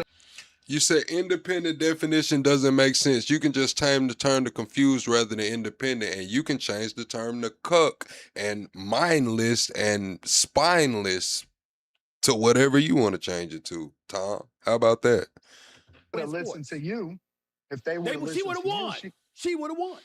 She'd have won. We align with that, right? But instead, we're more focused on how we feel instead of the results, which leads back to your original question about having a conversation with your sisters. My goal is to get the best results. And ultimately, sometimes I can't even be the nice person to you because I have to be the best person for you, right? Okay. I kind of look at it, especially when it comes to women, because there are women that I still protect in my family and stuff like that, right? Mm-hmm. Sometimes I can't be, like I have a daughter, and I know that you have a couple daughters. I can't be her friend. I have to be her father. You see what I'm saying? So sometimes she doesn't know what's best for her, which I can lead her through that with a conversation. But more importantly, I need to educate her at the same time. But I still want the best results. And if people really cared about Jasmine Crockett, then they would have stood 10 toes down and told her the truth instead of just going along with the get along gang to make her feel good about it. And now she's not even a part of she got eliminated in the primary. There you go. We're talking to Anton Daniels right here on Straight Shooter. What's the hardest part about being a black conservative? It's not hard at all.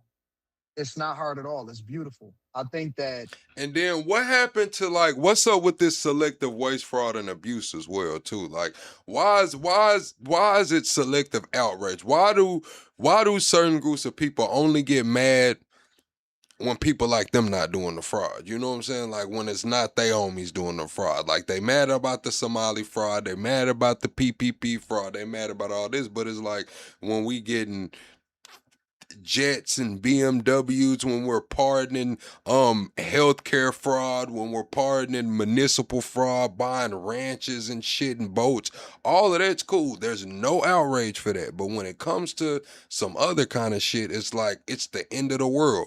When it comes to Doge, we're supposed to be cutting down the deficit. Well, fuck, we just added $4 trillion to the deficit in 1 year. Like, where I don't know, man. It's kind of like the lips don't match the words. You know what I'm saying? The lips don't match the words, chat. You know how when you watch a movie sometimes and the lips just be a little off? I think that's what's going on. It's like being a man. Sometimes you got to, I think the true measure of a man is doing the things you don't want to do when you don't want to do it. All the time, you don't always want to get up and go to work, right? Because sometimes you're tired. But guess what? Part of being a man is getting up and taking care of business because you got people to take care of. And I think that we've lost that as men, and as masculinity is continuously demonized in a culture. Sometimes we look at it as a bad thing. I look at it as a badge of honor. So I don't think that there's anything, honestly, I don't look at it. I can't think of right off the top of my head something that I'm Chat, we're 20 likes away from 700, man. Let's get the 700 likes right quick, man. Everybody double tap the screen, go to the top, hit the like button. Let's cross 700 likes right quick. bothered by when it comes to being a conservative or Republican, because I just think it's an education process. In the same way that I used to critique and look at other people and say, See, man, this is my thing as being politically homeless. We'll call it that. It's like Democrats get mad at you and they're like, oh, you know this. Republicans get mad at you and they're like this, and it's like when you're sitting here looking back at everything, making your own decisions, it's like you're not telling anybody what to be.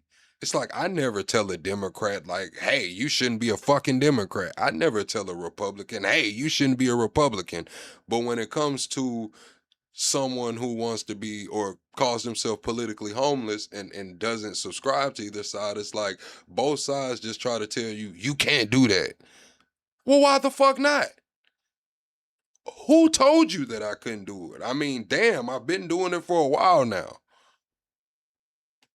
and I don't understand why why they a Republican, is the light and the insight that I had to get. And ultimately it was people that stood 10 toes down and didn't change just because they wanted somebody to feel good about them, which gave me some incentive to do my own research. And then that's what led me to being Republican myself. You said black culture has become, quote, I'm reading from something that you said here, too victim oriented.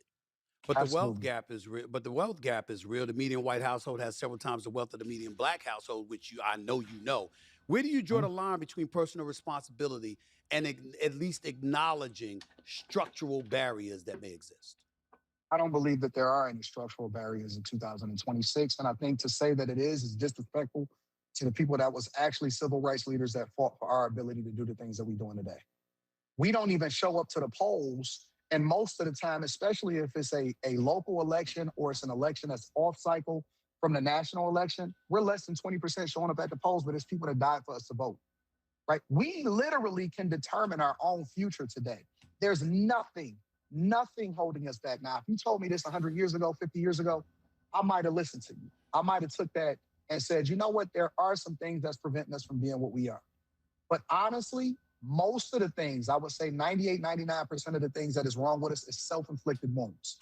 And life is 10% of what happens to you and 90% of how you react to it. So if you're telling me, like, for example, they'll use, schools and HBCUs or whatever. I went to community college and I made my way through corporate America and got to some of the highest levels in corporate America in banking, information technology, UX, UI. I went to community college, transferred over to before I went to community college, I got a job at the University of Michigan. The University of Michigan then helped pay for my education to go to a major university after I transferred from that community college. Why don't we embrace that? Why don't we embrace trades? Why don't we embrace, different cultural norms that's not toxic to us? So in 2026, if I'm expected to teach my daughter, who just turned 18, that there's something that's preventing her from being successful and she need a leg up or a handout in order to be that, it'll be a cold day in hell before I ever tell her that. See, you and I disagree in this regard. I believe that when you talk about most of our issues are self-inflicted, I'm just not going as high as the 98% that you threw out there. I think it's more. Yeah, I'm gonna be honest, chat. Like when people come in and try to sway my opinion, like I've had people hit me up, trying to sway my opinion or change the narrative of my show or whatever. It just always behooves me. It's kind of like, yeah, I know that if I jumped on the Republican bandwagon or whatever, that I would get super chatted the fuck up all day long, being in the echo chamber. I know that if I sat here and just went full-blown Democrat and pulled out a damn LGBTQ trans flag, that I would get a lot of super chats. But that's not me, chat. Like, I just want to be me, bro. Like, I tell y'all this shit every day. Like, I just want to be a dad, bro. And I want to be able to be successful. Leave my children something. Like, I'm not here to, pick a side just so I could run up a bag. Like, shit, I hang out. Like, this is what we do. If it takes us a little bit longer to make it, it just fucking does, bro. That's where I'm at with it. Like 70-30 personally. That's what I do. I think it's more like 70-30 in your favor. But I think it's more like 70-30. And here's why. Because I can use the word structural barriers, but then I can turn around when you debunk that and say, okay, no proverbial glass ceiling. I certainly believe that exists. There's definitely a proverbial glass ceiling. Barney Joseph said, dude, shut up. How about you go home, Barney? Go home, Barney. When you walk into, again, you walk in, like, for example, let me use me for example, because you'll appreciate this. So everybody talks about me and they talk Miko said, "Hey, plug, get money from the Israelis." Yeah, I don't think I want the $7,000 either, man. I'm pretty cool on the 7 bands, Yeah, I'm all right on that. about my contract, and I signed this contract with ESPN. All Beautiful, and congratulations on that. I appreciate that. And I saw your comments. Thank you for that. But let me say this to you, bro. It was after I worked in the business for 20 plus years, and if it was after I watched a multitude of people get their paper. So I have this saying, and I'll give you the floor to answer this. All right, chat, man. We gotta tell the purple dinosaur good night, man. Everybody tell Barney good night. I think he skipped his melatonin. Maybe he's been up too long. He's a little sleepy and tired, and he's getting grumpy. So we're gonna put Barney to bed. Everybody tell Barney good night. Good night, Barney. We'll see you maybe when I unblock your fucking ass, man. The hell out, Barney. I've had this saying. When the white folks catch a cold, black folks catch pneumonia. It's always worse for us. And the system is designed in such a way where it doesn't mean that you won't get yours. It doesn't mean that you can't get yours as a black person. But usually there's a figurative line, and it's going to be somebody white ahead of you that's going to get it. That's what Who's I mean. ahead of you right now? Who's ceiling. ahead of you, Stephen A? Nobody. You ain't even. That's after, but that's after 20 plus years, though. But that means you worked your ass off. Yes, exactly. I read your book. I know everything that you went through. I know where you got started. I know what happened at Winston-Salem. I know how What's you up, got injured. I OG know where your pal? inspiration came from, right? I know that you was over in Philadelphia really working your ass off in order to get to the spaces that you in. I know that you took accountability for your contract not going the way that it was supposed to go in 2009, right? Yep. I know that you talked to the head of ESPN and he told you that your time wasn't up yet, but you worked your ass off. Right? You wrote articles. You did everything that you needed to do. I know that you leveled up and nothing that you did could be taken away from you because you earned everything that you have. You didn't run in the Victim Olympics, and I think that you're handicapping other people because you deserve that $100 million. Hey, Mike, Micho, don't tell nobody else this shit. Hey, don't tell nobody else this shit, man. You be careful and don't tell nobody else this shit, man. A contract. Nothing in your book, not one thing that I read in your book, straight shooter. Not one thing that I read in your book. Even when it came to your childhood and your father and you describing everything that he did that ultimately led you to becoming the man that you, even when you talked about kids teasing you based off of dyslexia and everything, not one thing in your book did you ever make an excuse for and say, you know what, I'm a victim. You use that as leverage and motivation to push you further. Yeah. And you are the top dog in the field right now. But I appreciate that. But how can you make that argument, Stephen A., when that's not even a reflection of what your life is? Because what I'm saying to you is that just because I'm not encouraging anybody to embrace victim mentality. I apologize if I gave that impression, but I had to be that dog. I had to push through. I had to keep going. All I'm saying is I acknowledged in my own. My thoughts on this conversation, honestly, I'm looking at it from a creator's perspective. So when I'm watching this with you guys, I'm listening to what they're saying and their takes. But I'm also looking at it from a creator perspective. I'm looking at it like shit, Anton made it. Like he's on straight shooter. This is he's probably like 7-8 years into his YouTube game. He's just now hitting his peak. He's on straight shooter with Stephen A. Smith. Fuck with a whole hour-long episode one-on-one. I mean, I kind of know where Anton's stances are. I know where Stephen A's stances are. So to me, this is just watching two creators finally get the collab. Is that I was going to have to maneuver my way through in order to ascend. I knew it wasn't going to be easy, and I wasn't going to embrace the victim mentality. But it doesn't mean that I was walking around acting like it didn't exist. I just knew I had to overcome it because bitching and whining about it ain't going to get it done. I knew that. That's all I'm saying. That's entirely different than saying it doesn't exist. When we say that, we give people permission to bitch and whine. And I'm gonna just tell you, say that. When we sit here and we look at the quote unquote wealth gap. Okay. If you really do your due diligence and you study, you'll realize that we demonize and we make the person a litmus, the person that we're chasing, white people. I will tell you that all you got to do is look at the census and look at the income. What's up, Chris? And I will tell you that white people are not ahead of us that much. They're about right here. The real people that's generating the most revenue and the highest household income on average are Indians and Asians. Mm-hmm. It's not white people. So why do we use white people as a scapegoat or as a measuring stick for what it is that we need to do and automatically qualifying them? Because I could tell you when I was in my software engineering classes, there were no black people. All of them was going into business. All of them was doing marketing, and all of them was doing a bunch of stuff that they wasn't really trying to do because it was easy for them to stay in school and still qualify for their student aid.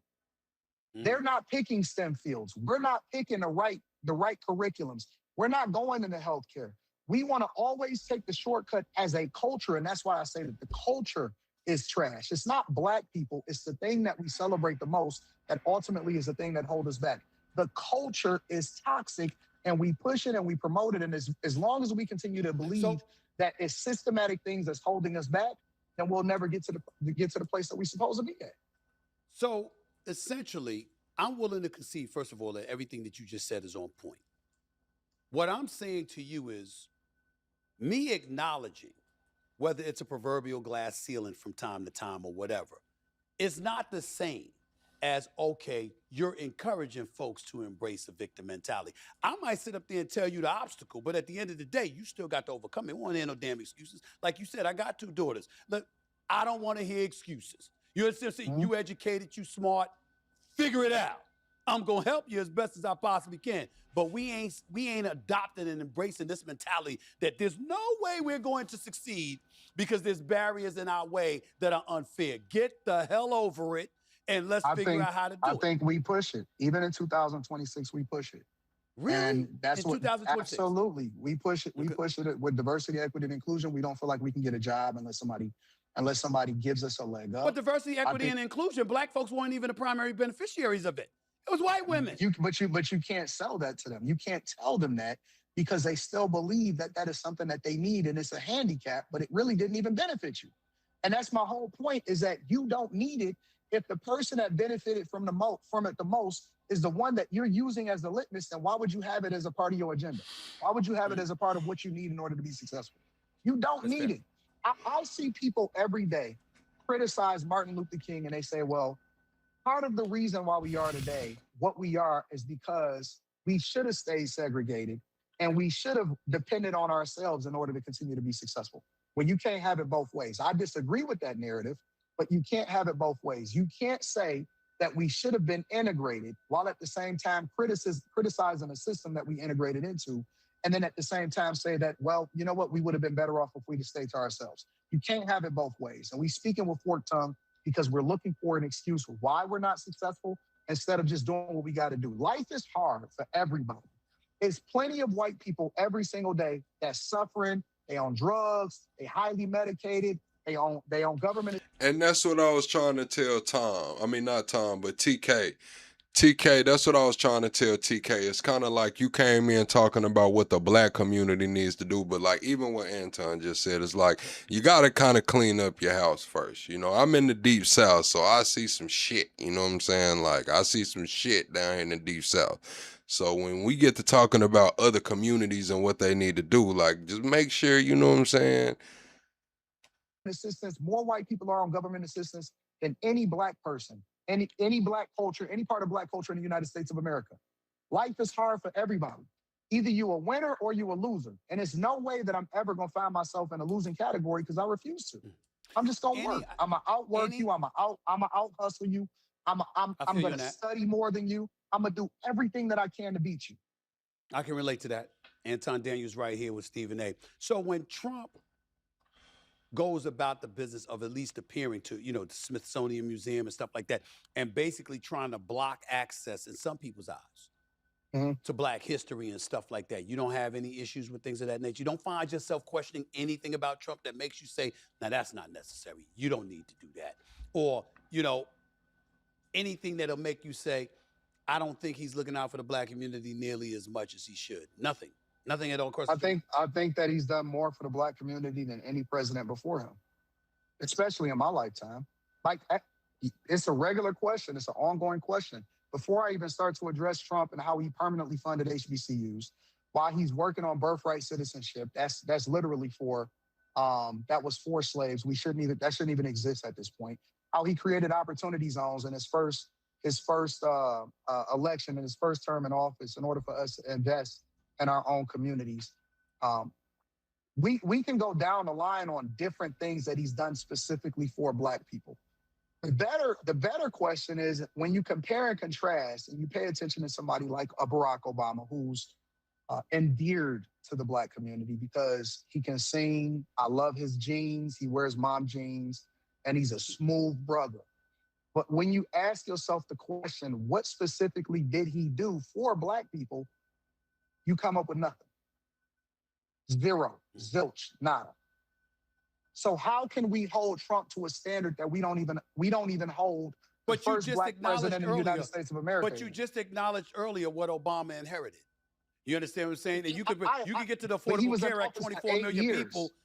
I'm sorry, 24 million additional people on have healthcare insurance. You could put some people will point to that. Some people will point to that. The healthcare system as it stands today. The Department of Education as it stands today. It is all horrible. It is bad. And again, we diverting away from the question, what specifically did he do for black people? Because we hold Trump to a standard that we don't even hold Obama to. That wasn't the question, Anton. The question was you don't have any complaint. Let's go back to the original question. Than any president before him. My whole point is that you don't need it if the person that benefited from it the most is the one that you're using as the litmus. Then why would you have it as a part of your agenda? Why would you have it as a part of what you need in order to be successful? You don't need it. I see people every day criticize Martin Luther King and they say, well, part of the reason why we are today, what we are, is because we should have stayed segregated and we should have depended on ourselves in order to continue to be successful. People are on government assistance than any black. I refuse to. I'm just gonna work. I'ma outwork you. I'ma out hustle you. I'm gonna study more than you. I'm gonna do everything that I can to beat you. I can relate to that. Anton Daniels right here with Stephen A. So when Trump goes about the business of at least appearing to, the Smithsonian Museum and stuff like that, and basically trying to block access in some people's eyes to black history and stuff like that. You don't have any issues with things of that nature. You don't find yourself questioning anything about Trump that makes you say, now that's not necessary. You don't need to do that. Or, anything that'll make you say, I don't think he's looking out for the black community nearly as much as he should. Nothing. Nothing at all. I think that he's done more for the black community than. So yeah, that's what I mean. Like he didn't answer the question. Stephen A. didn't ask you what has Trump done for the black community. So he shook his head no, like no, I don't have any gripes, but he didn't actually say no. So for him to actually answer the question, he would have had to say, well, no, there's nothing that he's done. Like I don't care about the Smithsonian, I don't care about that. And then he could get into what Trump has done. But just to say this is what Trump has done is kind of totally deflecting from the question. It's kind of totally deflecting from the question. And any president before him, especially in my lifetime. Like, it's a regular question. It's an on Obama too. That's good. That's Nobody can point to one thing. I could tell you what he did for the LGBTQ community, though. fair enough. You're moving deep. And then it goes all the way to Obama. It's kind of like he asks you, do you have any gripes with Trump removing Black history, with Trump doing these things to the Smithsonian? Is there any gripes you have with Trump? And you go full circle to Obama. I don't know. Deeper in the political commentary, obviously. Elections, Trump, Black conservative space. Are you yourself becoming a political figure in your mind, or is politics just content?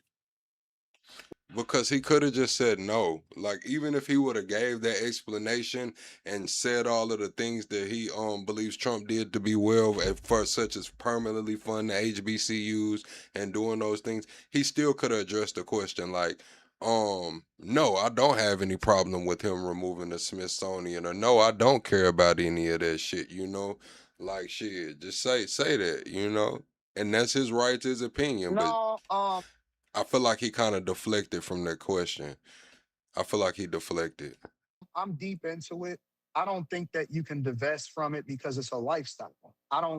So for example, I believe you should live and be a reflection of whatever it is that you stand for, right?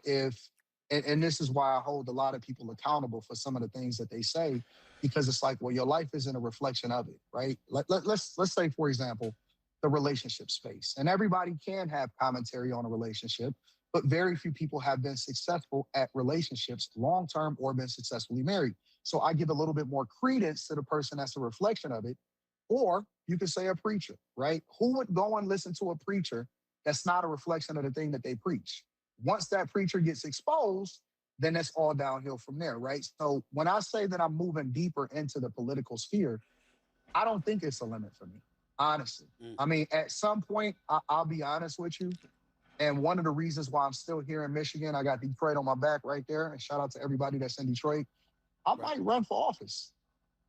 The only reason that I haven't so far is because it would limit my financial ability to really add value to my family at this point. There we go. So you relate. So you relate to all the news I made. Hell, I ain't giving up that money. I ain't giving up that money there, Anton. It ain't happening. I worked too hard to get this money. I'm not giving it up, bro.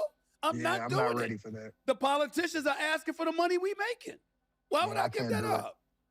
Why would I give that up? Because I believe that, you know, you truly have to be a public servant. I don't like the political landscape. I think that Congress, it aggravates me that Congress still gets paid while they control the purse strings to the country, and TSA agents ain't getting paid. I believe that they need term limits. You know, it's a lot of things that I think needs to happen. But more importantly, I believe that the true heart of what we do politically is what we do locally. I know we focus a lot on what's happening nationally. We focus on Congress. We focus on the president. We focus on the Senate. But we really need to be focusing on millages. We need to be focusing on policy that's happening inside of these cities. I see what's happening in New York. They promised y'all a lot. I'm gonna be honest. I see you say Anton has such incredible college degrees and career titles. I'm when it comes to his educational background, that really doesn't matter to me. Like, he's really performing at a high level right now on YouTube. He's pushing out the content. He's getting visibility, and right now he's on fucking straight shooter with Stephen A. Smith. So, I don't know if y'all take financial advice from him or not. I don't know. You know, I watch his show though. But as far as putting out the content, yeah, he's on a high level. Not many people are putting out the content at the pace he's putting it out. But now they're looking to raise property tax values maybe 10%, right? I think that local politics is more meaningful than what's happening on a national scale. Got you. Before I let you get on out of here, just a few more questions. When you think about what you've done and what has resonated most, some people would think it's you and Corey Holcomb. Some people would think it's your politics. I mean, what was it for you? I mean, what that experience, I watched it. I ain't got too much to say about it. I ain't trying to get in that mess. I'm surprised. But You should. well, just listen, man. Listen, Cat's gonna talk, and I'm like, Yeah, he's doing. You said for people who aren't in the content creators, he's a nobody. Yeah, no, I understand. I mean, shit, he's made claims that he's doing $1 million a month right now. He's doing $1 million a month off of his content. So that's a pretty high level, a really high level. like this. I got mad respect for how you handled yourself. I tell you that much. I got mad respect for how you handled yourself, and I think that it was a good conversation ultimately. But clearly things almost went off the rails, and I'm glad it did it because that wouldn't have been a good look for two brothers. No, absolutely not. Like that. Yeah. So, what were your thoughts? First of all, how have things been since that happened? And most importantly, do you like being popular for stuff like that, or is there something else you like being popular for more? I don't care about what I get popular for. I just think that I need to become more popular. And the reason that is because I think that once people discover you and they start to do a deep dive into what your conversation is or what your content is, that's the thing that then resonates with them. So people go viral every single day, for different reasons, but they're one-hit wonders or they fall off because they don't have anything that's relevant that allows for people to still follow them and keep them. So popularity and getting the word out and becoming more visible is necessary in order for you to be successful financially, is necessary in order for you to be successful as far as getting the word out or what it is that what you're trying to change as far as the culture. So it doesn't matter to me. Politics, popular culture, I'll take it all. But the algorithm, I don't believe that there's any such thing as bad news. But the algorithm rewards the most provocative version of That's oneself. true. So how do you make sure that the version that goes viral is also the version that's the most accurate? Well, I don't care about which version goes viral because people gonna do what they're gonna do, right? So I look at it as I put the medicine inside of the candy. The entertainment is why they do. Nah, you gotta understand that Anton has it's not all about like the views. It's also the amount of watch time. So he does live streams every day that get a lot of views. So that watch time is killing it. His super chats, he probably makes, 1,000, 2,000, 3,000, if not more, a episode in super chats. Then you gotta go to the shorts that he's clipping up. Then you gotta go to the live stream. He's clipping the live streams and uploading those as videos. Those videos do 30, 40,000 views. That's $500-$600 for probably a 10, 15-minute video. 20-minute video, it might be $1,000. He's uploading 3 of those a day. He has another channel that he's pushing out content on that I believe is at 1 million subscribers already. Then he has a panel channel as well. On top of his Patreon, that's a paid membership to the Patreon. Like, yeah, I believe across social media, he's doing 1 million a month, at least at this point. Discover you. The medicine and what you do for them is how they stick around, right? And so I don't worry about what people do with it. Like, for example, there's plenty of people that'll take what you say or they'll react to what somebody else played of you, but they won't go to the original source and find out the full context as to why you said what you said. Now, you can't. He showed his YouTube revenue a few times on here. I think Anton has showed his revenue. Teach that. It's a certain type of person that's gonna go to the original source and want to watch the whole thing, right? I'm the type of person that I want to read your whole book because I want to understand the mindset as to why you did it when you did it. You can't teach that. So people are gonna discover you and they're gonna take the information and they're gonna do whatever it is that they're gonna do. I can't. Good night, Ashley. We'll see you next time, Ashley. Last question, and I said this on a recent interview that I did. It's like, to me personally, I've always been partial to Black conservatives in this regard. I think that Black conservatives have been victimized. Even, no matter how many times I went to the poll and voted for a Democrat, it always disgusted me that the default position is you must. Look at Mansa says, what the fuck is what is y'all problem? You want to trade places with him? Makes me sick. I'm out. Well, don't let the door hit you on your motherfucking way out.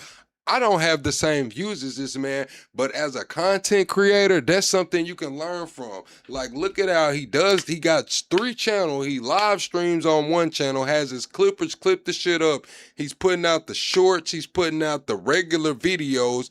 He's has a Patreon that's a paid membership. Like, that's a business model. That if you're gonna be out here doing content, you should at least be able to have the business structure around it. You see the flows of how he's being able to sustain, and not only sustain, reinvest that money to grow and create visibility.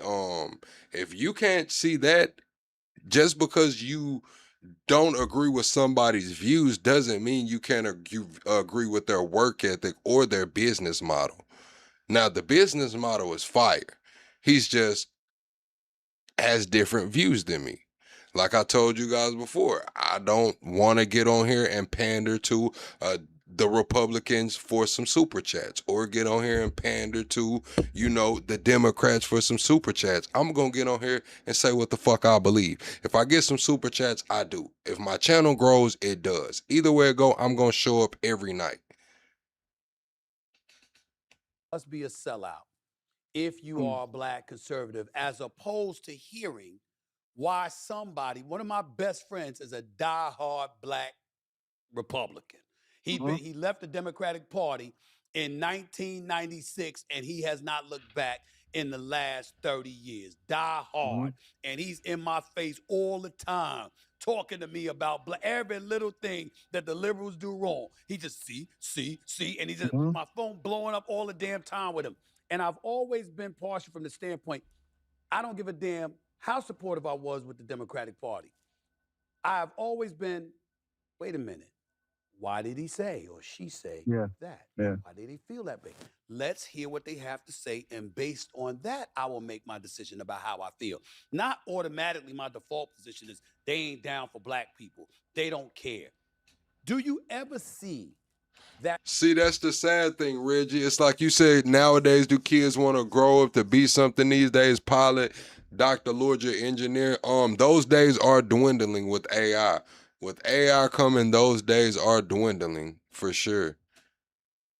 That kind of mentality being rectified, particularly in this day and age, considering how hostile things are? I just seen a self-driving diesel with not 2 cabs, but 3 cabs. They had the damn diesel driving itself with 3 damn cabs on it. It's crazy. Never. It'll think it's never going go forever? away. You think it'll never go away? I watched this past weekend Boys in the Hood. And it's so funny because as I watched that movie, and it came out in the early 90s, I also watched New Jack City, and I watched Menace to Society. And we did like a film study. We got this little group that we do a film study. And what I realized is that we haven't changed as a culture since the early 90s. We have the same narrative. We have the same talking points. We look at women the same. We look at the system the same. We have not changed. The hood is the same as it was back then. Everything is literally the same. Now, that was the 90s.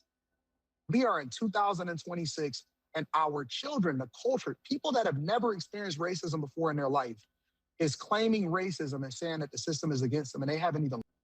See, that's the thing. Reggie, you say I'm a wetland scientist. I use an AI for a lot of writing, but can't no AI go out in the field and survey wetlands, habitat, etc. AI is definitely a game changer. Maybe for a couple years. I'm just gonna be real, Reggie. Bill Gates talking about putting a satellite up there that can look at every square inch of the world and process that data. They sent a couple little rover robots out there to take some damn field samples and some pictures and shit. Use 3D imaging for the rest of that shit, man. Your job might be on the line too. I'm not gonna lie to you, Reggie. Your insurance costs too much, man. They tired of you calling in and shit. Live life long enough to see what the system is. Their brains aren't even fully developed because your brain isn't fully developed until you're in your mid-20s. They're automatically teaching racism, and they're teaching victim Olympics to them. And it's a generational curse that we continue to pass down, and we continue to pass down. I don't think that it's ever going away. I don't think that'll ever go away until the end of this earth. I never see it going away. Racism will be a part of the conversation. Um, gentrification will be a part of the conversation. Systematic oppression will be a part of the conversation. All of these are talking points and terms that we use to justify why we are in the place that we are. I don't see it happening. The only thing that you can do as an individual is to do your part, get the beam out of your own eye, and be a reflection of the thing that you advocate for. They can call me a sellout, but everybody that works for me is Black. And 80% of them are women. You see what I'm saying? Is it about your talking point, or is it about what your life is like? Right. So I don't pay attention to it. My I can goal is to respect save that, who I can, add value where I can, and make as much even money though as I I can. disagree with a lot of his Last points. question to you: if you had your way and you got to impact me and my mode of thinking, or what I choose to articulate or whatever, what would you do? What would you do? And so if you put me in one of them spin things and just tried to change me up, what would you do to me, Anton? What would you do? Honestly, it's a difficult question because I understand your position and I'm looking at it from your lens, right? So, for example, I understand that you're wearing multiple hats and you're crossing boundaries when it comes to sports, politics, popular culture. I watch everything that you want. I read your book, obviously. I look at the podcast that you go and visit, and you know how you talk about your life and even relationships and things like that. And so you're kind of stuck between a rock and a hard place, because I believe that one of the reasons why you are so successful is that you're able to navigate through all of these different lenses while at the same time not alienating anybody in particular. To answer your question with that context, I would push you to be 100% hardcore Republican and standing on that, because I think that it's the right thing to do. And I think it's the true representation of what Black people originally are. We are a party. We originally from the Republican Party, right? We are conservative. So this is the thing. You say censorship on platforms could wipe out his income, and people like him, content generators, are the easiest to replace with AI. That's true in a sense, but also that's why it's about the brand. That's why it's about the name recognition. That's why when you say you want a Coke or a drink or a soda, you know, it's a difference. When you say you want a Coke in the South, you can mean a lot of different things. But when you're not in the South, you say you want a Coke, people know exactly what you mean. When you say you want a Mountain Dew, people know exactly what you mean. When you want a Pepsi, people know exactly what you mean. When you want to come watch Plugsation, people know exactly what you mean. So yes, you are right. They can be phased out, but that's where brand and identity play a major role. That's where visibility plays a major role, because it doesn't matter how good the replacement is, it'll never quite hit the same. So that's why once you get your brand and you get that cemented, you fare off a lot better. Conservative people. Everything that we do, from the way that we live our lives to the money that we make, and even how it is that we raise our children, we are supposed to be a conservative people. So if you're asking me what I would tell you to do from a moral perspective, I would say to lean more into conservatism and to be a Republican. If you're asking me what I would tell you to do as far as making sure that you impact the most people possible, especially whatever your future prospects is, I'm hearing that you're thinking about Mullen running for office one day, then I would tell you to continue to do exactly what you're doing. But it depends on the path that you're trying to take long term. Great answer. Look, my man, I appreciate the time. It was And what I'm saying is, like, yes, AI will take a lot of the doom scrolling, but people showing up to show out, if you have that brand, you have that audience, you have that community built, they're going to show up, and it'll still continue to grow as long as you have that core audience that will be there for when you do have that visibility, when you do get that virality, and that's where you get the snowball effect and the community grows. So right now, all creators need to be building brand, building community, because if not, you will be phased out. a great conversation. Even if you're demonetized, there's still a community. If you're demonetized, maybe you don't get the ad revenue, but it's still you have the community. Like Anton, even if he gets demonetized, he still has a Patreon. His Patreon's probably at minimum is doing probably 5 figures a month, so he's not flat on his ass. He go to another platform, and once you have that brand name like Pepsi, people will come find you. Once you have that brand, look at Nick Fuentes. Nick Fuentes is still banned on YouTube, but he has that brand name like Pepsi, so people go and find him. You got other creators that have been demonetized or banned. Like once you have that brand name and people seek you out, it doesn't matter where you go. If you have that community built, you have to have the community built. Glad.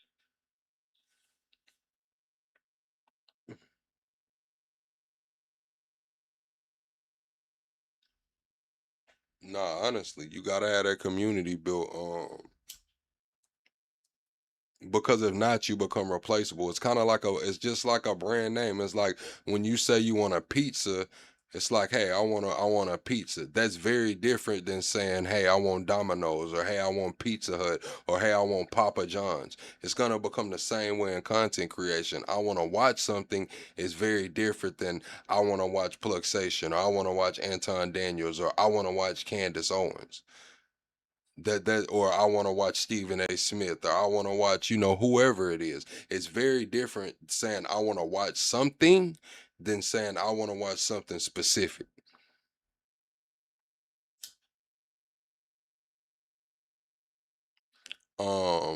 But yeah, Chad, that's the end of the episode, man. We finna get up out of here. I'm gonna take some questions. If y'all got any questions, nobody really joined the Discord voice chat, but it is what it is. But if y'all have any questions for me, y'all wanna hang out for a minute, we can hang out. But be sure to hit the like button. Let's get to 750 likes while we do this hangout. Because this is the way that if y'all have ever watched Gary Vee, the way Gary Vee explains it is that we're coming to the days of everything's gonna be automated to where we order everything. We already order our groceries online. We already have DoorDash. We already have everything. So it's gonna come to a point to where when you order pizza, the app is going to be making your decision. When you just say, hey Siri, or hey Claude, or hey whatever, order pizza, that sale is going to go to whoever the app has the contract with, or whoever is paying the most for that ad slot at the time, because you weren't specific. You said, hey, order pizza. That's very different than, hey, order me Pizza Hut. So that's where the brand comes in. It's going to be the same for across everything. If you're not specific, these apps are going to make the decision for you. And do you think the decision is going to be based off of, maybe you can click a setting based off of your data, your trending data, or the last thing you ordered, or maybe it goes to the highest bidder. Who knows? Good night, Possum.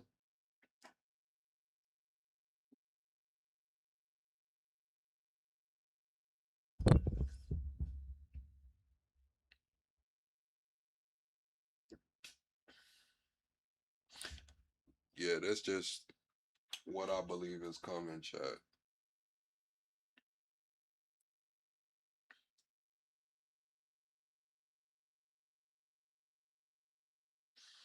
All right, man. We finna get up out of here though, chat. You said God's plan is coming, only one side pushing that message. It could very well be in motion. We see a lot of these things playing out geopolitically and throughout the world. So yeah, God's plan could very much well be coming. But you gotta understand too that when you say only one side's pushing that message, like, how can I say it? we'll say when it comes to religion, Democrats typically have more diversity. So when you say God's plan is coming and only one side is pushing that, we got to remember that Democrats have a lot of diversity when it comes to religion. Republicans typically don't.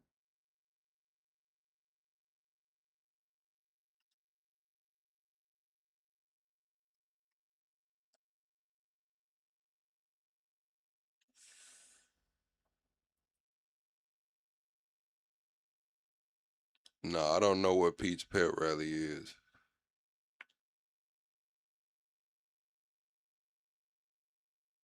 Yeah, Michael, the end of the world as we know it. Yeah, for sure. Borders are being rewritten right now, chat. Blood is being shed, borders are being rewritten, energy infrastructure is being taken out. So yeah, this is the end of the world as we know it. We also have technology getting to a point that we're getting to a point to where we don't know what's next. So yeah, the world is changing for sure. A speech? No, I didn't see it.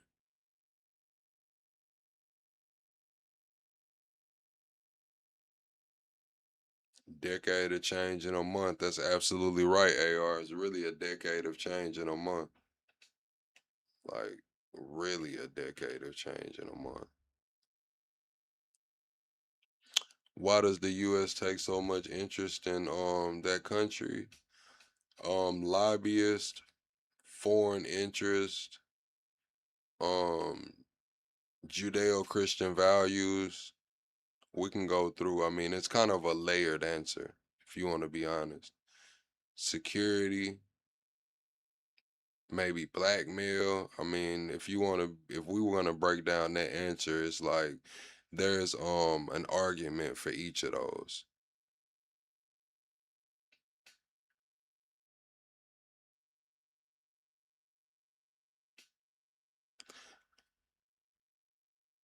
Good night, Carpet. Have a good night. Thank you for the gift and memberships as well, Carpet.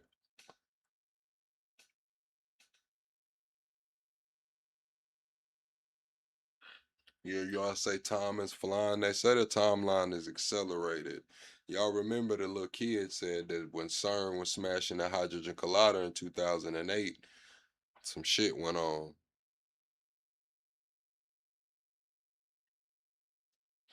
You said, you know why they say Antichrist will claim to know they plan. Nah, but I do know that I do know that there are some people advocating for the Antichrist. Need to see more advanced than the rest of the warhawks and neocons.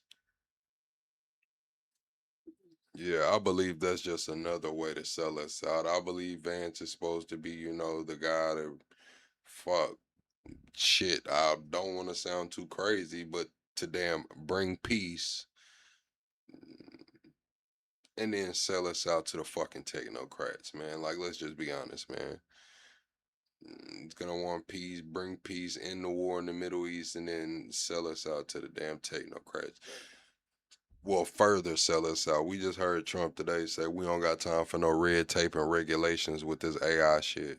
It's crazy.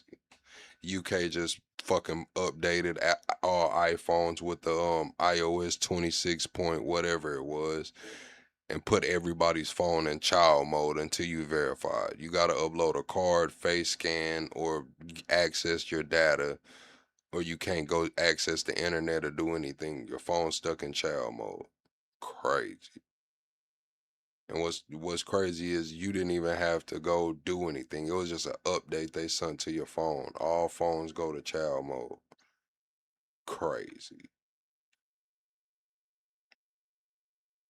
It's crazy, bro. Then the White House just dropped the app today that said they could remove or delete your storage if you download it. They could access your fingerprint data and shit. Man, this is crazy, bro. This is crazy, bro.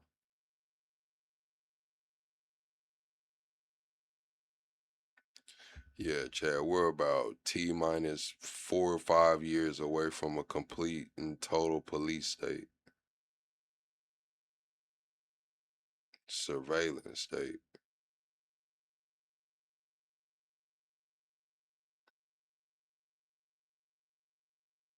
Once they figure out those data centers and that energy and shit, and have this 24/7 surveillance running through the AI processing the data instantaneously, man.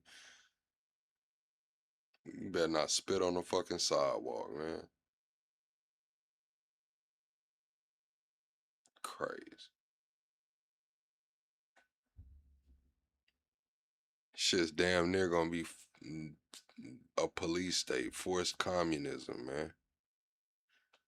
It's damn near gonna be forced communism. I mean, look, fuck, AI's gonna take all the jobs, the robotics gonna take all the jobs. We'll be looking around waiting on fucking UBI, and we're in a total police state. I mean, damn.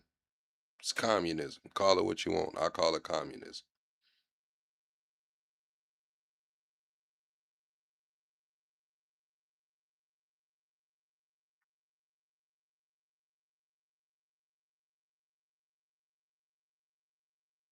Shit's crazy.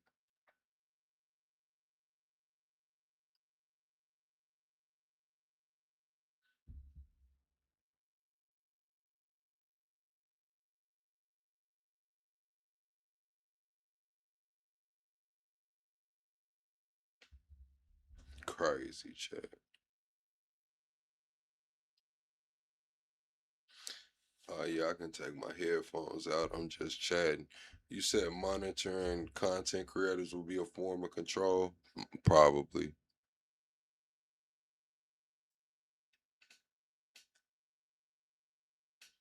Paul, you said let's make Black Lives Matter in Chicago again. How about that? I'm not from Chicago, but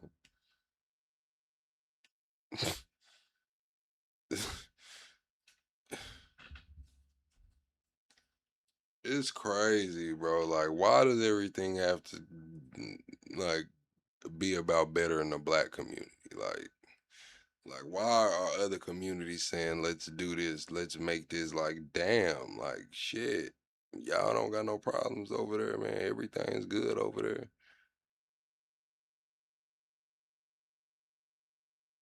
Didn't I just see Tim Tebow sit down and talk about all this child corn that was currently being downloaded? 70% of those downloading it was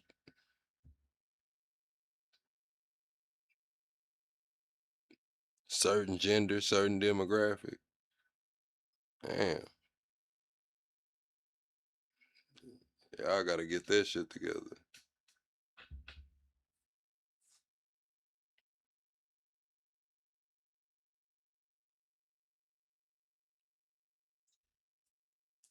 Tim Tebow said it, not me. Get mad at Tim Tebow. Tim Tebow said it, man. He pulled up the map.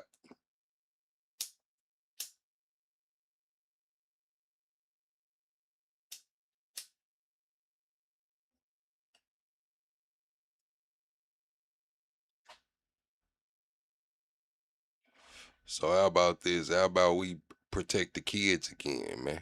Yeah, Tim Tebow pulled up a map of all the child corn that was currently being downloaded in the United States of America. And the data shows that 70% of those were white males downloading that child corn. Let's just be honest here, man. Tim Tebow said it, not me, man. So when we talking about getting the black community together and shit like that, hey man, y'all gonna have to get that shit together, man. Like, do we just said fuck kids, man? Just let these guys just download all this child corn, man. It is what it is. Then we complain about the Epstein files. We wonder why people can do wild shit to children and walk away with probation. Because motherfucker worried about the wrong shit. Everybody worried about black people, man. Everybody too worried about black people. Forget the kids, forget all the child porn that's being downloaded. We gotta go worry about what niggas got going on. It's crazy.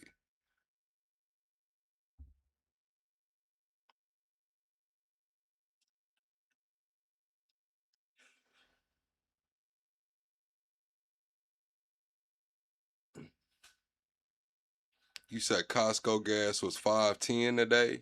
Damn.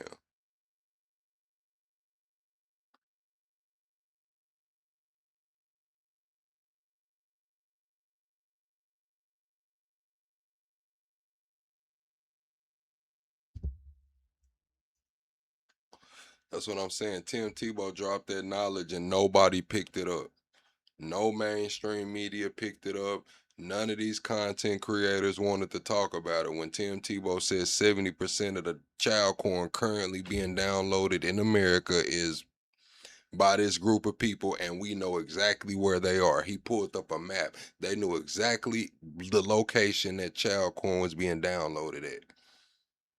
330,000 people in that moment, at that time, right then. Matter of fact, let me find this shit.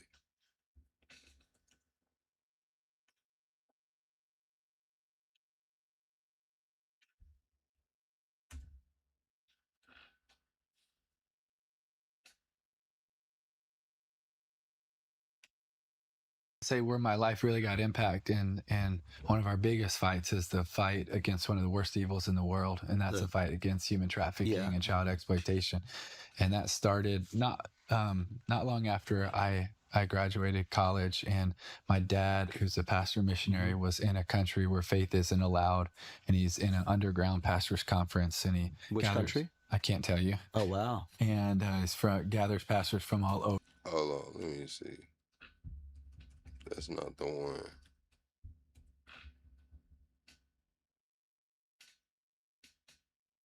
Here you go.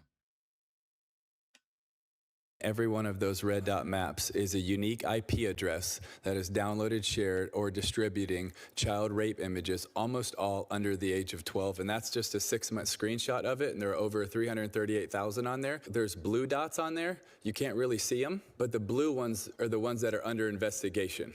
In a sea of red. Isn't that a problem of what we're talking about? Every one of those. I'm gonna let y'all hear that shit again. The blue dots are the only dots that are under investigation. This is all child porn under 12. We're not even talking about from 13 to 18.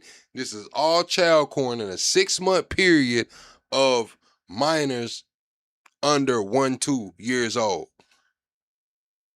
Red dot maps is a unique IP address that is downloaded, shared, or distributing child rape images, almost all under the age of 12. And that's just a 6-month screenshot of it. And there are over 338,000 on there. There's blue dots on there. You can't really see them, but the blue ones are the ones that are under investigation. In a sea of red. Isn't that a problem of what we're talking about?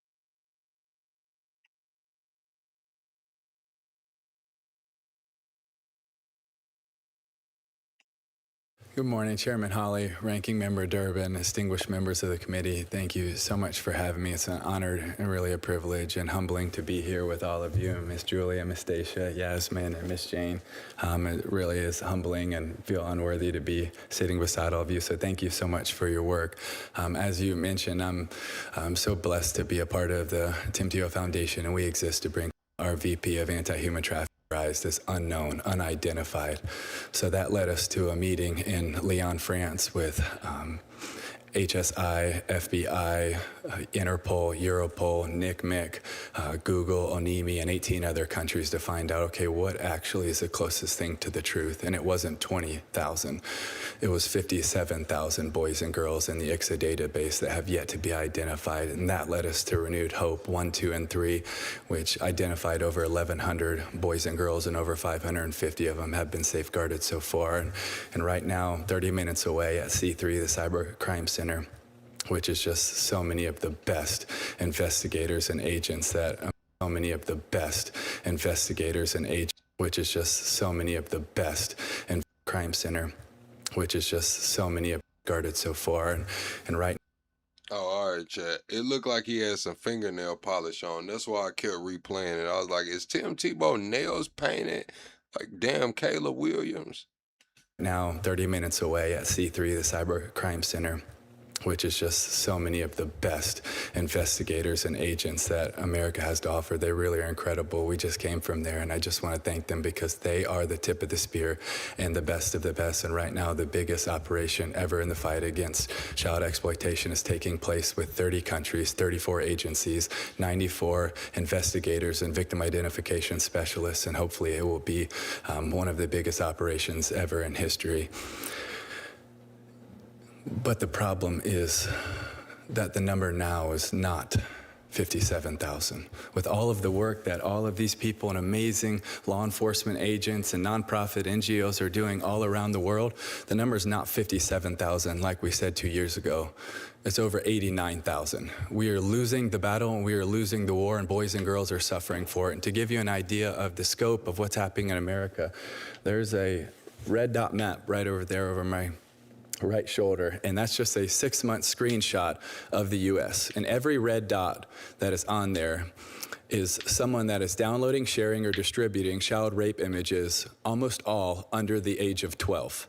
And there's over 330 of them just in that 6-month screenshot.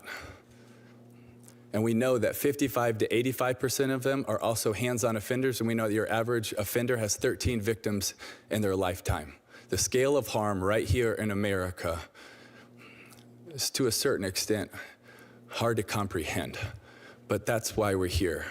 And when you knock down one of those doors, you also have no idea how many boys and girls you're going to find. From Operation Renewed Hope 1, one of the doors that was knocked down, when they went in and seized his computer, they found that he also had raped 30 other boys and girls in that neighborhood.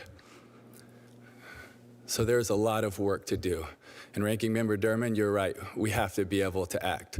A little over a year ago, I was at one of our protection centers, and a protection center has extra security because there's still a bounty and a price on these girls and young women's lives. And I was walking through the counseling rooms, and I walk up to one of the counseling rooms, and it's this beautiful couch, and it's got teddy bears and toys and children's books in it.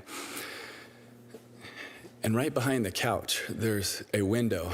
And right behind the window is the wall, and it's the edge of the protection center. And I look up to the top of the wall, and it's the razor wire all the way around the top. And I'm just looking at this picture, and it's a surreal picture because inside, those girls are gonna be cherished and loved and protected and cared for. But on the outside, they went through an earthly form of hell. And I'm standing there looking at this picture, and one of our team members comes and whispers in my ear as I'm looking at this picture. And he said, man, isn't it such a thin line between tortured and treasured? And he was right. It is a thin line between tortured and treasured. And you are that thin line. And all of you are that thin line. But we have to have more people on that line, and we have to do a whole lot more, and we have to do it faster. Because every day we wait, they're suffering, they're crying, and I believe right now many of them are praying that we would respond. But how are we really going to respond? Because I ultimately also believe that this is what we're called to do. And what is calling me, and in my opinion, the best definition is an urgent and divine invitation to accept responsibility for a particular task. But the question is, will we actually accept the responsibility of caring for these boys and girls and truly protecting them, or are we just gonna continue to talk about it? Because there's so much we can do, but the question is, will we? Thank you for having me, and thank you for letting me be a part. All right, chat. That was him talking about it. This the clip I was telling y'all about, though.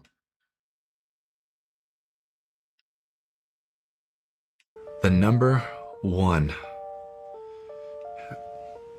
offender type is biological fathers, but by far it is being done by middle-aged Caucasian men.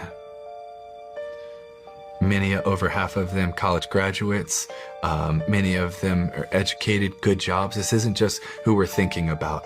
Like, they're you know, technical savvy, and I think that it is time that we call them out. Like, that we can't stand by and stand back. Like, we have to stand up and say, not only are we not doing our job as men, it's actually the opposite. Instead of being defenders and protectors of our families, we're hurting and abusing. All right, man. Like I said, chat, y'all can take that shit from Tim Tebow, man. Y'all ain't got to take that shit from me. So before you come to the black community talking about get Chicago and all that shit together, man, make sure that your neighborhood is all right, man. Make sure that everything is everything around your shit. You know what I'm saying? Honest.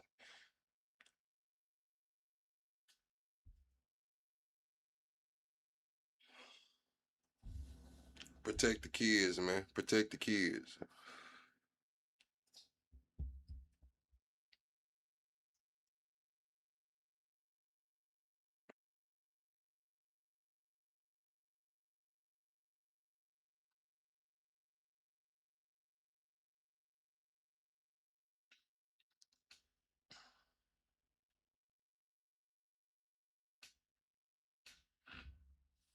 Right.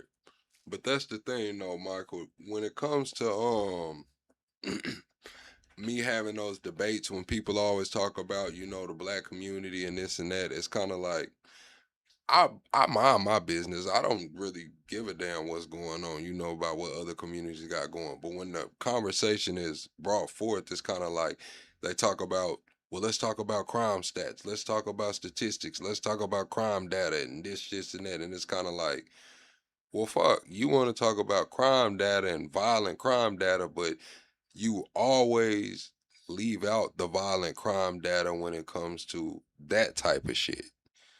You want to take into consideration all the aggravated robberies and unalivings and shit, but when it comes to fucking touching on kids and shit, that's just out of the window. Those numbers don't matter. Those numbers are, just we'll just switch the subject when that shit comes up.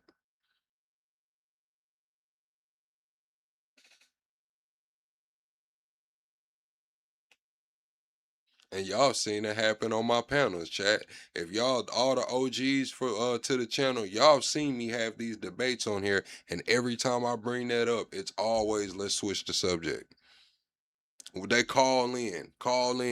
Well, the black crime data and shit, and I'm like, well, yeah. What about these offenders? What about these people that touching kids and shit? And you wonder why the system's flawed. You wonder why we get no justice for the Epstein files. You wonder why somebody can go in there and do such a vile and horrific act to an infant and walk out with probation, but your neighborhood crack dealer gets caught with 2 grams and he's going to the penitentiary. Why? That never rung a bell. Nobody thought to question why. Why are there so many people with level whatever offenders, crimes against kids on the fucking little list? Why are there so many of those? Motherfuckers getting caught with 7 grams of crack getting 20 years on a B.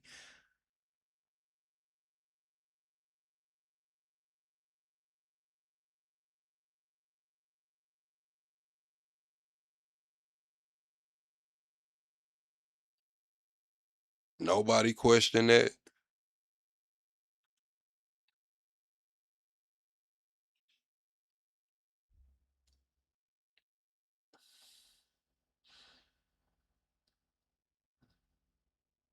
Come on, man. I've been in courtrooms with motherfuckers, chat. Courtrooms with motherfuckers who had crimes against kids, man, and walk out with fucking plead the shit down and walk out with probation. Same court session, somebody got caught with some cocaine and got sent to the penitentiary. Not even a lot of, excuse me, this is YouTube. I ain't even supposed to say that. Not even a lot of, white stuff. They got caught with some white stuff. Not even a lot of white stuff. Got sent to the penitentiary in the same damn court session that somebody did crimes against an infant, got to go home. Crazy, chat. When I seen that shit, that shit blew my mind.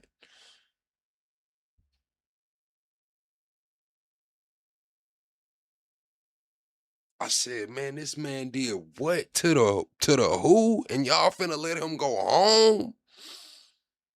I was befuddled, chat.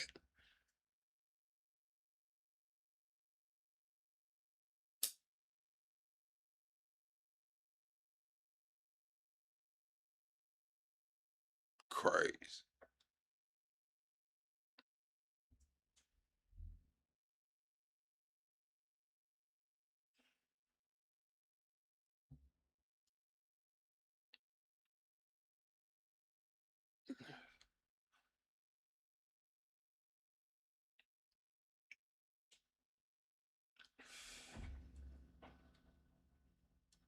Now they're coming up with this new term talking about barely legal and shit, man. Then they got the classification for barely legal from 1-5 all the way to 18, 19. I'm like, what is going on? Like, why do we even have a term for this shit, man?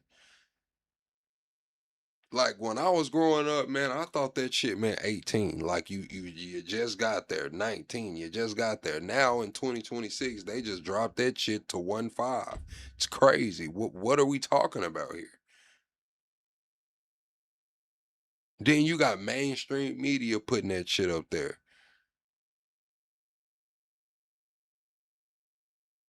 Shit's crazy, bro. This shit crazy.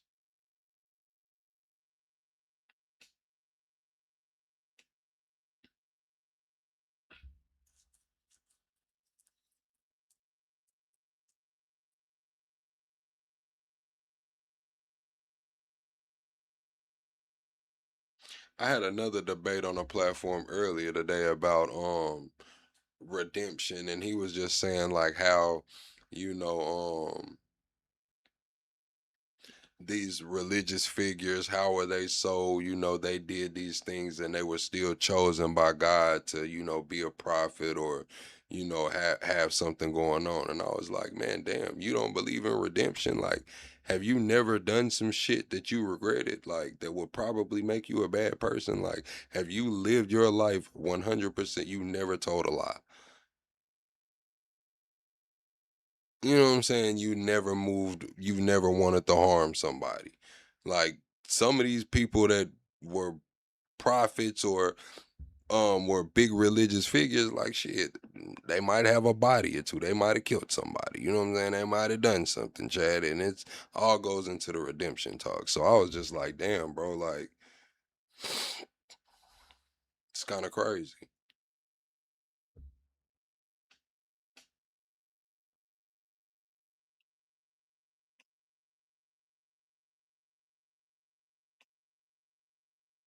I'm like, damn, I hope you didn't never want nobody to forgive you.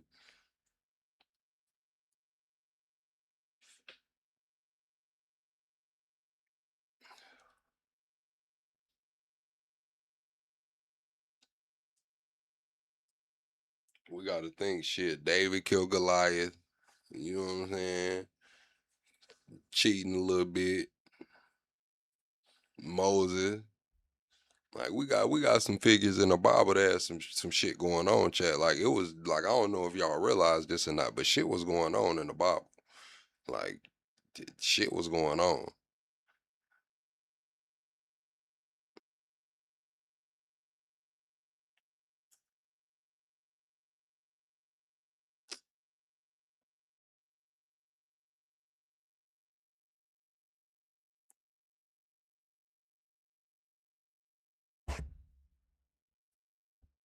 Shit was really going on.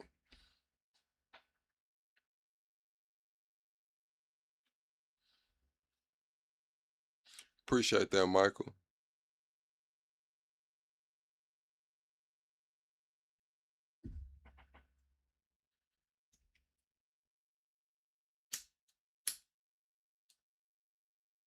But yeah, he was a Syrian. The guy that I was having the debate with, he was a Syrian, and he really was stuck in his ways, like he was getting really emotional about the things. I believe one of the questions was, um, do I feel that religion brings purpose or structure? And I said, okay, I'll tackle this by saying structure. Now I know a lot of wild boys, like wild men, like that was doing crazy shit, shoot 'em up, bang bang, or in the streets, that went to jail and came home practicing Islam. I said, now I'm not Muslim. I don't practice Islam, but I've seen the structure it put in their life. Now, they're not perfect people, but they have a sense of structure that they never had before. They're holding themselves accountable in ways that they did it. So I'm like, shit. So in that sense, I believe, yes, religion can bring structure. I said the same thing for Christians. When they come home, they want to live moral. They're like, hey, look, I've lived this certain type of lifestyle for long enough.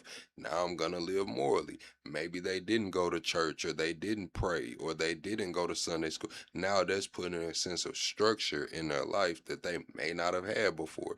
So yes, I do believe religion can bring structure, sense of purpose. Yes, it can bring sense of purpose. Does it always bring sense of purpose with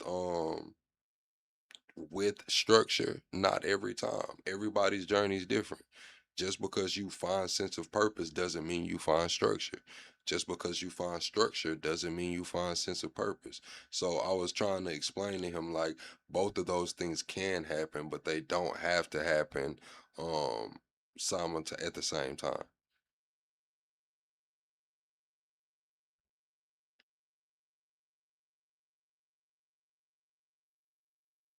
Yeah, this live. What you mean? I'm live.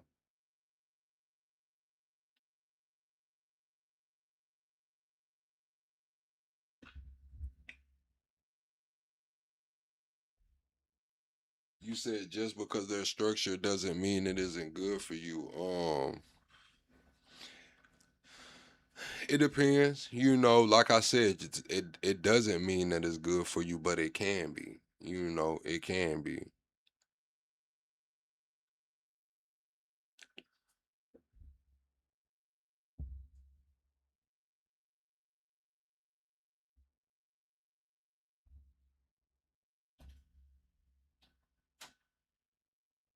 Another question that was posed to me was, would there be morality in the world without religion?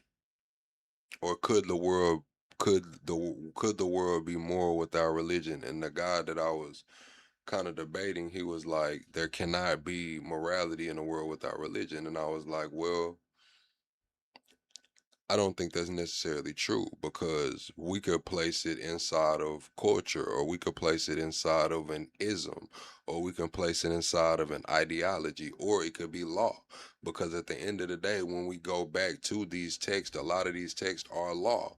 At the time, it was law. So you can have the law shape a moral society. Yes, it won't happen overnight. It might take 50 to 100 years of, of living in this type of environment, but you can have ideology and law shape a moral society.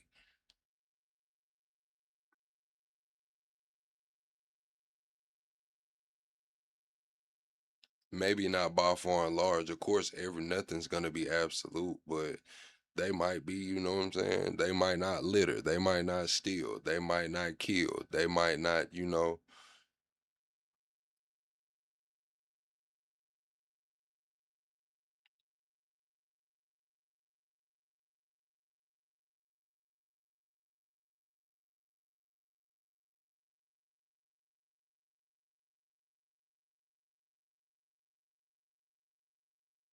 Correct. And then he was kind of like, well, what about an atheist? And I was like, well, shit, not all atheists are, you know, playing into the other different things, like some atheists are just don't believe in a higher power. They just believe in morality. Like, they know that it's wrong to harm people. They know that it's wrong to do certain shit. I mean, it's just, they just don't believe in a higher power. So they can still have some damn morals. What are their morals shaped by? We can say that society shapes them. We can say that them being around religious people shapes them. I mean, I would give that argument a listen.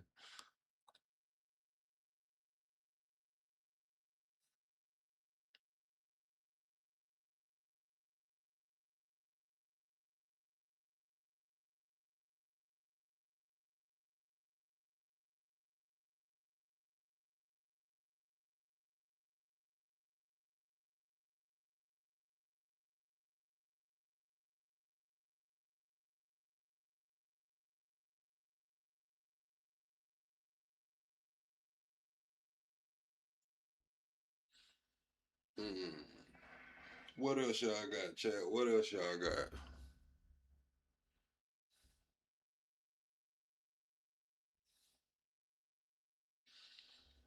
That is correct, John. You can choose friends, but not situations.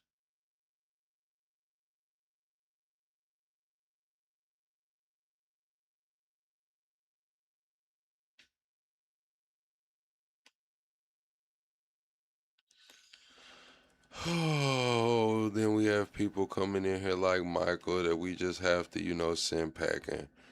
It doesn't matter. Michael doesn't even get a proper exit. Like, we're not even going to tell him good night. We're just going to get him the fuck up out of there. Not you, Michael. It's a different Michael. Not you, Michael Thomas. It was a different guy. Michael Moody. We had to get him up out of here, chat. He was a party pooper.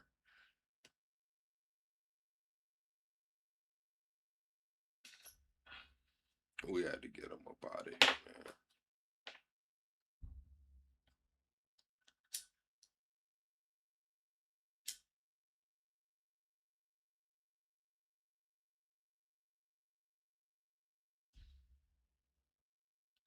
Yeah, I wonder what's to come for the weekend, though, chat. I wouldn't be surprised if we wake up to some different shit going on. To some energy infrastructure being hit. Real talk. But yeah, chat, I appreciate everybody for coming in tonight. We had a good night, you know what I'm saying? We had a really good night. We rocked out. We locked in for 5 hours. We are the weekend warriors, though. We are the weekenders, you know what I'm saying? So we will be back. We'll be back tomorrow night, man, at 10 o'clock. Be sure to have all post notifications on. Be sure to double tap the screen on your way out. And comment on the live after the video is over, man. After the video is ended, comment on the live, man. Let me know how you feel about this, chat. I'll see y'all on the next one. Good night, chat.